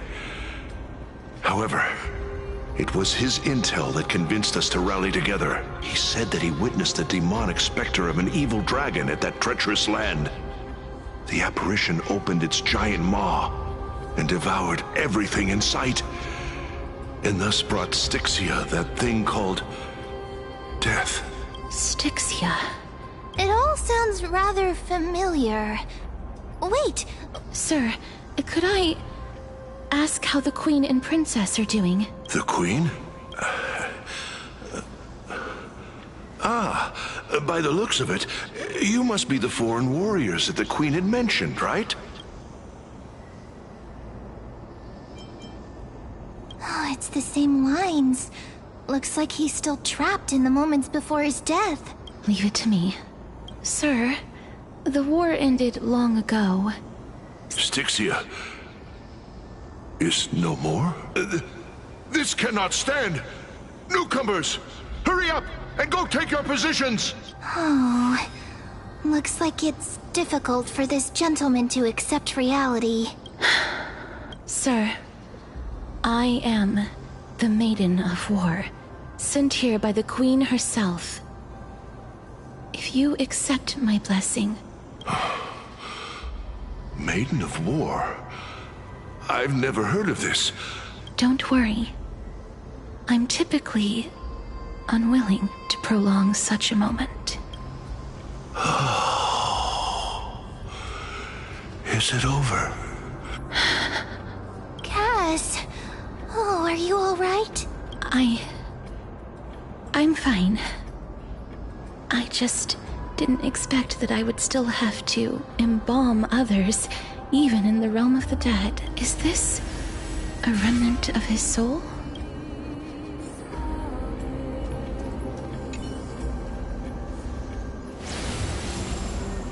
Well then, why should I place my trust in you, holy maiden from afar? Wait, this is... I don't quite understand what you're trying to say. Since the prophecy has already pronounced your name as Chrysos' heir of death, Akima ought to treat you as an esteemed guest. However, you seem to have no intentions of concealing your involvement with the Council of Elders, while most likely being aware of my issues against them. I cannot deny your claim. It was the Council that offered this room to me. And they had only one request. They want the curse of death to be completely subjugated to your will. I was agreeable to that request. But why? I am unable to rid myself of this innate curse.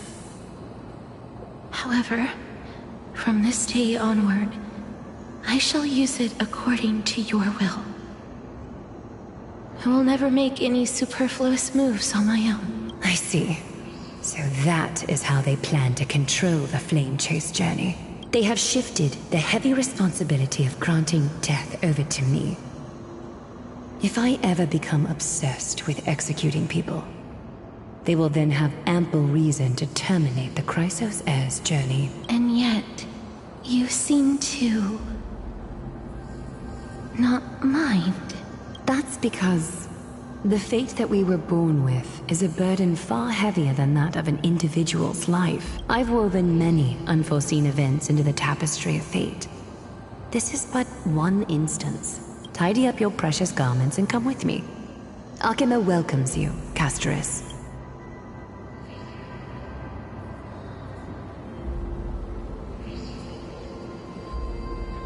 I didn't think we'd find vestiges of memory here. Maybe they've got something to do with Ornyx's rune? Perhaps. But I do not need a reminder from them. This memory is one that I will never forget.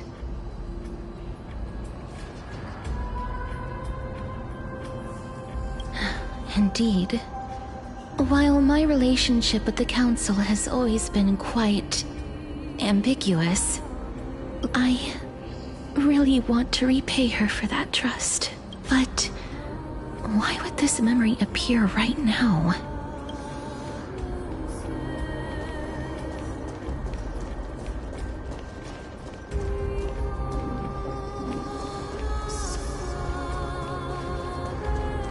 Could these dead monsters actually be...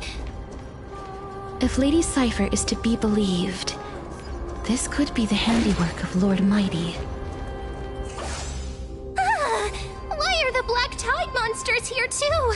Can they swim in the River of Souls? Even Thanatos wouldn't be able to accept Black Tide monsters into their realm. These traces seem to suggest that anybody who trespasses upon death will pay a heavy price. Since the realm of the dead must remain peaceful, it's imperative that we rid the place of such discordant noise. Please stay back.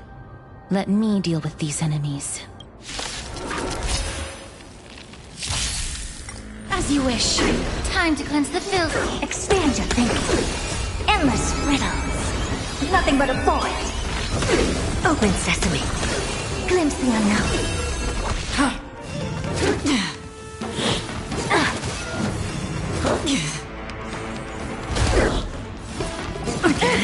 Volteer. Embrace a new life. May death protect us!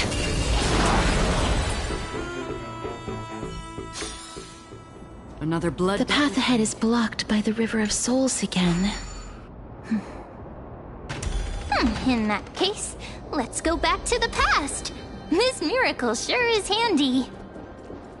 This is yet another aspect of a Titan's divine power. Don't forget to let your friends in on the action.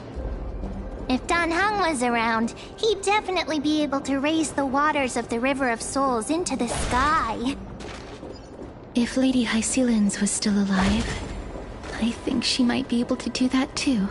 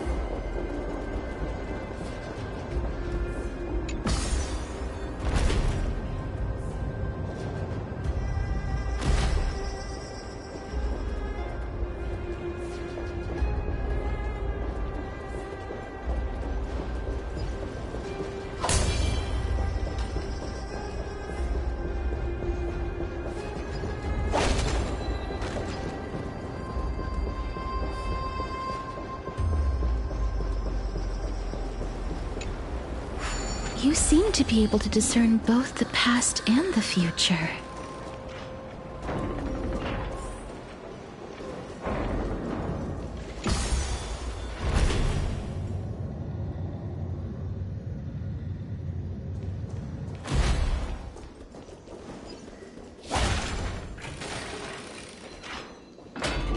Oh, this place must have been a beautiful courtyard in the past.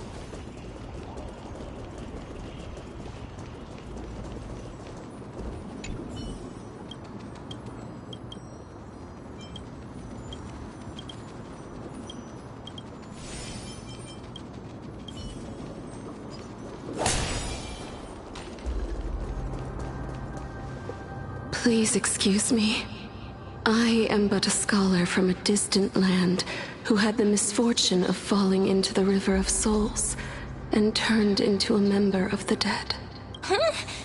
This one seems to know that she's already dead. Oh, I was merely speculating. And you... I recognize you. I'm sorry. I cannot bring you back to life. However, should you desire it, I can end your prolonged limbo. I'm well aware of that.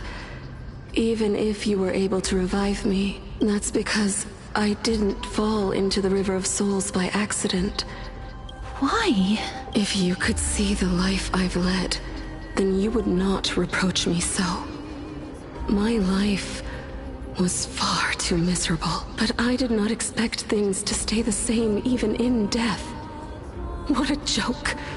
In escaping my mortal life, I've entered a millennium of pain instead. Circe's above. What cowards humans are. For we fear both life and death simultaneously. I'm sorry. I'm also powerless to answer that question. That's all right, Holy Maiden. At least you are able to respond to me. Circe's above. Does this count as thinking till the moment I die? I have seen too many farewells. Her distress is quite commonplace. There are those who will end their lives over what seems to be the smallest of worries. For some people, this power that I possess is a blessing, but I never managed to convince my...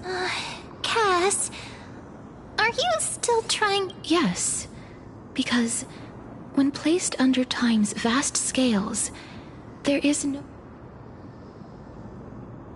This is a wish that I've held for almost a millennium. My mind might have changed once upon a time, but I've never been more firm in my conviction. Now that I've learned about your near-death state.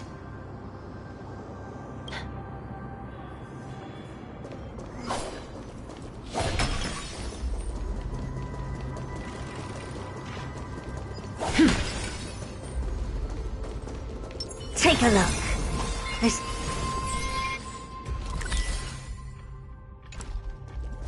Stream forth, gleam of old blades. Shadow!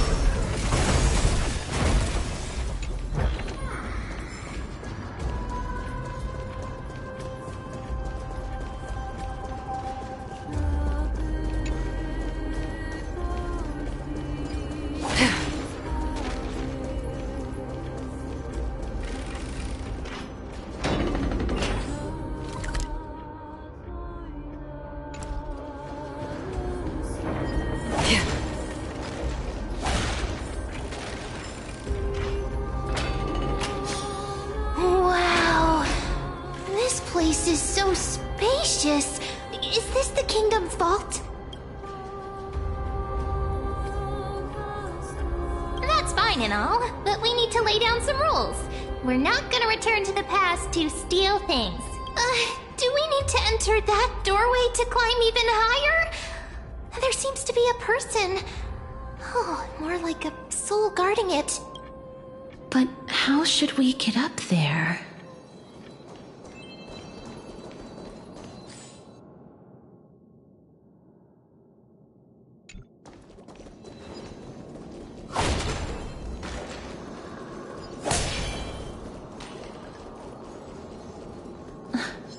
The path is blocked yet again. Orynyx's 8 always appears in times like this. How convenient.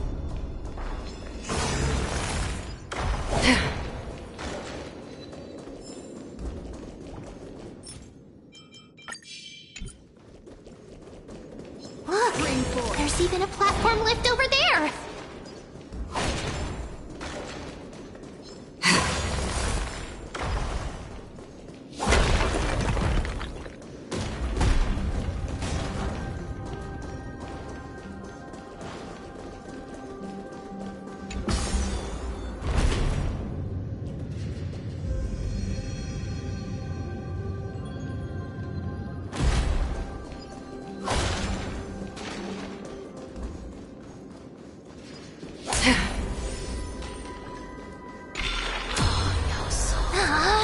chest of the past has been left behind, but none of its treasures remain inside.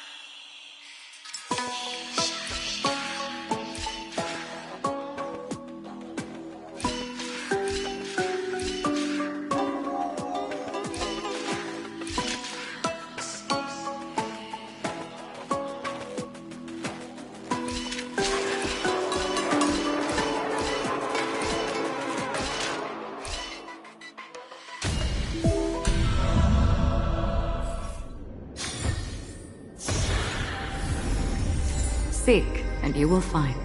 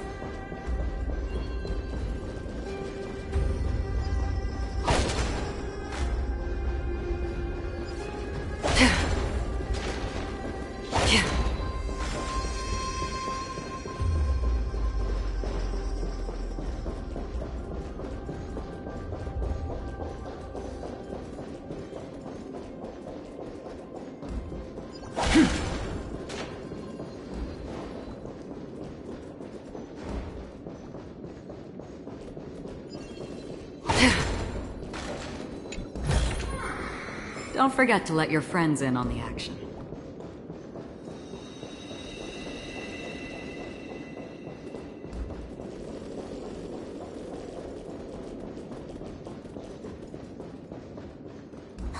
Wait! What if the miracle suddenly loses its effect? Ma'am, do you really want me to answer that?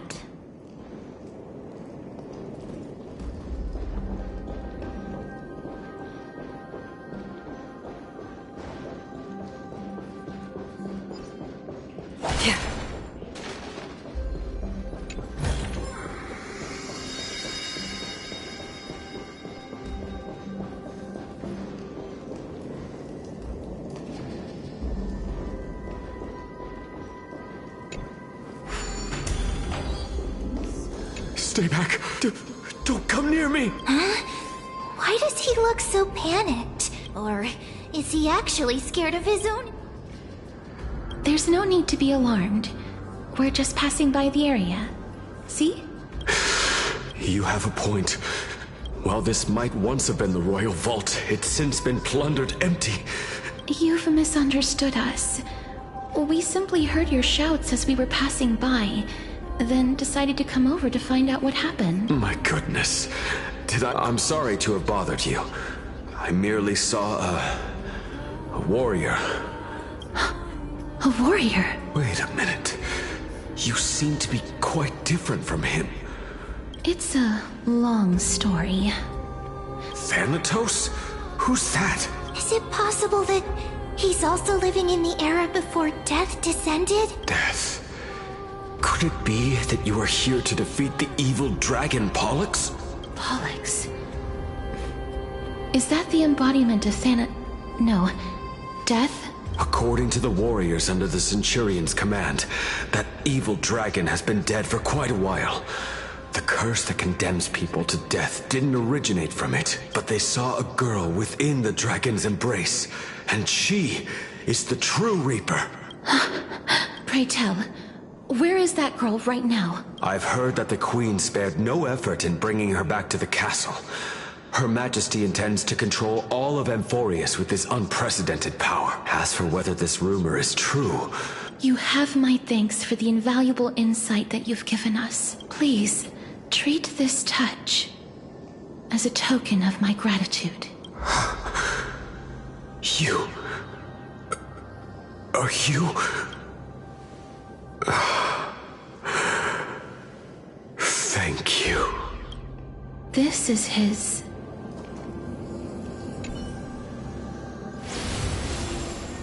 Then you granted him death? That isn't like you. You would have refused, even if I commanded you to do so. I did it out of sympathy, believing that I wouldn't be racked with agony, but... I am still in a state of turmoil. Sympathy? Sympathy for that youth who triumphed in every battle? That young man was favored by Talantin, who taught him a move that will defeat any mortal enemy with a single blow. And he could rely on that move to always achieve victory during Era Chrysia.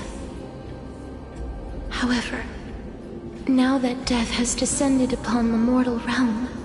You feel that he's similar to you? Yes. Since he can never be inferior to others in martial combat, that's why he approached me and pleaded. You are perhaps feeling lost from making your peace with death in so abrupt a manner. I have not made peace with death. I've seen the people of Idonia stand tall and proud in the face of death. Even before the fated finale arrived, they were already content with the lives that they'd lived. They had such proud expressions.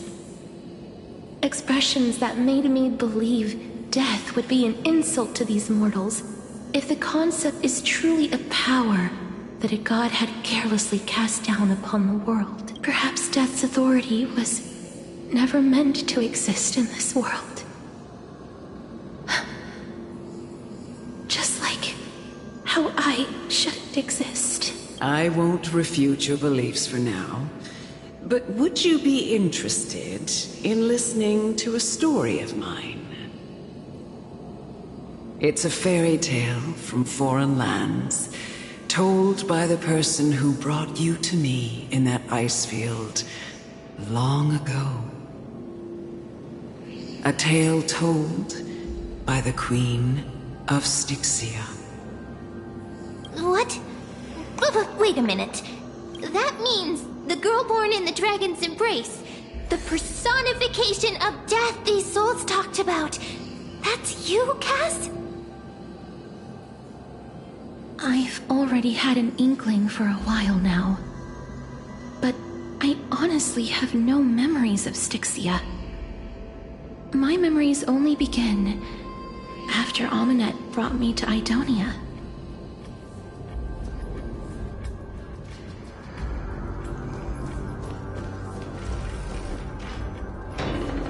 Don't look back. Keep moving forward. Always.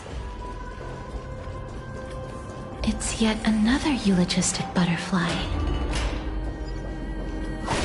Are we getting closer to the Netherrealm?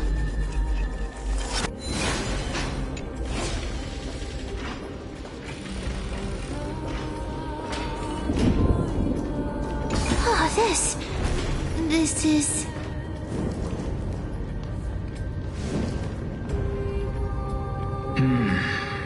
Living ones?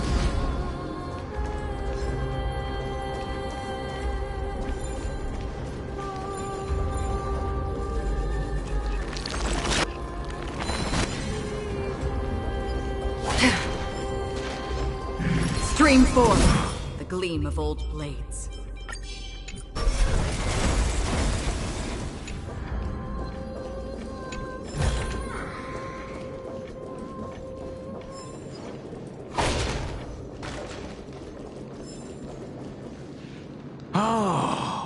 Could you be the scions of Styxia? Did you hear about the great work that I'm doing here? And have thus arrived to give me the last material that I need for transmutation? Great work? Have you heard of the great name of Pollux, perchance?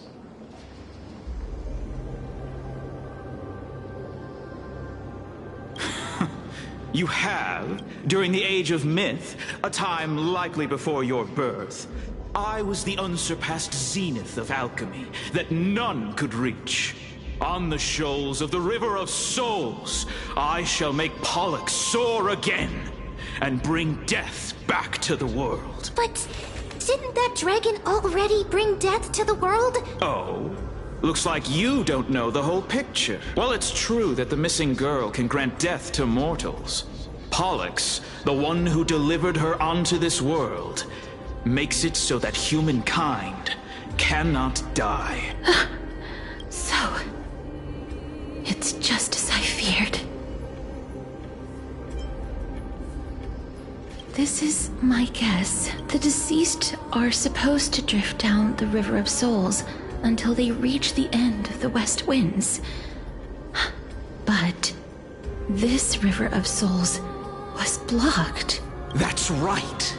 That's why it's imperative that I bring the dragon back to the mortal realm and make it soar the skies again.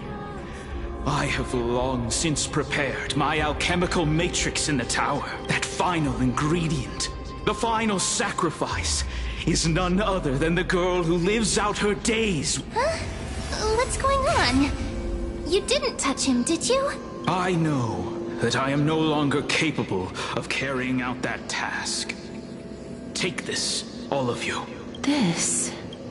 We had been inebriated in Fagusa's feast for too long before we began to seek divine bestowed death, so that we could be freed from the whims of fate. Instead of summoning a supreme god, we encountered a monster that cut off the River of Souls. Unable to rest in peace, these departed spirits engulfed Styxia like a roaring tide. That child is the only person whom I managed to save. Born within the evil dragon's abdomen, she has possessed these. You must nurture her to adulthood and prevent her from... I promise that I will care for her as a mother. That By Fagusa above, thank you for your kindness as her mother. Please bless this child with a name before I am swept away by the River of Souls. Oh, like how a transient raven butterfly, a fleeting papilio castor, perches on the twig of death. Castorus. That's where my name comes from? The sound's back. What is making that ruckus?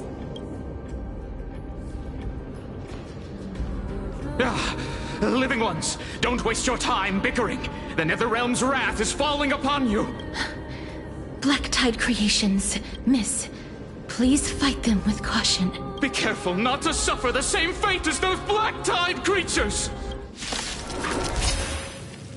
Everyone, hide behind me! Up your body and mine! Open sesame. From the still waters of oblivion. Okay. Impressive. Almost. Everything in this world is bleeding. Endless riddles. Nothing but a void. Embrace a new life. I weep for the departed. It too shall fall. Familiar. There's so many of them. Then who are we holding up? Protect us. That hurts a bit.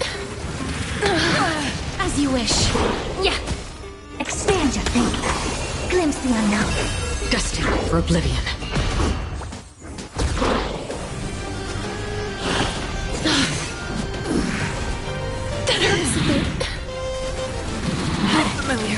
here. Everything in this world is bleeding. Embrace a new life. May death protect us! Open sesame. Endless riddles. Nothing but a void. On the still waters of oblivion. As you wish. Yeah. Expand your thinking. Watch it crumble.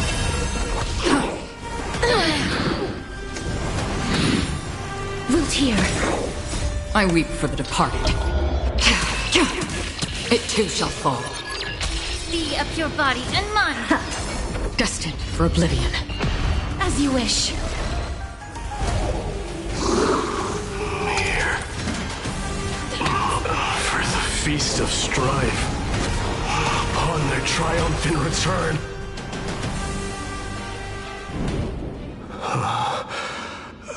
You? Lord Mighty?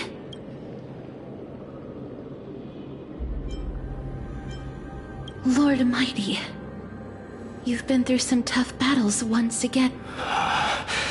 That black tide is endless.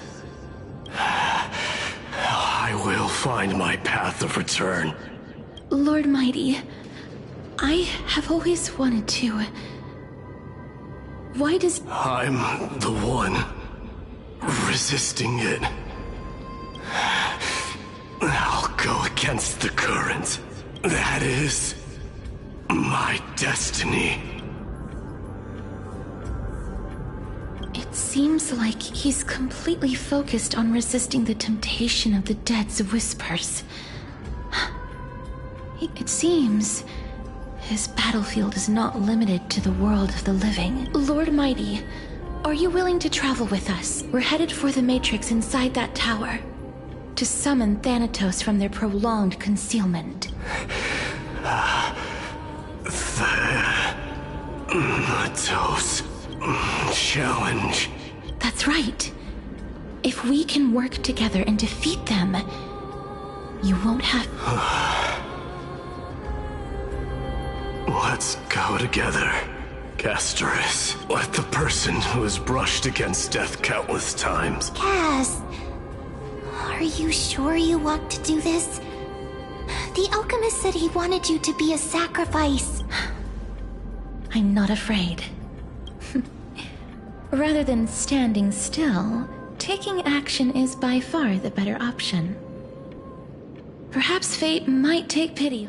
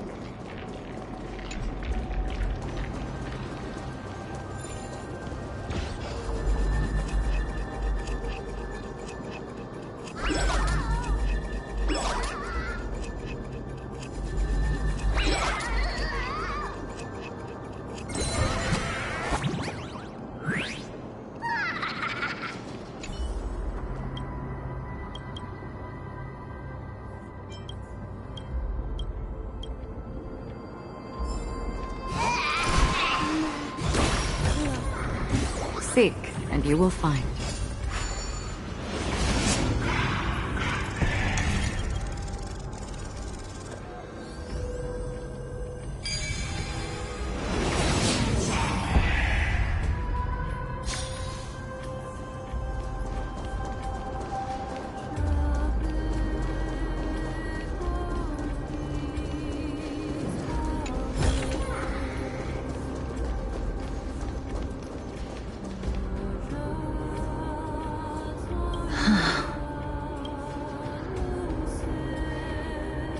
I'm familiar, but I've never repaired. If I was more powerful, I would be able to carry one person with each limb and fly the four of us to the other side. The Rune of Recollection is here, but I can't find the miracle orb anywhere. Oh, could it be in that collapsed tower in the distance? That sounds so weird. Forget it. Just leave it to me.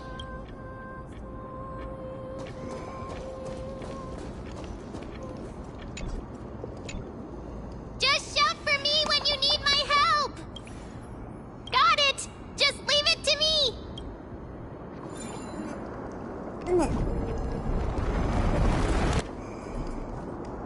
Mem did it. The pink squirrel is... The miracle's range is limited. Please come a little closer. Aren't I a good fit for Orynyx's priest? Of course. You're the most competent priest ever.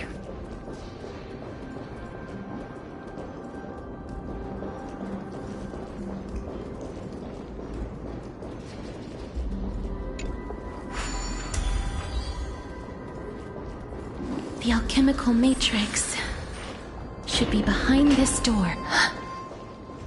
Is that... Don't forget to let your friends in on the action. Wow, there are so many of you! It's little Cass and little Gray.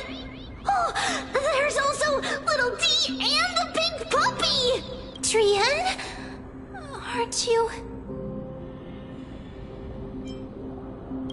Get what?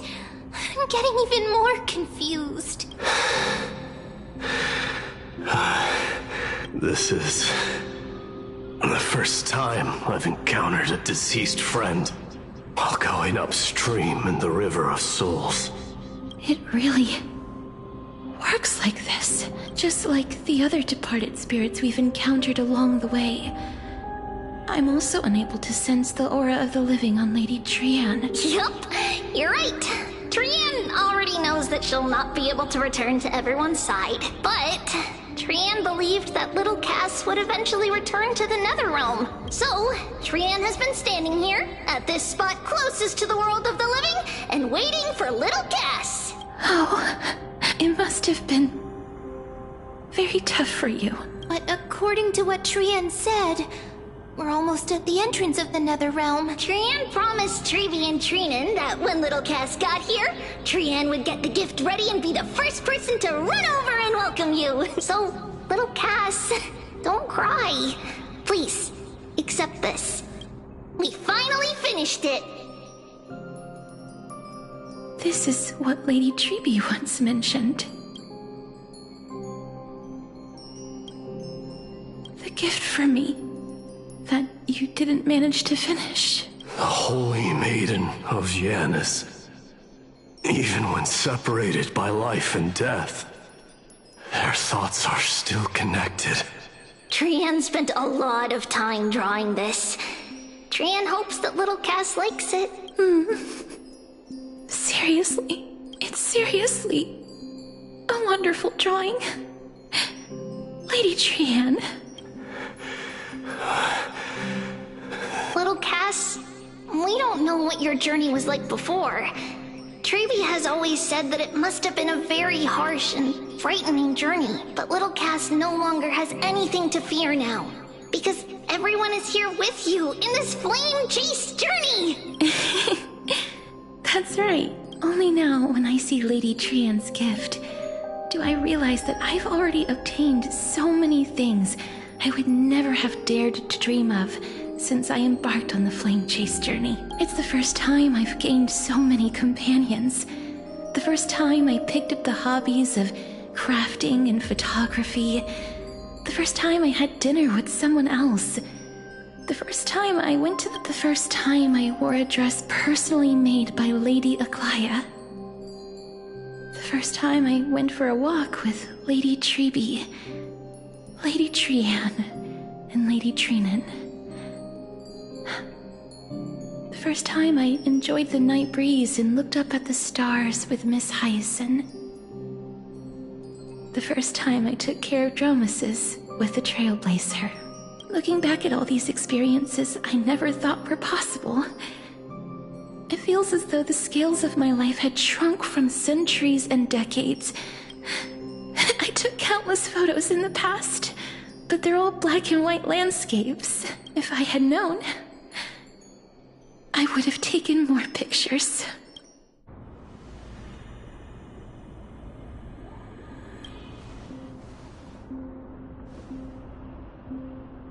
Trian says yes! Trian likes little Cass, and would love to take a picture with little Cass. Sadly, being departed souls, our images cannot be captured in the world of the living.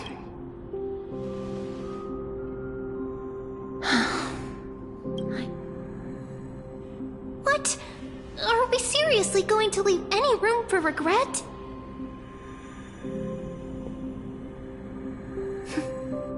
There won't be any regrets. This vivid drawing surpasses any photograph from the world of the living. Little Cass smiled. Treevee, Trinan, and Trian's wishes finally come true! I remember you once said that fate is not the flowers that bloom at the end of the road, but where people tread beyond the gate. Now, the path that belongs to me is about to reach the end. Thank you for bringing me the final key. Key? Little Cass, why are you talking in riddles all of a sudden? I have a feeling that soon, this gift of yours will become the key to saving Mrs. Life. Wow, that's amazing! Then keep smiling and carry on bravely! Little Cass, Little Gray, everyone, see you tomorrow!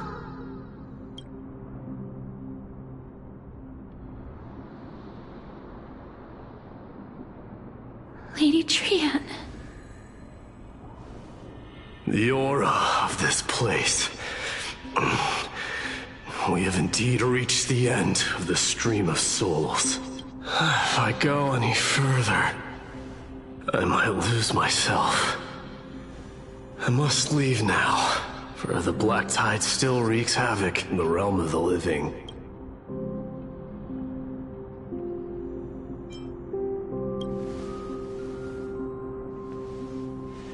I seek not to enter the door to the nether realm. Castorus, will you fulfill your duty for the flame chase? I have yet to make my decision, Lord Mighty. No matter.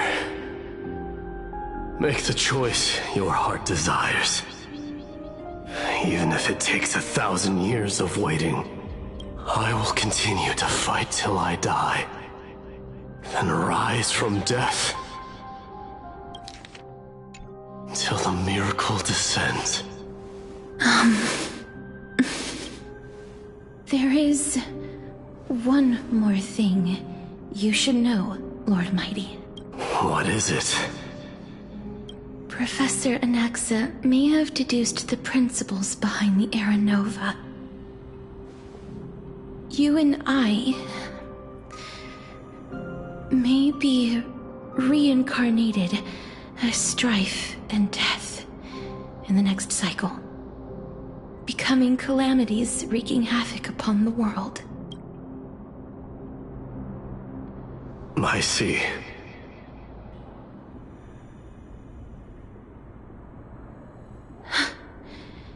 Is that all? Are you going to accept such a fate without complaints? Do you have a strategy to shatter the shackles of our fate? I haven't found it yet. Perhaps I never will. Then, cease wasting your thoughts on futile matters. Control what little you can. And when fate's inescapable grasp comes, resist it with the strength of your mighty will. Thank you, Lord Mighty. I will find the right decision.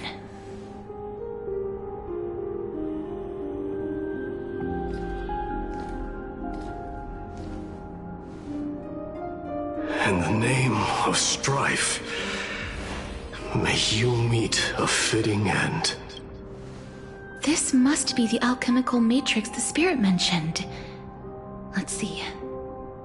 We need to insert Aquila's sky, Georios' earth, Kethali's fire, Fagusa's ocean, and Nestia's love. It seems our sweet Princess Homebody has made up her mind. In that case, seamstress, I suppose I no longer need to deliver your message. My time is rather precious after all.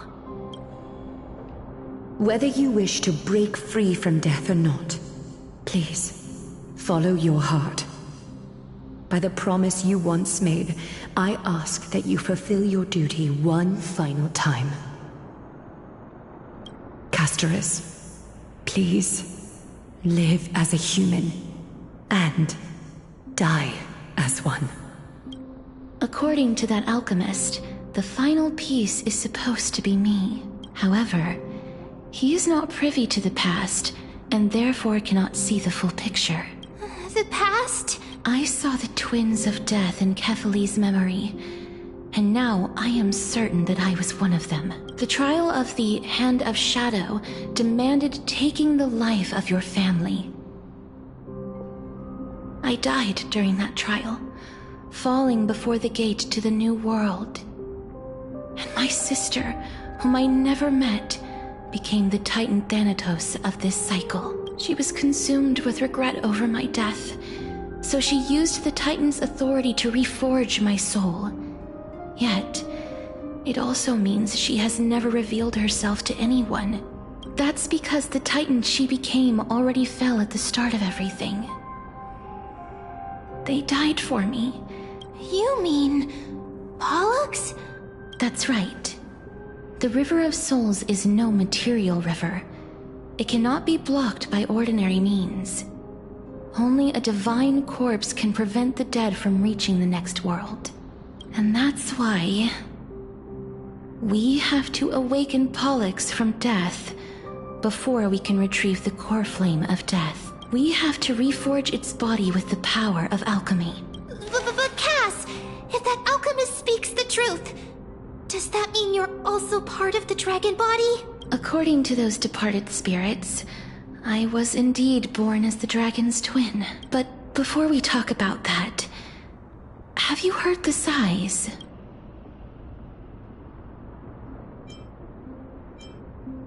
No, not from me.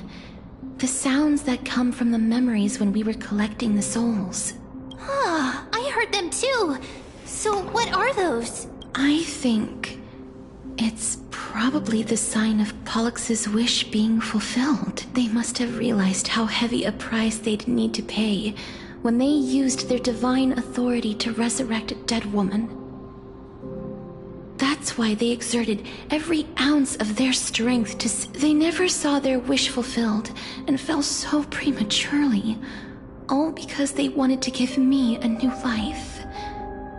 That wish is the reason Pollux's soul still lingers in the mortal realm, even after their fall. Quietly watching. Ah! So instead of picking up objects on the way here... we were instead showing things to a strand of yearning that lingers here. Now, we must weave the... But all of this is just a hypothesis, right?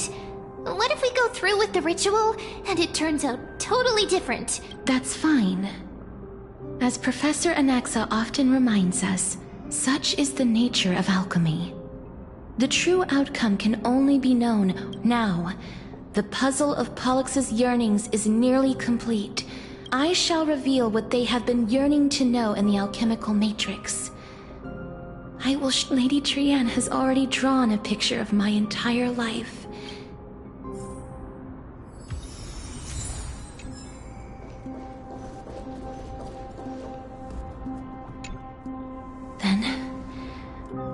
Let the ritual begin.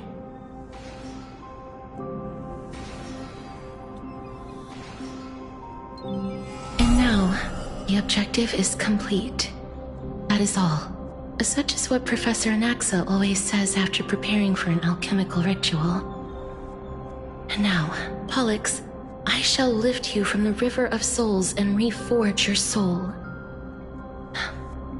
Perhaps you will be disturbed by this, but if even the slightest trace of your soul remains, the soul that once ferried me to this side of the shore, then please, look at me. I wish to thank you, Lady Almanette. Did she recognize you? Oh, she must be the first soul we can communicate with here, right? I'm afraid she is just another spirit trapped here, like the rest of them. Please, go on. I'm listening. Are you about to tell the story of Styxia? Yes. You're just as smart as I imagined. Never mind. There's no need to worry, Elder. Take a look around you. The world of the dead. I understand that you chose to remain silent about the story to protect Castorus, the girl who coexists with death, but you no longer need to hide that story. I can assure you... Oh, well... In that case, let me begin. Styxia, the pearl of the ocean, plagued by unwarranted calamity and ravaged by death in the fairy tale. From where you stand now. Indeed. I cannot imagine that those from the era Chrysia, blessed with eternal life... I have pondered the same question, child. Journeys and epics are only glorious and magnificent, because all things eventually fade to dust. But I still can't take that as the final answer. Would a world without journeys and epics be worse off? I take it the one who spoke this line was... I, however, did find some inspiration in these words. Please enlighten me, Lady Almanette. Though I have already made up my mind on how to handle these, your words might truly guide me toward the path forward. You and I are neither warriors nor generals. But what if I reframe it like this? What if love is not a trait bestowed... Love? No one ever invented the word cherish in the era when life was eternal. For all the good things in the world could be the so-called era Chrysia was an age devoid of both virtue and sin. People did not. Perhaps the people of Styxia chose to embrace death, not out of fascination, but instead became fixated and obsessed with the impulses and desires. Therefore, death is not a thing of fear and desperation. That's right, Castorus. It is the reason we shed tears when part. If you truly intend to deprive the world of death, then be prepared to witness it. I understand, Lady Almanette. Our limited lifespan shapes all that we know and love. Not even the death type Nestia's love was the chrysalis of gold's first blessing. But it most likely wasn't understood by mankind.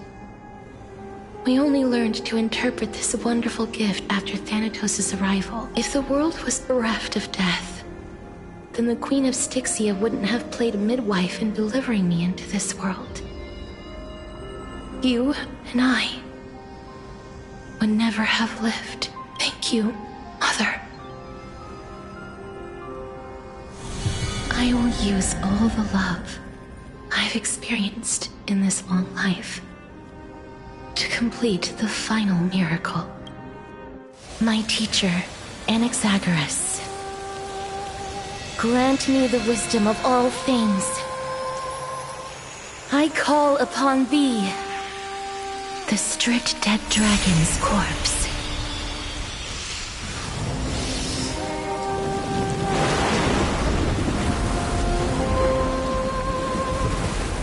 Rises from the earth, falls from the sky. As above, so below. This is the greatest power of all powers. Unstoppable in this world.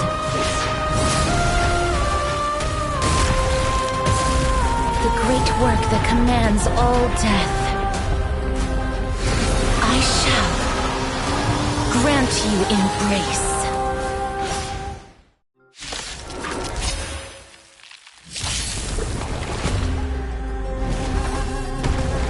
How familiar.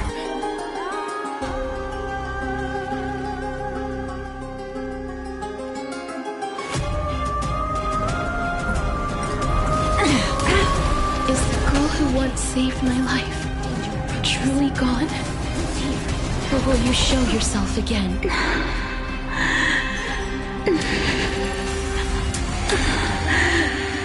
And I know you're anxious. Shh. Don't be afraid. The truth burns clear. Everything in this world is bleeding. Embrace a new life. Never seen perfection before?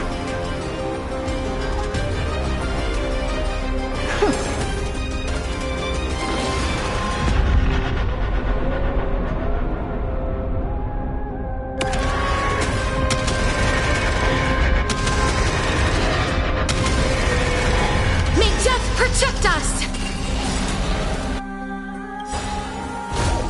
Curiosity. Endless riddles. Nothing but a void. Open sesame. Glimpse the unknown. Another journey begins. Please cherish this time, as you wish. Allow me to purge the root of the problem. Time to cleanse the filth.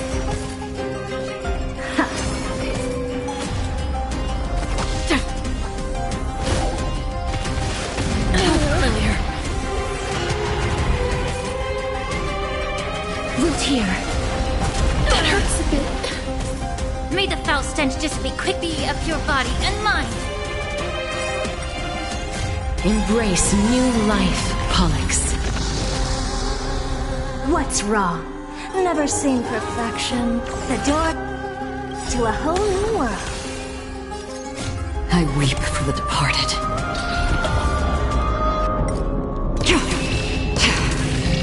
It too shall fall.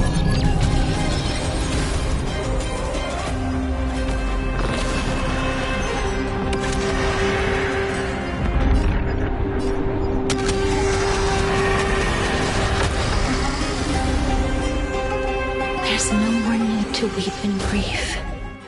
I will grant you peace.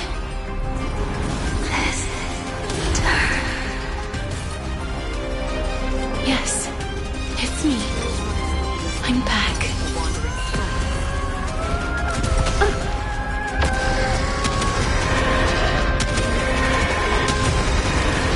May death protect us! Curiosity. Endless riddles. Nothing but a void. Expand your thinking. Watch it crumble. Life is not so fragile.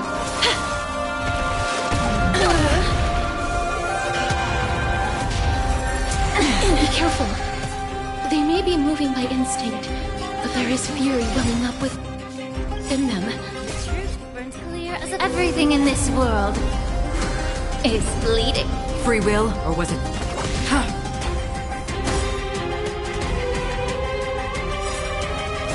Embrace a new life.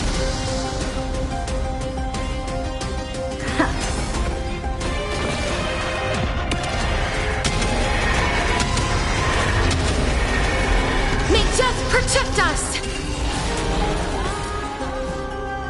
As you wish. Allow me to purge the root of the problem. Be of pure body and mind. Another journey.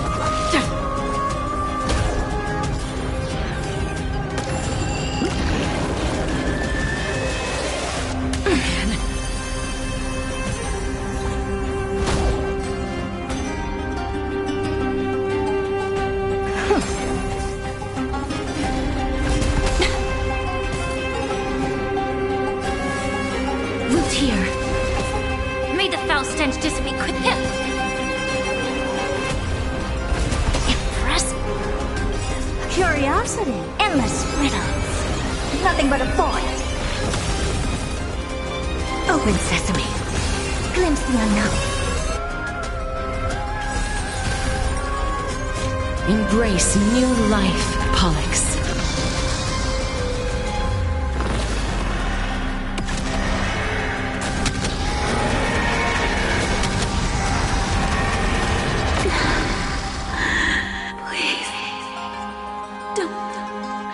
Turn back to the nether realm.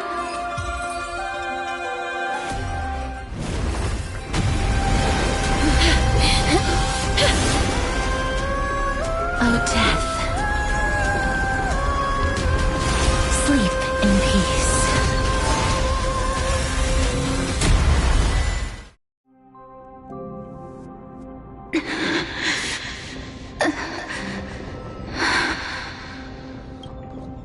I'm sorry I have to wake you up from ancient death.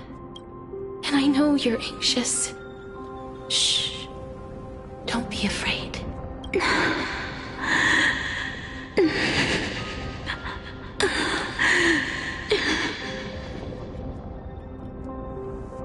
Do you remember me?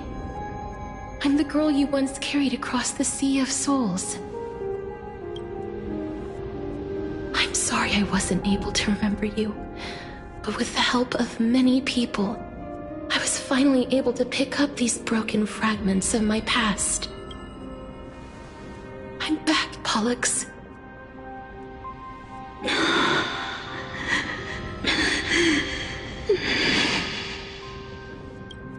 I know this might not be what you wanted, but I have to do this.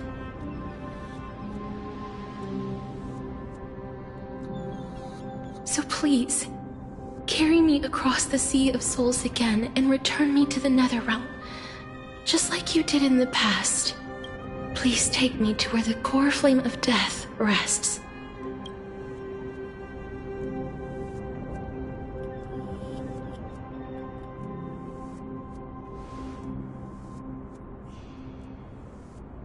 I'll be going now.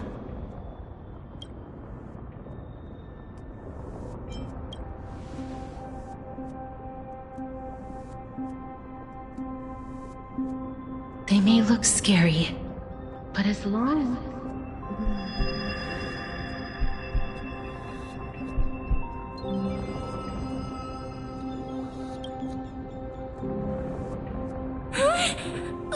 What's wrong?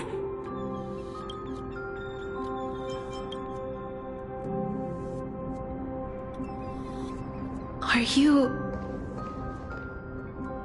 What's wrong with her? Her time is almost up. If I don't go now, I'm afraid her soul will return to Thanatos' embrace before me. What? Oh no! Is there anything we can do? Don't worry. I promised I would ask Thanatos for the Trailblazers' right to roam the Earth again. Mem, stay here and keep a close watch until I return, all right? All right. I'm the best at taking care of others. Go on, Cass. Make sure not to leave yourself with any regrets.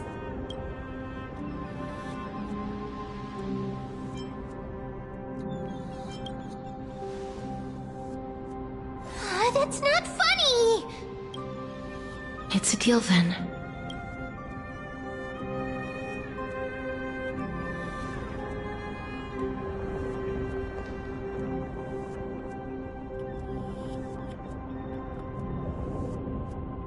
Please.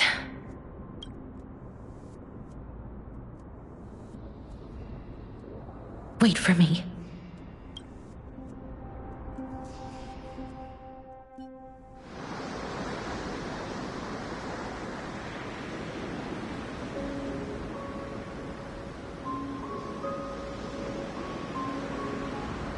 After all that, you still ended up back here.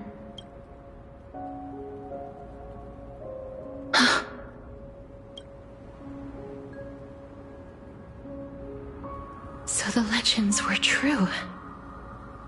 The Netherrealm really is a sea of flowers. Yes. Just like the flower fields we tended to back then. Is that you, Plixia?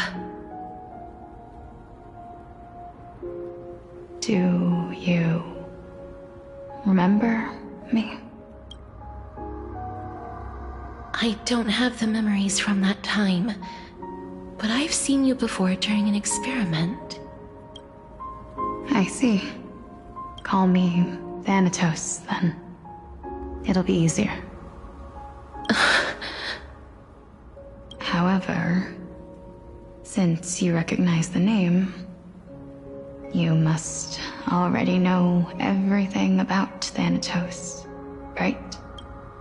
Yes. I'm here to reforge the order of life and death in Amphoreus. You know, my sister was a sympathetic, but rather sensitive person. Whenever she didn't want to say what was on her mind, she would avoid eye contact and look off into the distance. Just like what you are doing now. Can you tell me about the last Era Nova? What did you do, Plixia?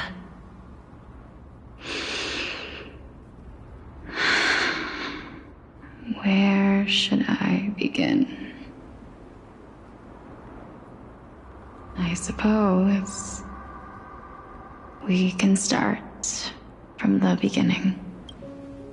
A long, long time ago, there were a pair of like-minded twins. As foretold in the prophecy, they were chosen to be successors to the god of death. But fate was cruel. The price of attaining divinity was to take the life of a family member with our own hands. That trial was indeed recorded in that memory. Then you should already know that my sister voluntarily gave up her own life so that I could ascend as the demigod of death. But I couldn't accept that. Why did we have to kill each other for a future she'd never see herself? That's not fair. So, while weaving the laws of the new world, I shattered the forbidden bottom line for life and death. I reshaped my sister's soul and took the form of the great dragon Pollux to carry her up the River of Souls and back into the mortal realm. But our fates were already decided and manifested in unexpected ways in response to my futile actions. Aging is an unbreakable law of nature laid upon humankind, created at the same time as death. When the living die, their souls will meet Thanatos, who would determine where every soul goes. If the Reaper raises their left hand, the soul is granted death and allowed to enter the Netherrealm to await reincarnation. If they raise their right hand, the soul is rejected by the Netherrealm and returned to the mortal realm to continue walking the earth. That's why the Hand of Shadow can only lay down judgment and not embrace another being. Yes. Death was originally a pair of hands, but they were split in twain when we reached the mortal realm, never to touch each other ever again. The half of Thanatos that represents life, the undying human who grants death. That was the curse I forced upon you. Then, what about you? As the half of Thanatos representing death, I shoulder the fate of defying death. I died the moment I entered the world of the living. From then on, my Titan also no longer existed in this world. The cycle of life and death stopped. Souls were denied their audience with death, and were left stranded within an ever-rising river of the dead. What irony. My selfish desire to save your life gave you and the world a fate far worse than death instead. Then, what was left of my reason was left behind in the Netherrealm, where I've been taking care of these flowers day after day, until there is now a sea of them, all while mulling over the subject of life, death, parting, and enduring in endless loneliness. Emerge from your cocoon! Fate is absurd indeed. Our lives were a mirrored image of one another, like a pair of hands. Even so, we arrived at the same destination. We walked different paths, yet experienced the same pain. I had hoped that maybe you would at least have a good life in this cycle. I'm sorry. I lived my life well. It didn't go to waste. As far as I'm concerned, you did nothing wrong. Even though I forced the authority of granting death to humanity upon you, a total stranger. Too many responsibilities were forced upon me in the course of this long journey. I was once lost, even upset. But I realized recently that if it weren't for your blessing, I wouldn't have understood the source of these emotions, nor would I have realized my purpose. I wouldn't have made it here to reunite with my missing half. And we wouldn't be discussing our past while sharing the same view of this landscape. I wouldn't have understood the meaning of our existence. The meaning of our existence. This sea of flowers blooms on dead land, because we sowed it with the seeds of our separation and watered it with our tears of loneliness. Yes, the only thing death is allowed to create are flowers that bloom from blood and tears. That's why Thanatos cannot create living beings at will, nor can the Hand of Shadow determine a person's remaining days. Because the life and death of mortals should never be dictated by another's will. Are you saying there's no point in Thanatos' existence? No.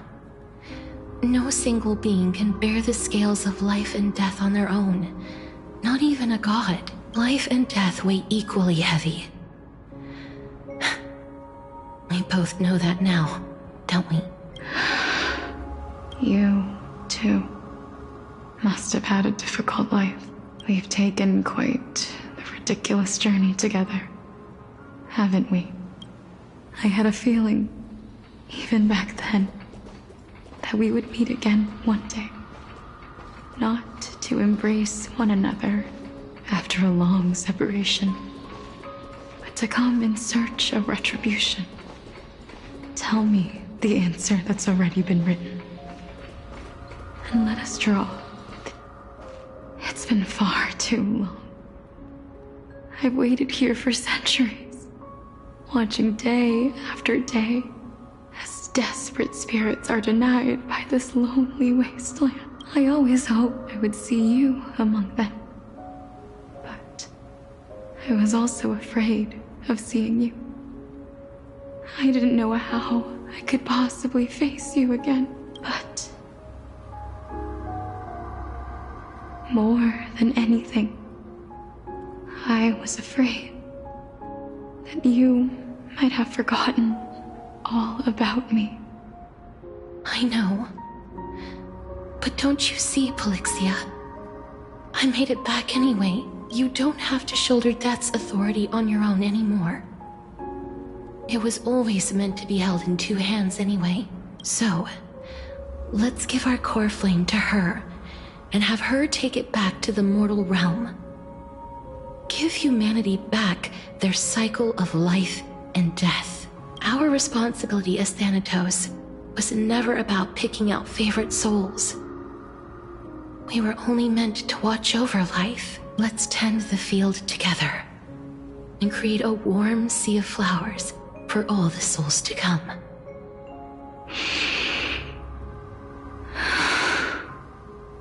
What do you think, Polixia? Yes, just one last step. You shall wither, and through that, the dead will sprout again from the remains.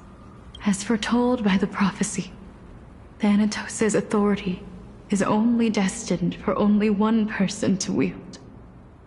As the Chrysos heir of death, as their demigod, as a titan, our fated moment has arrived once again. Just like before. Yes, just like before, but unlike that time, the ones undergoing the trial this time are prepared. You've made up your mind? Yes, as dictated by fate. But I won't be afraid. As long as you're here with me, complete your trial in this life. Grant me the embrace of death, and light the spark of life ablaze. You've been tempered by life and death. I know you'll be able to give this wasteland its first breath of life, like a raven butterfly, flying swiftly into the netherrealm, perching on the twig of death. I will. After this, I will remain permanently in the netherrealm. The river of souls shall return here and rain down from the sky, scattering souls across the earth. The cycle of life and death will flow once again. The sea of flowers you sowed shall bear countless joyous or sorrowful souls. Thank you. Just one last thing. Of course. What is it? Please, don't forget me. I promise you, when we meet in the next world, even if I have endured another reincarnation, even if we do not know each other's names, I will still hold you tightly in my arms. Just like what I did when we were born. Casterus. Casterus, you're as beautiful as a fleeting butterfly.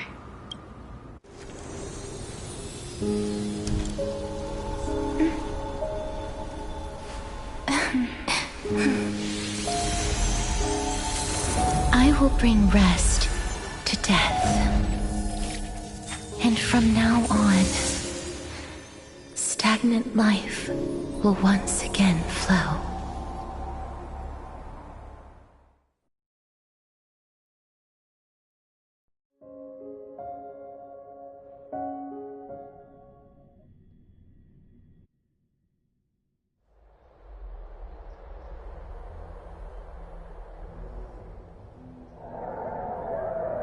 Time flies. In the blink of an eye, the 15th entry hour is already at hand. When this farce is over, your soul will be placed on the scales of life and death. Are you ready?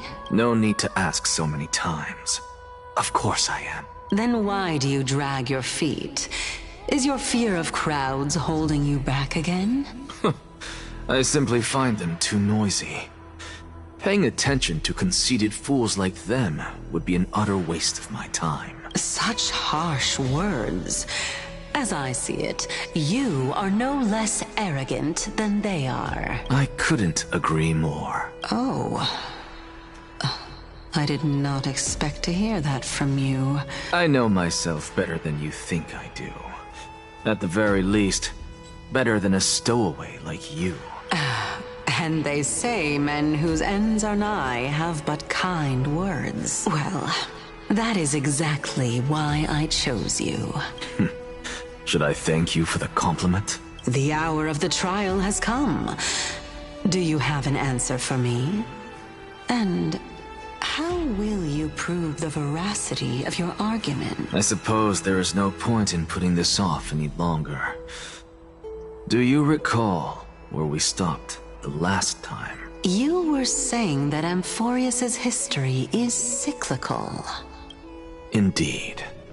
The demigods that bear the core flames eventually become the new titans at the world's end. Remember what happened on the Holy Mountain? Calypso, Naias. As their destined ends approached, one by one they left this world, leaving only the twins, who are fated to succeed death. Unfortunately, while their journey is consistent with ours, you and Calypso, as well as Nikador and Naias, act as supporting evidence. I can only come up with a rough sketch for my theory of a cyclical history. For all the pains I took to reach this point, I had already lost hope of ever obtaining definitive proof. After all, the past is in the past. Proving that we are the legacies of heroes of the past is a hopeless endeavor. That is, until I met a girl named Polixia and her sister. If Castorus was truly sent from the past to the present for the Titan's self-serving reasons, then having lived through 2 cycles, and with Styxia as the pivot, she will no doubt be the link to connect all of this together. If the Twins of Death can bridge 2 cycles to reunite at the shores of the Sea of Souls, then my hypothesis will no longer be just a hypothesis. And you too will get the answer to your question. Well, that is all well and good, but how can you be so sure? If there is even the slightest error in your hypothesis, the girl will be shattered. It matters not. The most important quality a scholar must possess is foolhardiness. If you are overly cautious, then you'll never have the gumption to make the first step. Besides, I, Anaxagoras, am destined to overturn this farcical world. Come, let us go and teach those pathetic worms one final lesson.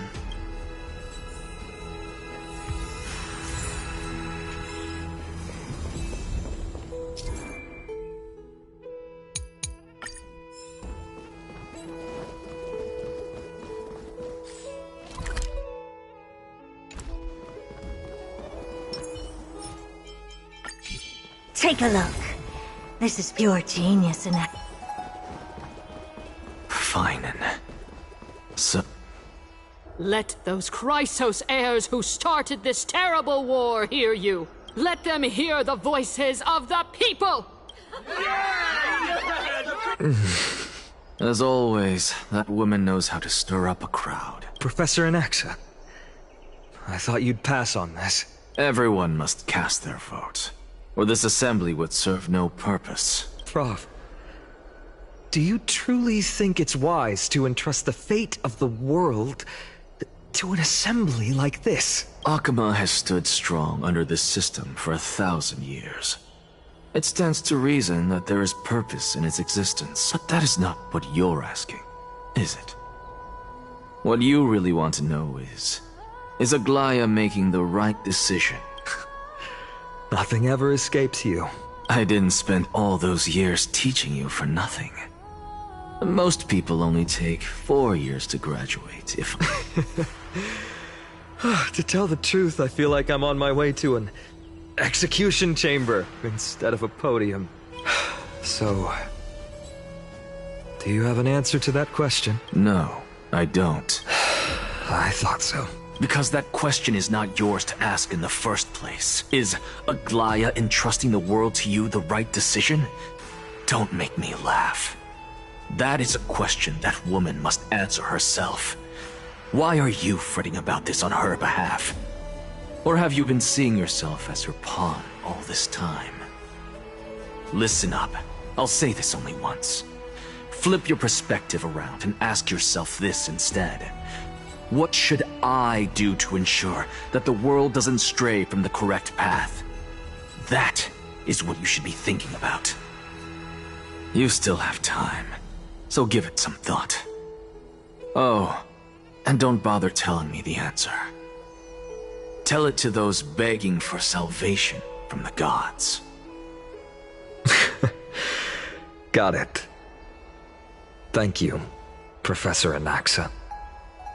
That's Anaxagoras to you. Who will you be voting for? That'll depend on how well you perform. May Circe safeguard your thoughts.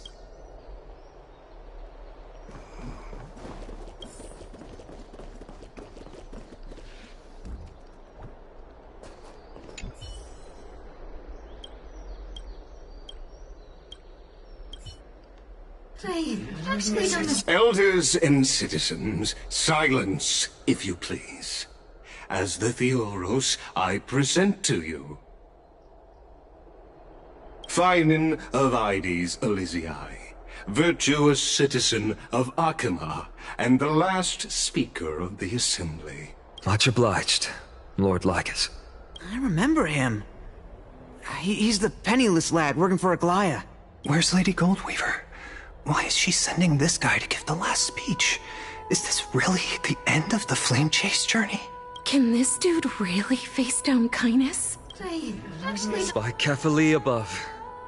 Dear citizens of Akima, as you look upon me, so too do I see you. I see your fear and misgivings, your apprehension about the discord. Yet, before you contemplate something as grand as the fate of the world... What? Ides Elysiae, my beloved hometown, is a village forgotten by time.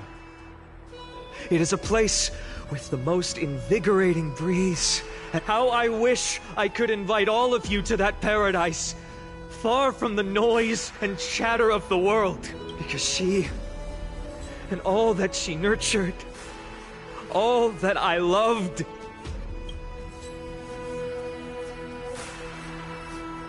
I will never forget the day the black tide struck. My father, Hieronymus, fought with a broken sword to his last breath to protect Galba. He was a hunter. But in the end, those arms that once drew a bow instead embraced Piso, his beloved son, as they both breathed their last. Pythias, the teacher, risked her life to save her students. And what of Livia, her daughter? Did she make it out alive? No, she didn't. Livia, Piso, they kept saying the same thing over and over. Even up until the final moment, I finally steal. Why, Phinin? Aren't we the best of friends? That is the Black Tide. A looming threat that can bring Akima to its knees any time. Kindness may have promised that with the 3 Titans of Calamity gone, Akima will return to an era Chrysia once more. But much as it pains me, I must disappoint you. While the demigod of strife has done everything in his power to hold them back, they are by now the name of that black-robed swordmaster. The Flame Reaper has likely echoed throughout the city already. The roaring thunder is a message from the strife demigod. The Flame Reaper has risen from death, and they...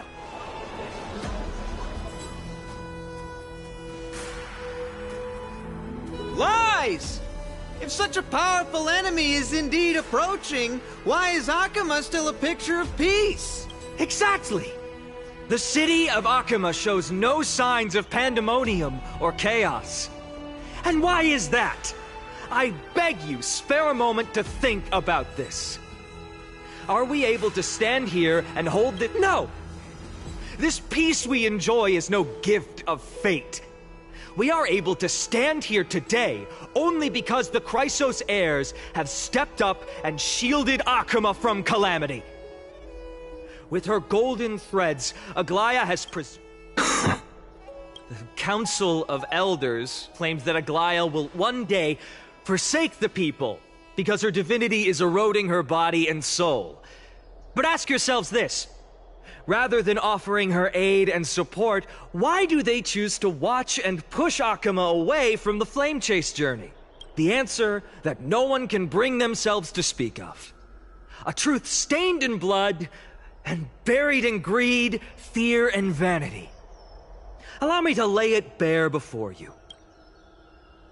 It is because the Council of Elders, which bears Akima's history and honor, along with this citizens' assembly we once took so much pride in, are now infested with vermin.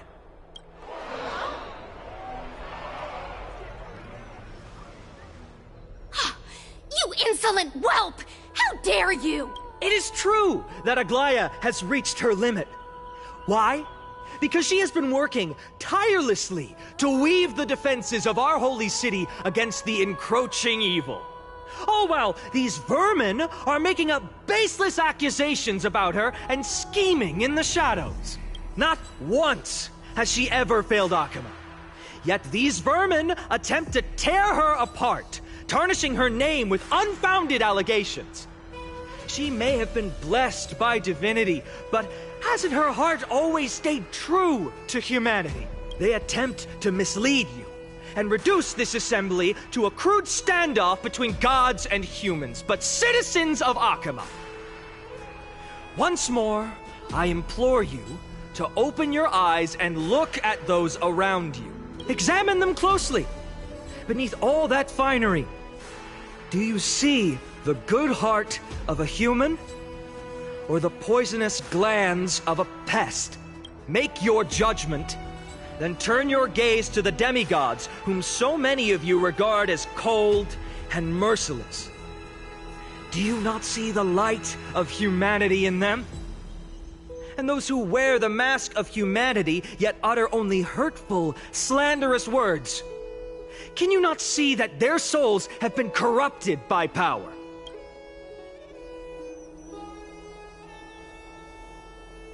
Yet, no matter what your answer is, and no matter who your vote goes to, rest assured that you have nothing to fear, for Aglaya, Tribios, and I will remain your faithful guardians and pledge our lives to upholding your decision. And this vow will stay true until the end of our days, where it will be passed on to future flame chasers.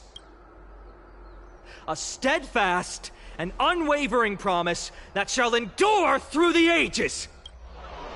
He's absolutely right. The Chrysos heirs have only...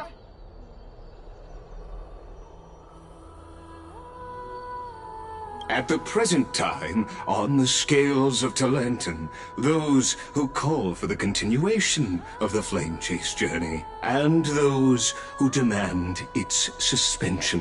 Each faction holds an equal share of votes, resulting in a perfect balance. As expected.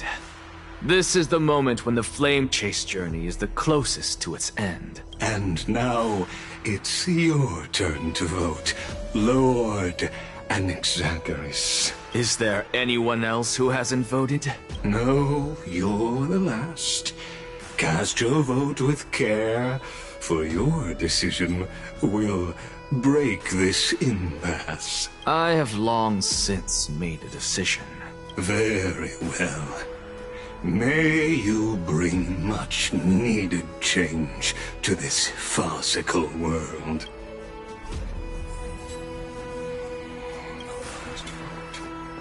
Vote vote for kindness. Who will he vote for? The die is cast.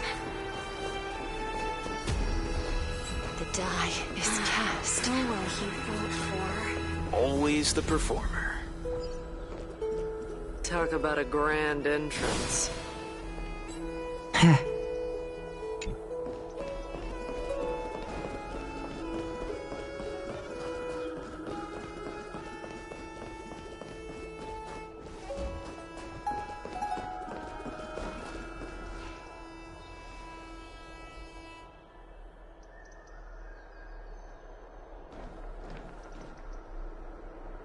You've done well, Finan. Given the circumstances, delivering a rousing speech to stir up emotions was a prudent move. Thank you all for your patience. On behalf of the 7 sages of the Grove of Epiphany and the scholars of Amphoreus, I, Anaxagoras, am ready to cast my vote. But before that, in the interest of fairness, Lady Goldweaver, I pose a question to you before all who are gathered here. Will you, as Finan has promised, stand by the decision made in the Assembly, regardless of outcome? In the interest of fairness, I make no promises, lest it should influence your decision. Very well. I thank you for your honesty.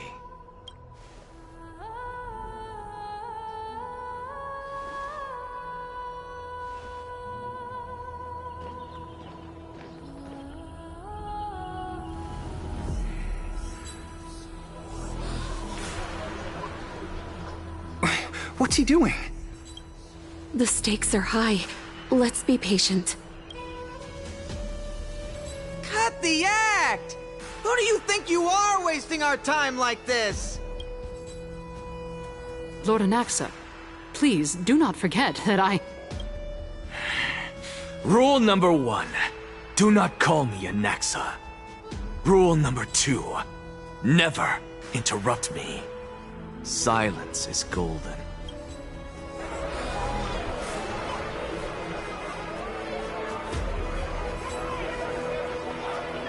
Just vote already. What are you waiting for?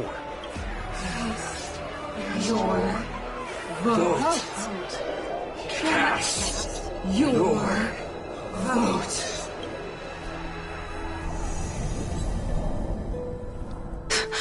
I cannot help but wonder, is every hardship in the world something you will exploit and use to your advantage?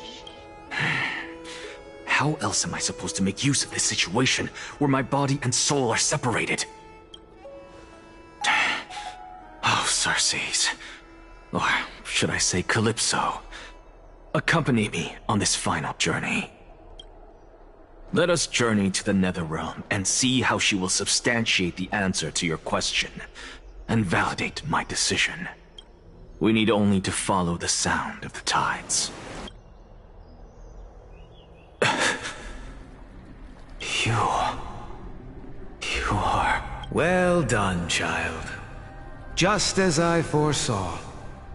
You have achieved great things. Teacher. What a twist of fate. A blasphemer raised in the doctrines of the Venerationists. I respect you immensely, sir. You cherish the truth even more. So, child, do not be troubled by the criticisms I have borne. Do not let those... As the sage of the Venerationists, I am duty-bound to oppose you. But go forth, for the truth is already in your hands. Go now, child. Your lonely... And when you reach the end of this journey... You have my word, sir. May Circe safeguard your thoughts. You are right, Empedocles. My lonely pursuit is about... May we meet again with the truth. What are you waiting for? Just cast your vote. Silence! Silence, everyone! Behold, Circes, here at the center of the world, I shall write the final step of my proof, for this place is but one step away from the truth.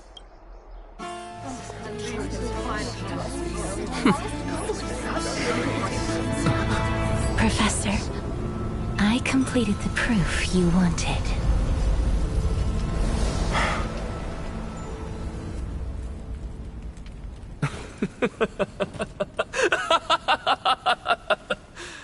Thank you, Castorus.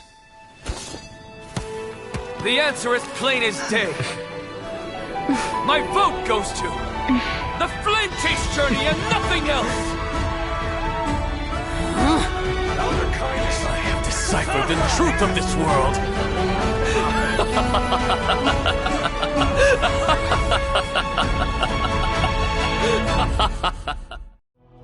With the balance shattered, the result is clear. By carefully enter Lenten above, as the Theoros I have observed. No! Lygus, you can't! Onyxa, what have you done? Have you lost your mind? I hope you are prepared for the harsh punishment awaiting you. Mark my words, I will make sure that clever head of yours never forgets the price of betrayal! Have you forgotten?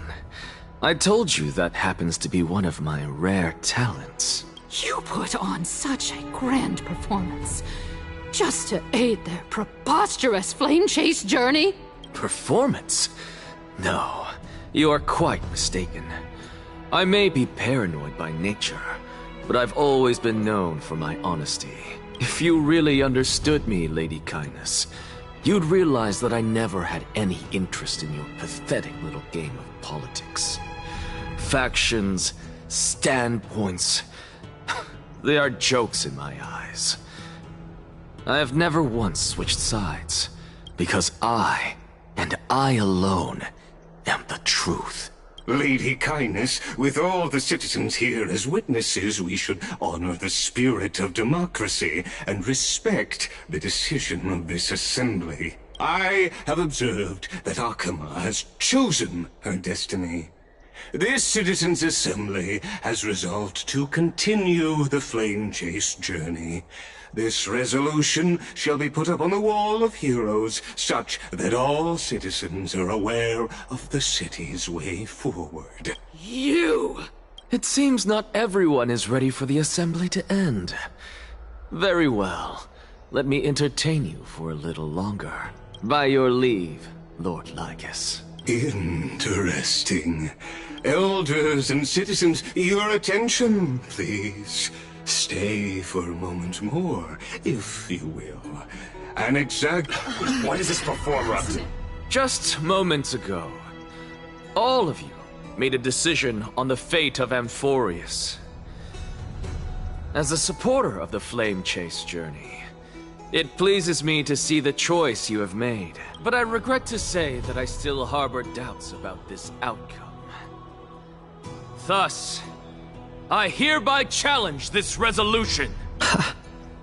Tell me, who among you dare swear to Kefali's name that Era Nova will truly welcome the fairy tale ending that the Chrysos heirs have promised?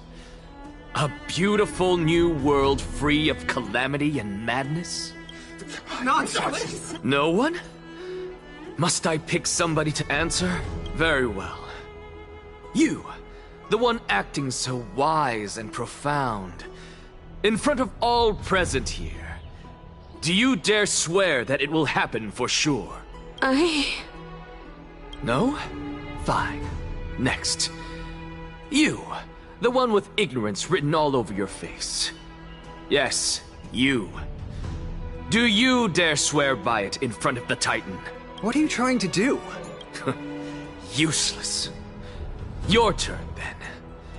With that smug look of yours, you must be confident that the Flame Chase journey is the best course to take, right?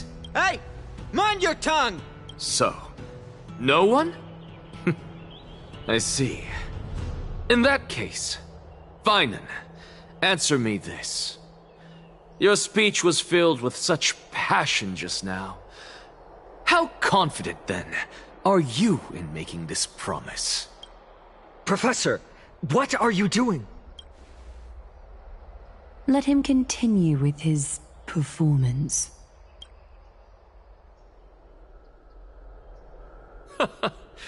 Will you look at that? Even Finan and Aglaya lack the courage to make such a promise. And what's even more absurd is that no one but I can promise you this new world. And yet, the Assembly passed the resolution anyway. But you needn't worry, because I knew better than to trust you good-for-nothings. That is precisely why I am here today. To give you one final lecture. Now listen up and listen well. I, Anaxagoras of the Grove of Epiphany, hereby declare everything that the Flame Chase journey promises is true. Finan of Ides Elysiae, the prophesied demigod who shall succeed Kefali, will reforge each and every one of us in the new world with his complete, intact memories. What? The core flame-bearing titans were the Chrysos heirs of yesterday, and the Chrysos heirs who carry the core flames today will become the titans of tomorrow. All of our souls shall endure for eternity in the miracle of the World-Bearer. And all under Kefali's protection shall step into that new world.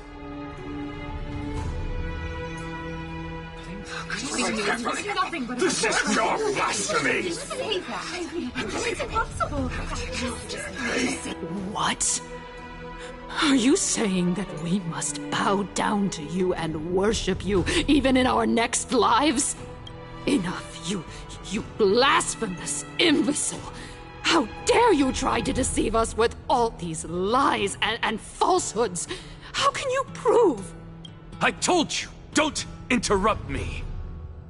But since you've asked, I shall be kind and indulge you. My statements are based on my experiments on the divine body of Kefali themselves. You heard me correctly, everyone. With the tacit approval of Kindness and the Council of Elders, I fused my soul with the god through alchemy and learned the truth behind Era Nova. What is he talking about? Isn't that pure blasphemy? I, the vile, wretched blasphemer, deserve nothing less than death for my sins. And the Council of Elders, which granted me consent and aided in committing this atrocity, should face punishment alongside me! By the gods! Even Kindness has betrayed Akuma! Don't! The cannibals are We're carefully involved!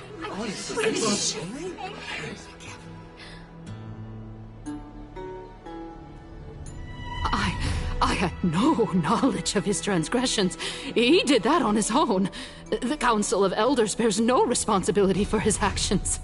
Lord Lygus, as the esteemed Theoros, are you going to simply stand by and allow the Council of Elders to be dragged through the mud? If the accusation is true, I will acknowledge it. If not, my conscience stands unburdened. Lady Kindness, the reputation of the Council of Elders was not built in a day, nor will it be shattered overnight. Repercussions await those who fool the people, and punishment must be meted out on those who abandon their vows. We should respect this beautiful city and her people. You... Lady Aglaya, the Gold Weaver, I humbly ask that you take on the responsibility of overseeing this judgment in the name of the fairness of Talantin and the justice of Kefali. Considering the circumstances, and in accordance with Akuma's codex, as the only demigod among us, you shall rightfully wield this authority. The honor is mine to bear. How is this permitted? Elders and citizens, silence, if you please. Anaxagoras of the Grove of Epiphany has made his statement clear. As per Akima's codex, I request all present citizens to stand with me in exercising the right of judgment.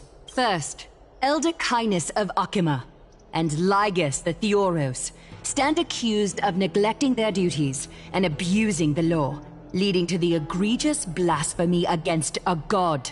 In the names of Talantin and Kefili, Akima is to form a committee before the 7th action hour to conduct an investigation and disclose the findings to the public for subsequent judgment. Yes! That's what we... Curse you! Now, concerning Anaxagoras of the Grove of Epiphany, he has confessed to grave blasphemy against Kefili. In the names of Talantin and Kefili, the accused must be allowed to hear the people's voice prior to the execution, for a chance at a reduced sentence and possible pardon.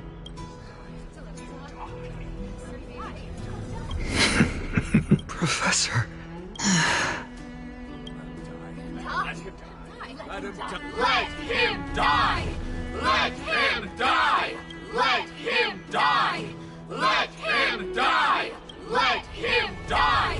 Let him die! What decision will you make, Lady Goldweaver?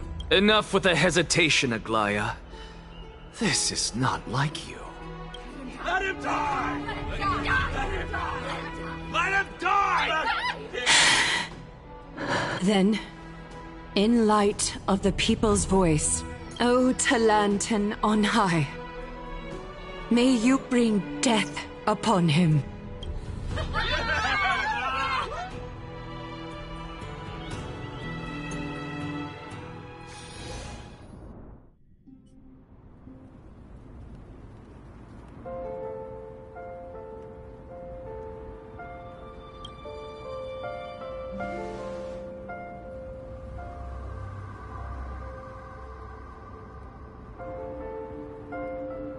Allow me to reintroduce myself.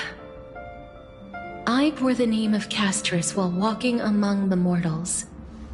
And now, I stand as the demigod of death, the living side of Thanatos.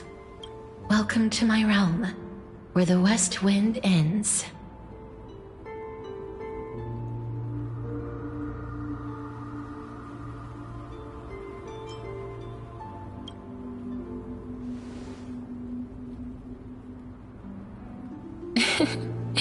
You're still as energetic as always. Did you know? Every flower here was planted by Thanatos himself. These flowers were originally both lifeless and immortal, but in the first rain brought by the River of Souls, they were given new life, flourishing as the bearers of countless souls. And it is my duty as the Master of Death to tend to their well-being and foster their growth in this serene haven, similar to the structured cycle of life and death in the mortal world. These flowers too shall wither and fade, returning to the earth and then ascending to the sky with mist and tides. Eventually, they will descend to the mortal land as gentle rain. Every soul undergoes the perpetual cycle of reincarnation, albeit in varied forms, until the world meets its end. Yet, sadly, there's no time left for Amphoreus to wait for when the flowers bloom again. Now, death is the power at my fingertips. It once led the souls of the deceased here, but I shall open the gate of the netherworld. In exchange, please, take the core flame of death with you and complete the flame chase journey. Do not let our...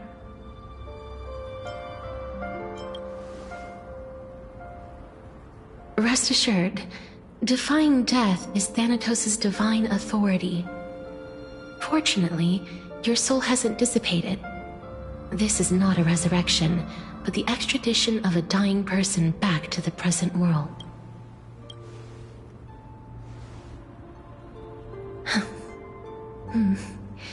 Just Just like the other demigods, I will stay here and embrace my destiny. That being said, it is not easy to guide a lost soul back to the mortal realm. The whispers of death are sweet and alluring. If your determination wavers, please consider this a one-time exception. I will do everything in my power for the Flame Chase journey, and for your life, the only life I can save.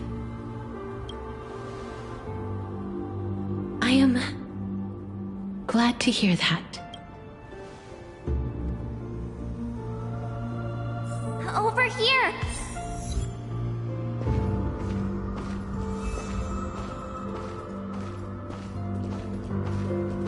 I believe in you.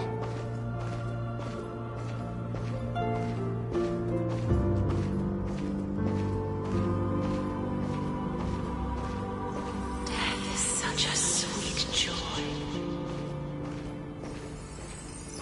Just forget about all the hardships of the mortal. Lift your chin up high and step forward with us toward tomorrow! That's right. Keep your eyes on the dawn. Onward. Show me your courage.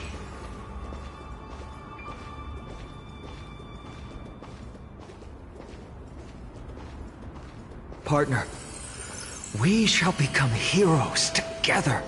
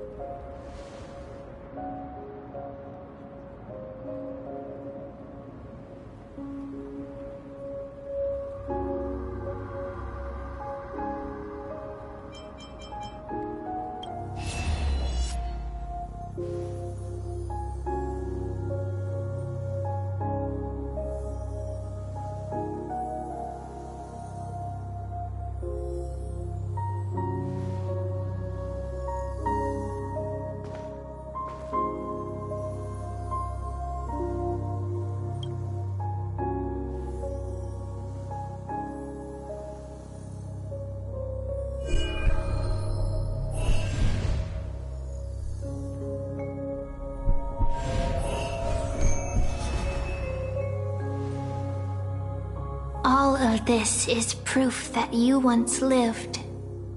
Your soul, your memories, the years you've journeyed through, and the path they revealed, leading you back home. So, continue onward. Do not stop moving forward, and do not let her sacrifice and the support of all who have stood by you be in vain. Over here, friend! Take my hand. Let's go home.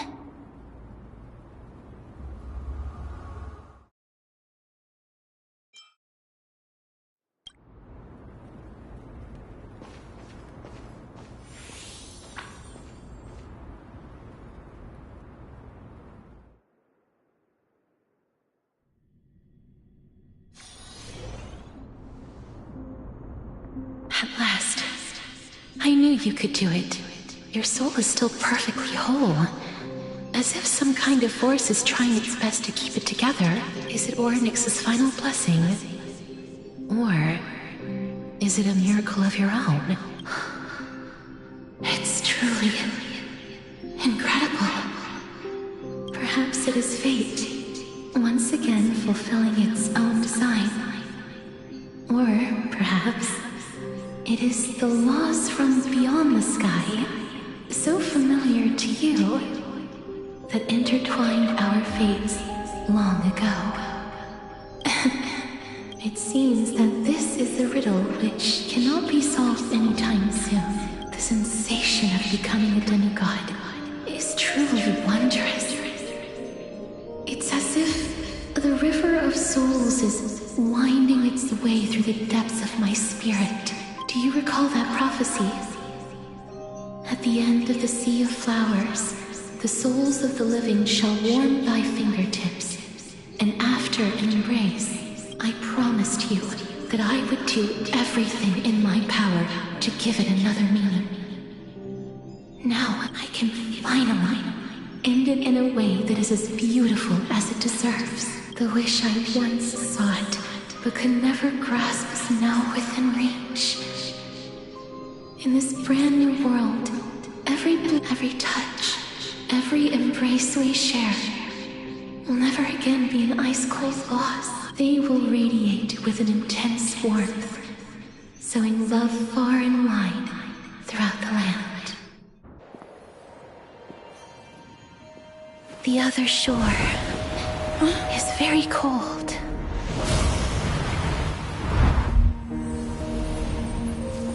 May I borrow your warmth one last time? Thank you for fulfilling this wish of mine. The place I'll be going to is what humans call the Land of Sorrows.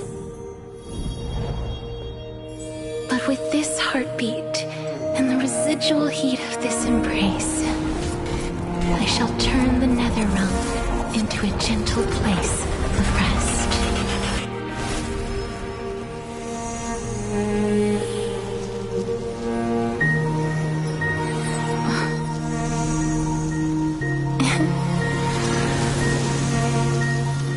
This embrace may be brief, but it's the proof that I once lived.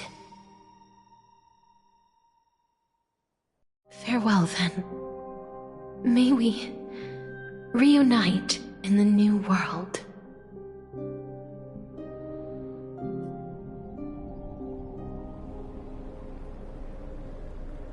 That grand and absurd performance was what you've been seeking your whole life? I gave up everything in search of truth. And it culminated in this very moment. You, on the other hand, performed as I expected. You did not hesitate when you saw the chance to attain power. It's as if you... crave power, like a fly craves rot. Those are your words, not mine. But what you said at the end... Did you already know what I had planned for Thynon? I may have lost an eye, but my vision is clearer than anyone else. You've nearly exhausted your humanity. You're no different from my current state as a walking corpse. That's true. I've long since burned to ash over the past 1,000 years. Only he is capable of unleashing a raging fire that rivals our final great enemy, Aquila. So, this is our last chance. How about we let go of the bad blood between us? May I resonate with your core flame, Aglaya? Please do. That's... impossible. To persist with your soul thinned to such an extent... You're... insane. Just as you fight to lug your corpse onward to complete your unfinished goals, I have my own reasons for doing this. Until Thynon grows into his position as the prophesied leader, I must continue to lead everyone on the flame chase journey. I must keep inching forward, even if only as an empty shell. I've long predicted this was the case, but I didn't think you'd already lost so much. How ironic. We would have avoided so many misunderstandings if you and I had just spoken this candidly before. But casting aside our ideological differences, there is one thing you and I agree on. Thynon. Yes. He was born to be a hero. He understands the hearts of the people, and I can confidently say he is a far better leader than you. Only he is capable of fulfilling your mission. Sadly, he is a man cursed by Nestia. But by my estimates, his horribly elaborate sense of style should not impede Era Nova. Congratulations are in order. We found common ground at the very end of our destined paths. When you put it that way, it makes me want to take back what I said. Glaya, we're back. Come welcome our great hero reborn from the ashes. I hope he didn't hear your earlier assessment. It wouldn't be the first time I criticized him. A man should be aware of his own shortcomings.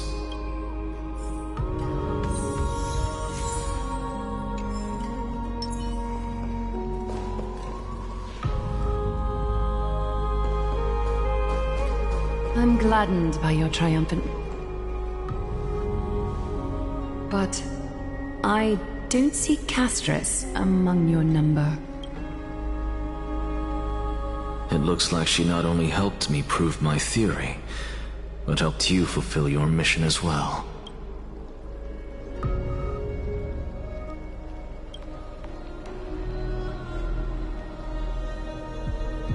She might not have been able to change her fate, but she still wrote the final verse of her epic herself.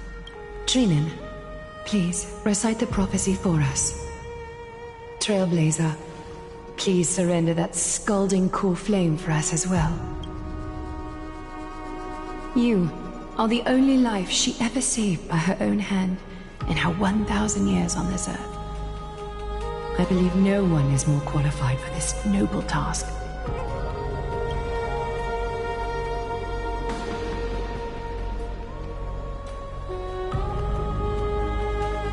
O gods who have returned, and gods who are still watching, today we bring you a soul laid bare.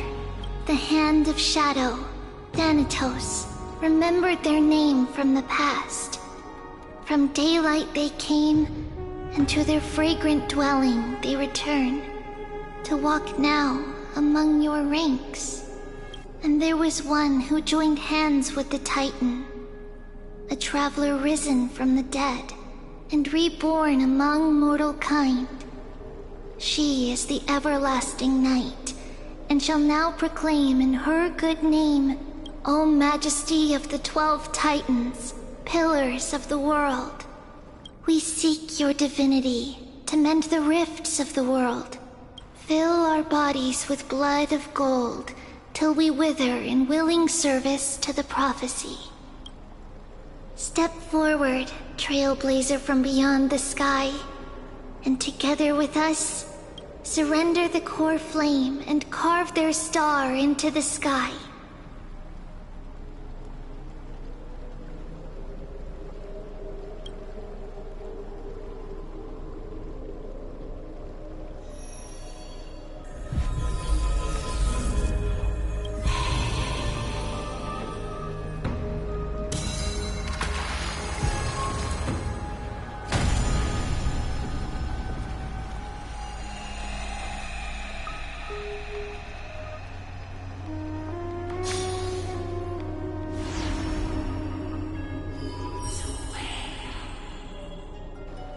A constellation for death.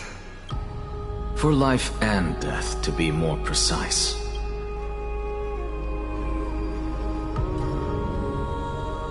Look! It's...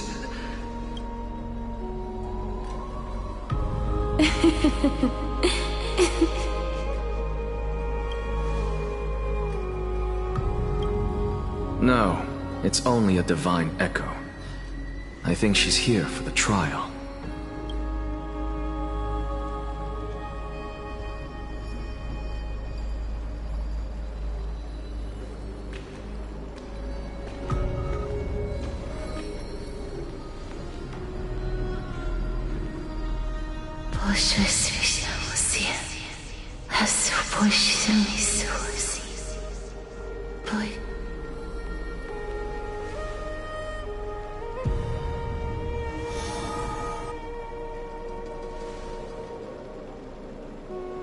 What did she say?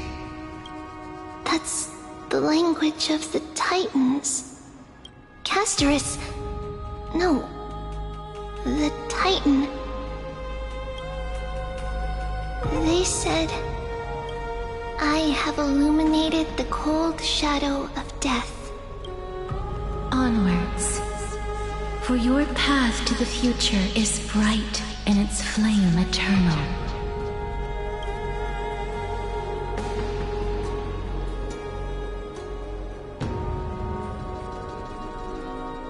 Do not forget.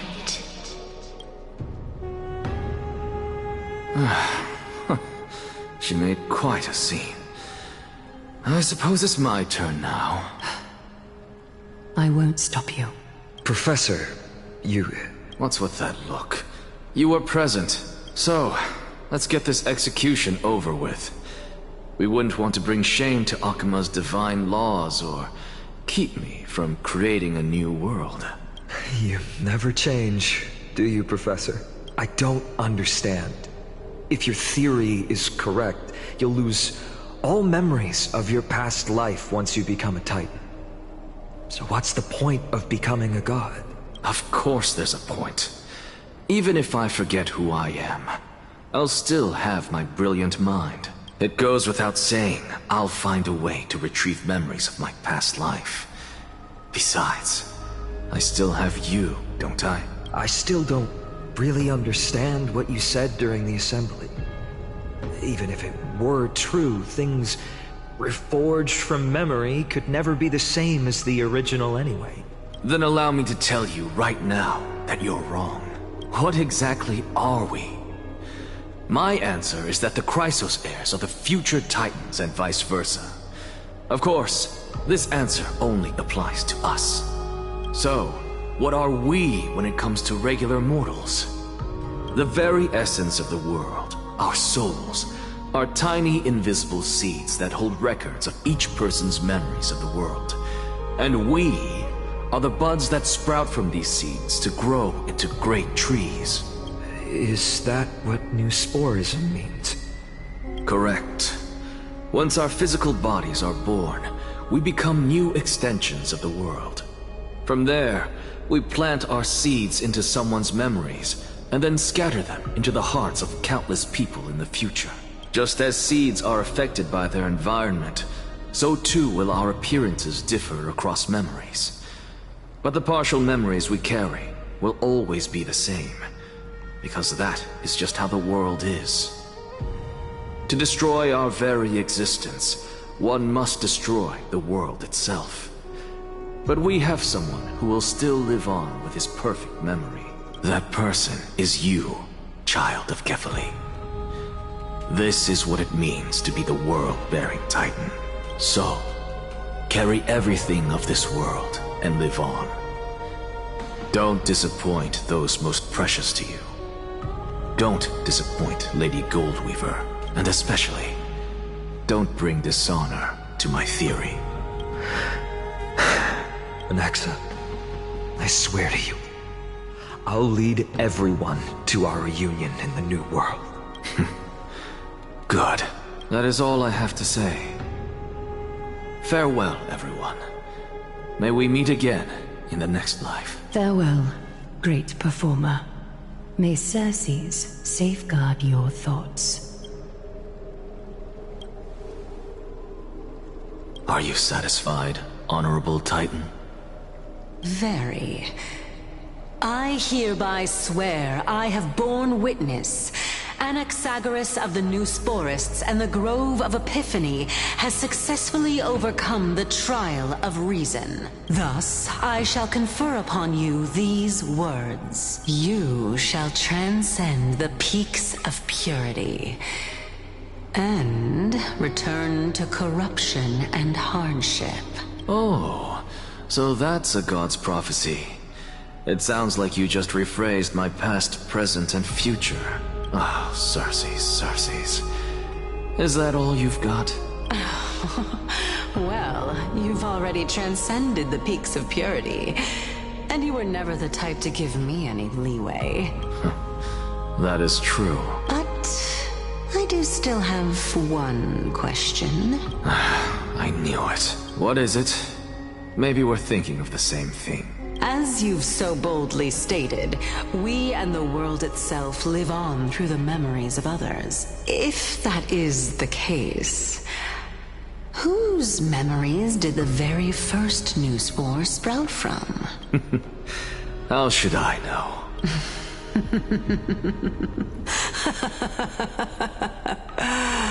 Oh my. But, since we are both equally curious, we should allow the children of humanity who come after us to investigate in our stead.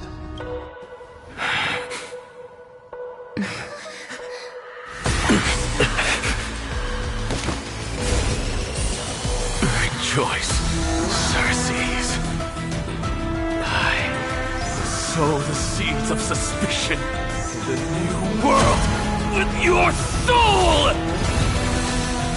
And now, the objective is complete. That is all.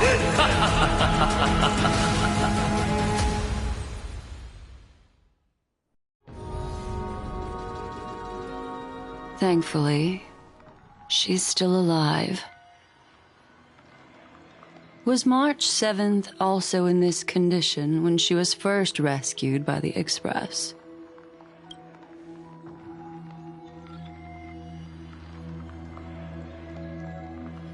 But she still woke up naturally. Looking on the bright side, that might happen this time as well.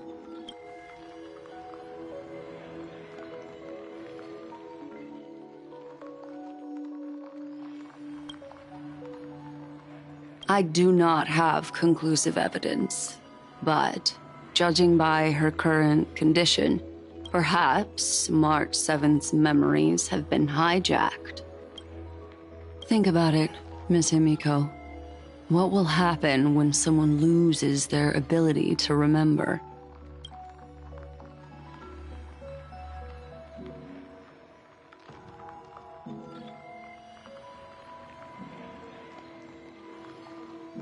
Unfortunately, short-term memory is an entirely different concept from the inability to remember. Perhaps it is difficult for you to imagine, but an individual who has lost their ability to remember turns into nothingness. The belief of the Garden is that everything in this universe can be interpreted through memories. This is the driving force behind the continuance of this path. The past is made up of memoria, while the future is a possibility that will eventually be converted to memoria.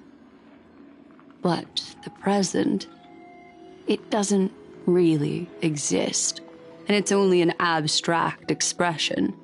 Therefore, when a person is affected by the path and loses their ability to remember, their physical form will also be affected.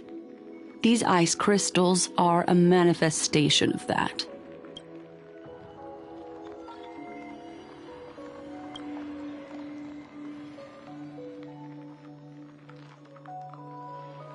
Is Miss Himiko suspicious of me?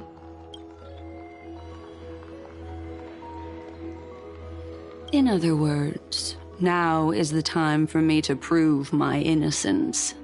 That's not a problem, of course. The true reason behind my intentions is that Amphoreus holds special significance. For some memo keepers of the Garden with extremist views, it is a perfect example. A world that can only be seen through the Garden's mirror means that memo keepers have the right to keep the world in their private collection. If those pathstriders of remembrance were to uncover the secrets of Amphoreus first, they might unleash their wild ambitions and remodel more worlds into a similar form.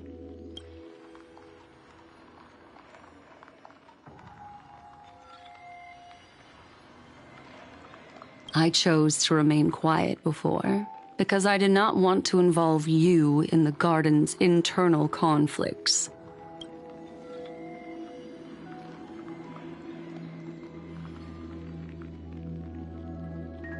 You can be even bolder with your guesses. The people that I'm talking about, they aren't just individuals. They are an organization that has already attached itself to the pinky finger of Fu Li.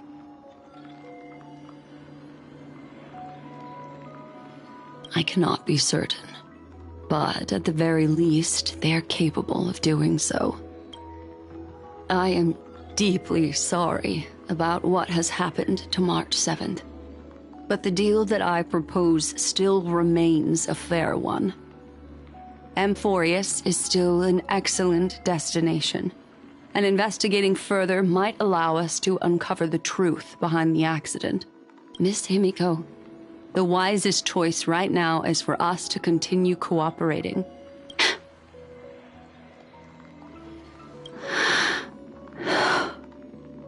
Let me take back a part of what I said just now, Miss Himiko. Although we indeed struck a deal, it seems like I have involved you in some unforeseen danger. Please accept my deepest apologies.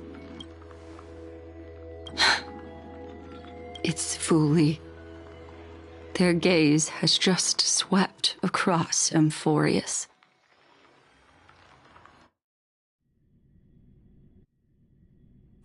Oh, how interesting. I never expected a mere memo snatcher to be actually hiding so much inside her head. What's even more interesting is that the word Amphoreus has appeared in her subconscious. This lady seems to be having fun. Is she usually like this? It's, hard to explain. What are you two whispering about? Has it not occurred to you that I can hear everything clearly? Oh, please pardon me, Madam Herta. Would you mind sharing with us what you've discovered? The ones who need help are the Astral Express. You will have to put up with my methods, even if they are rather unconventional. Let's get back to the topic. By using the fourth mirror, I rummaged through the brain of this memo snatcher and learned a good deal. Not only does this person know of Amphoreus, but there are also many memo keepers who are interested in the place. I searched through her consciousness and found the following terms: the Eternal Land, the Rejected Land, and the private collection of the Garden of Recollection. It seems like Miss Black Swan is indeed hiding some things from us. Since I'm not able to find any useful clues from the outside, why don't I personally visit this mysterious Amphoreus? You're planning to head to Amphoreus yourself? Yes, but not in the flesh like you all foolishly did. See these Herta mirrors? With them, I can project my data spirit entity to any corner of the cosmos through spatial warps, without even needing to leave my room. But of course, these corners of the cosmos must be within the coverage zone of inter-astral peace communications. After all, this is collaborative technology. I see. You do seem like the more indoor type. Although that star zone is not within the network of the IPC, the Express itself can serve as a signal station. Come, give me the astral chart coordinates. Then, sit back and enjoy the show.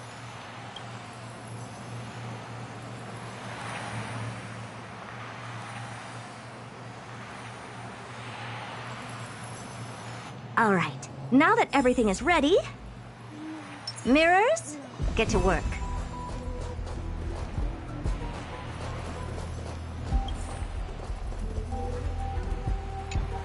Madam, watching you work has been an enlightening experience for me. It's hard to imagine that an outstanding scholar like you could maintain such a relaxed manner most of the time. Your calm and collected nature is truly a trait that I should learn. This brat. Why does everything that comes out of his mouth sound so snarky? Madam, your This Thank you, Madam Herta. Companions are the lifeblood of the Astral Express. When things are settled, We will repay you for all your help. Well, this young man sure is courteous.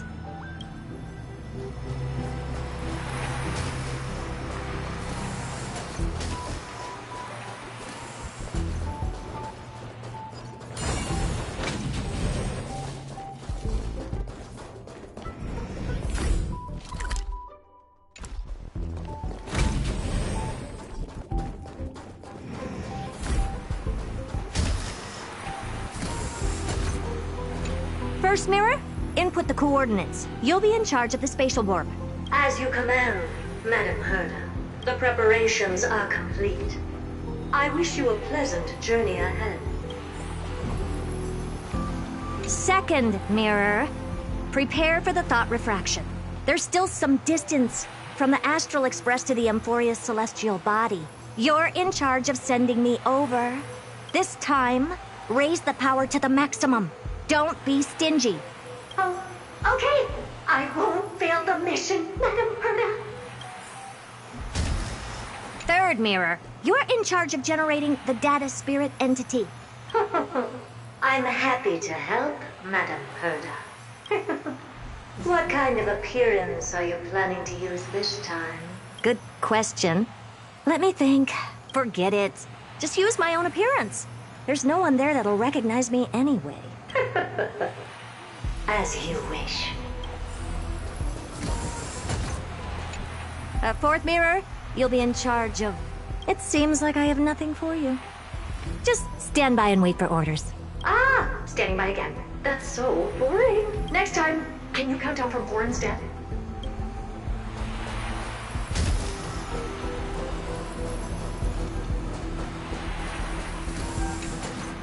Preparation of the data spirit entity complete.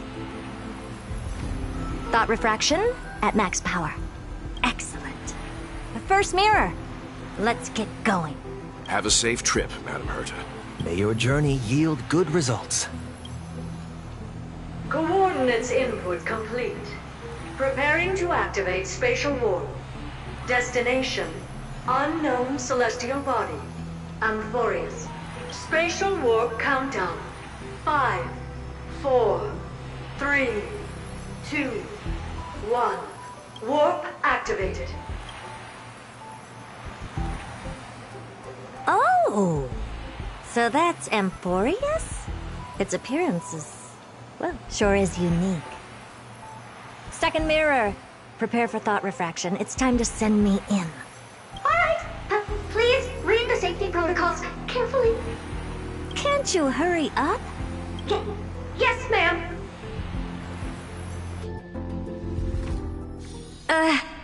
I didn't expect it to be so turbulent. I should have asked the second mirror to use slightly less power. Oh, what a magnificent sight! Is this the entrance to Amphoreus? Let's see. Perhaps I'll be able to find a way in.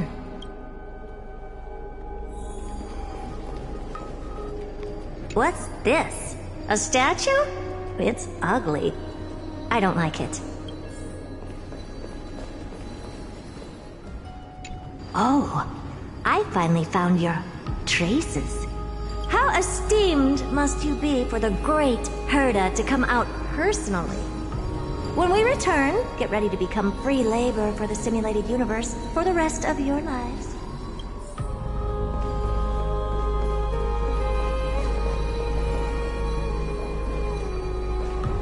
What's this? How creepy. Oh, it moves? Who are you trying to scare? It's either a projection or a fake. There doesn't seem to be much to take note of. Now then, how am I going to get into Amphoreus?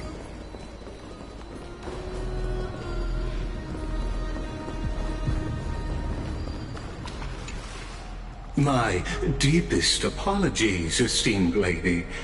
I'm afraid that you cannot proceed further. Who's there? Your visit, although not part of my calculations, is a pleasant surprise.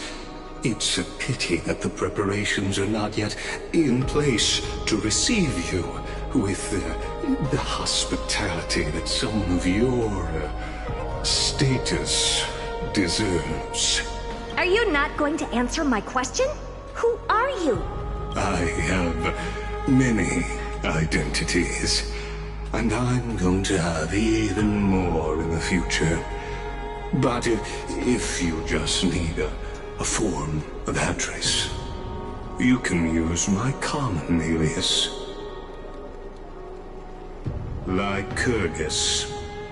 Lygus. All right, Lygus. But you can't possibly think that I'm just asking for a name, can you? Regrettably, I do not have the authority to share more information.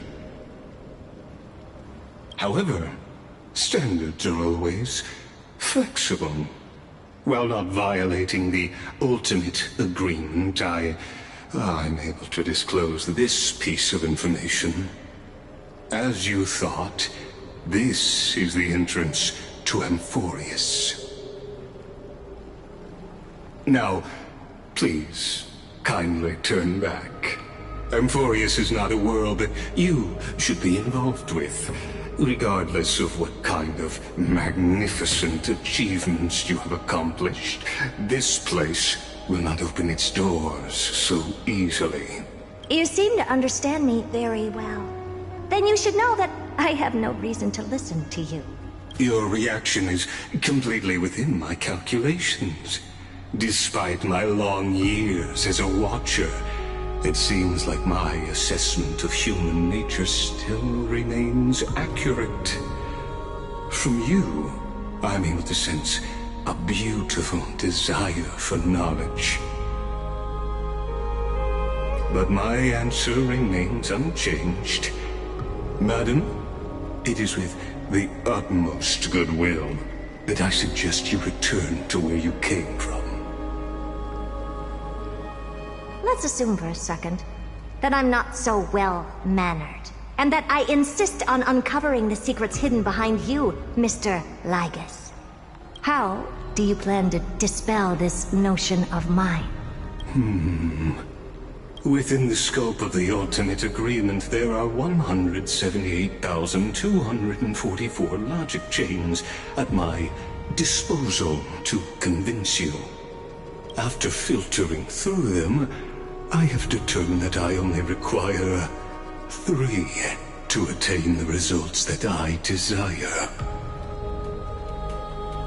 Oh? I'm all ears. First, for reasons that cannot be disclosed, Amphoreus is a completely isolated celestial body. Apart from me, no one else will be able to help you enter. That's not a good argument. Second, if your plan is, as you've alluded to previously, to force me into cooperating by showing hostility, do know that, just like you, I have basked in the gaze of the erudition. I stake my honor, and assure you that, in the worst-case scenario, our mutual destruction will be inevitable. Oh? No wonder I couldn't find a back door. When I did a scan of our surroundings, the safety protocols on you are comparable to Screwy's. How interesting. I assume that you still wish to hear the third logic chain? Of course. Why wouldn't I? Third, even if you exhaust all your means and find a way to break through, you will surely give up once you understand the consequences of your actions. After all, throughout your long life, as much as you'd hate to admit, your conscience has played a crucial role. What a brazen robot. You think that you can actually understand me through your paltry calculations? But since you put it that way, why don't you tell me what these consequences will be? It concerns the third path that is entangled with Amphoreus. A path that you and your friends still very much lack understanding of. The destruction. So, if you ignore my warnings and persist in your ways, you will break the shackles of a Lord Ravager. And when that happens, their fury will engulf the cosmos.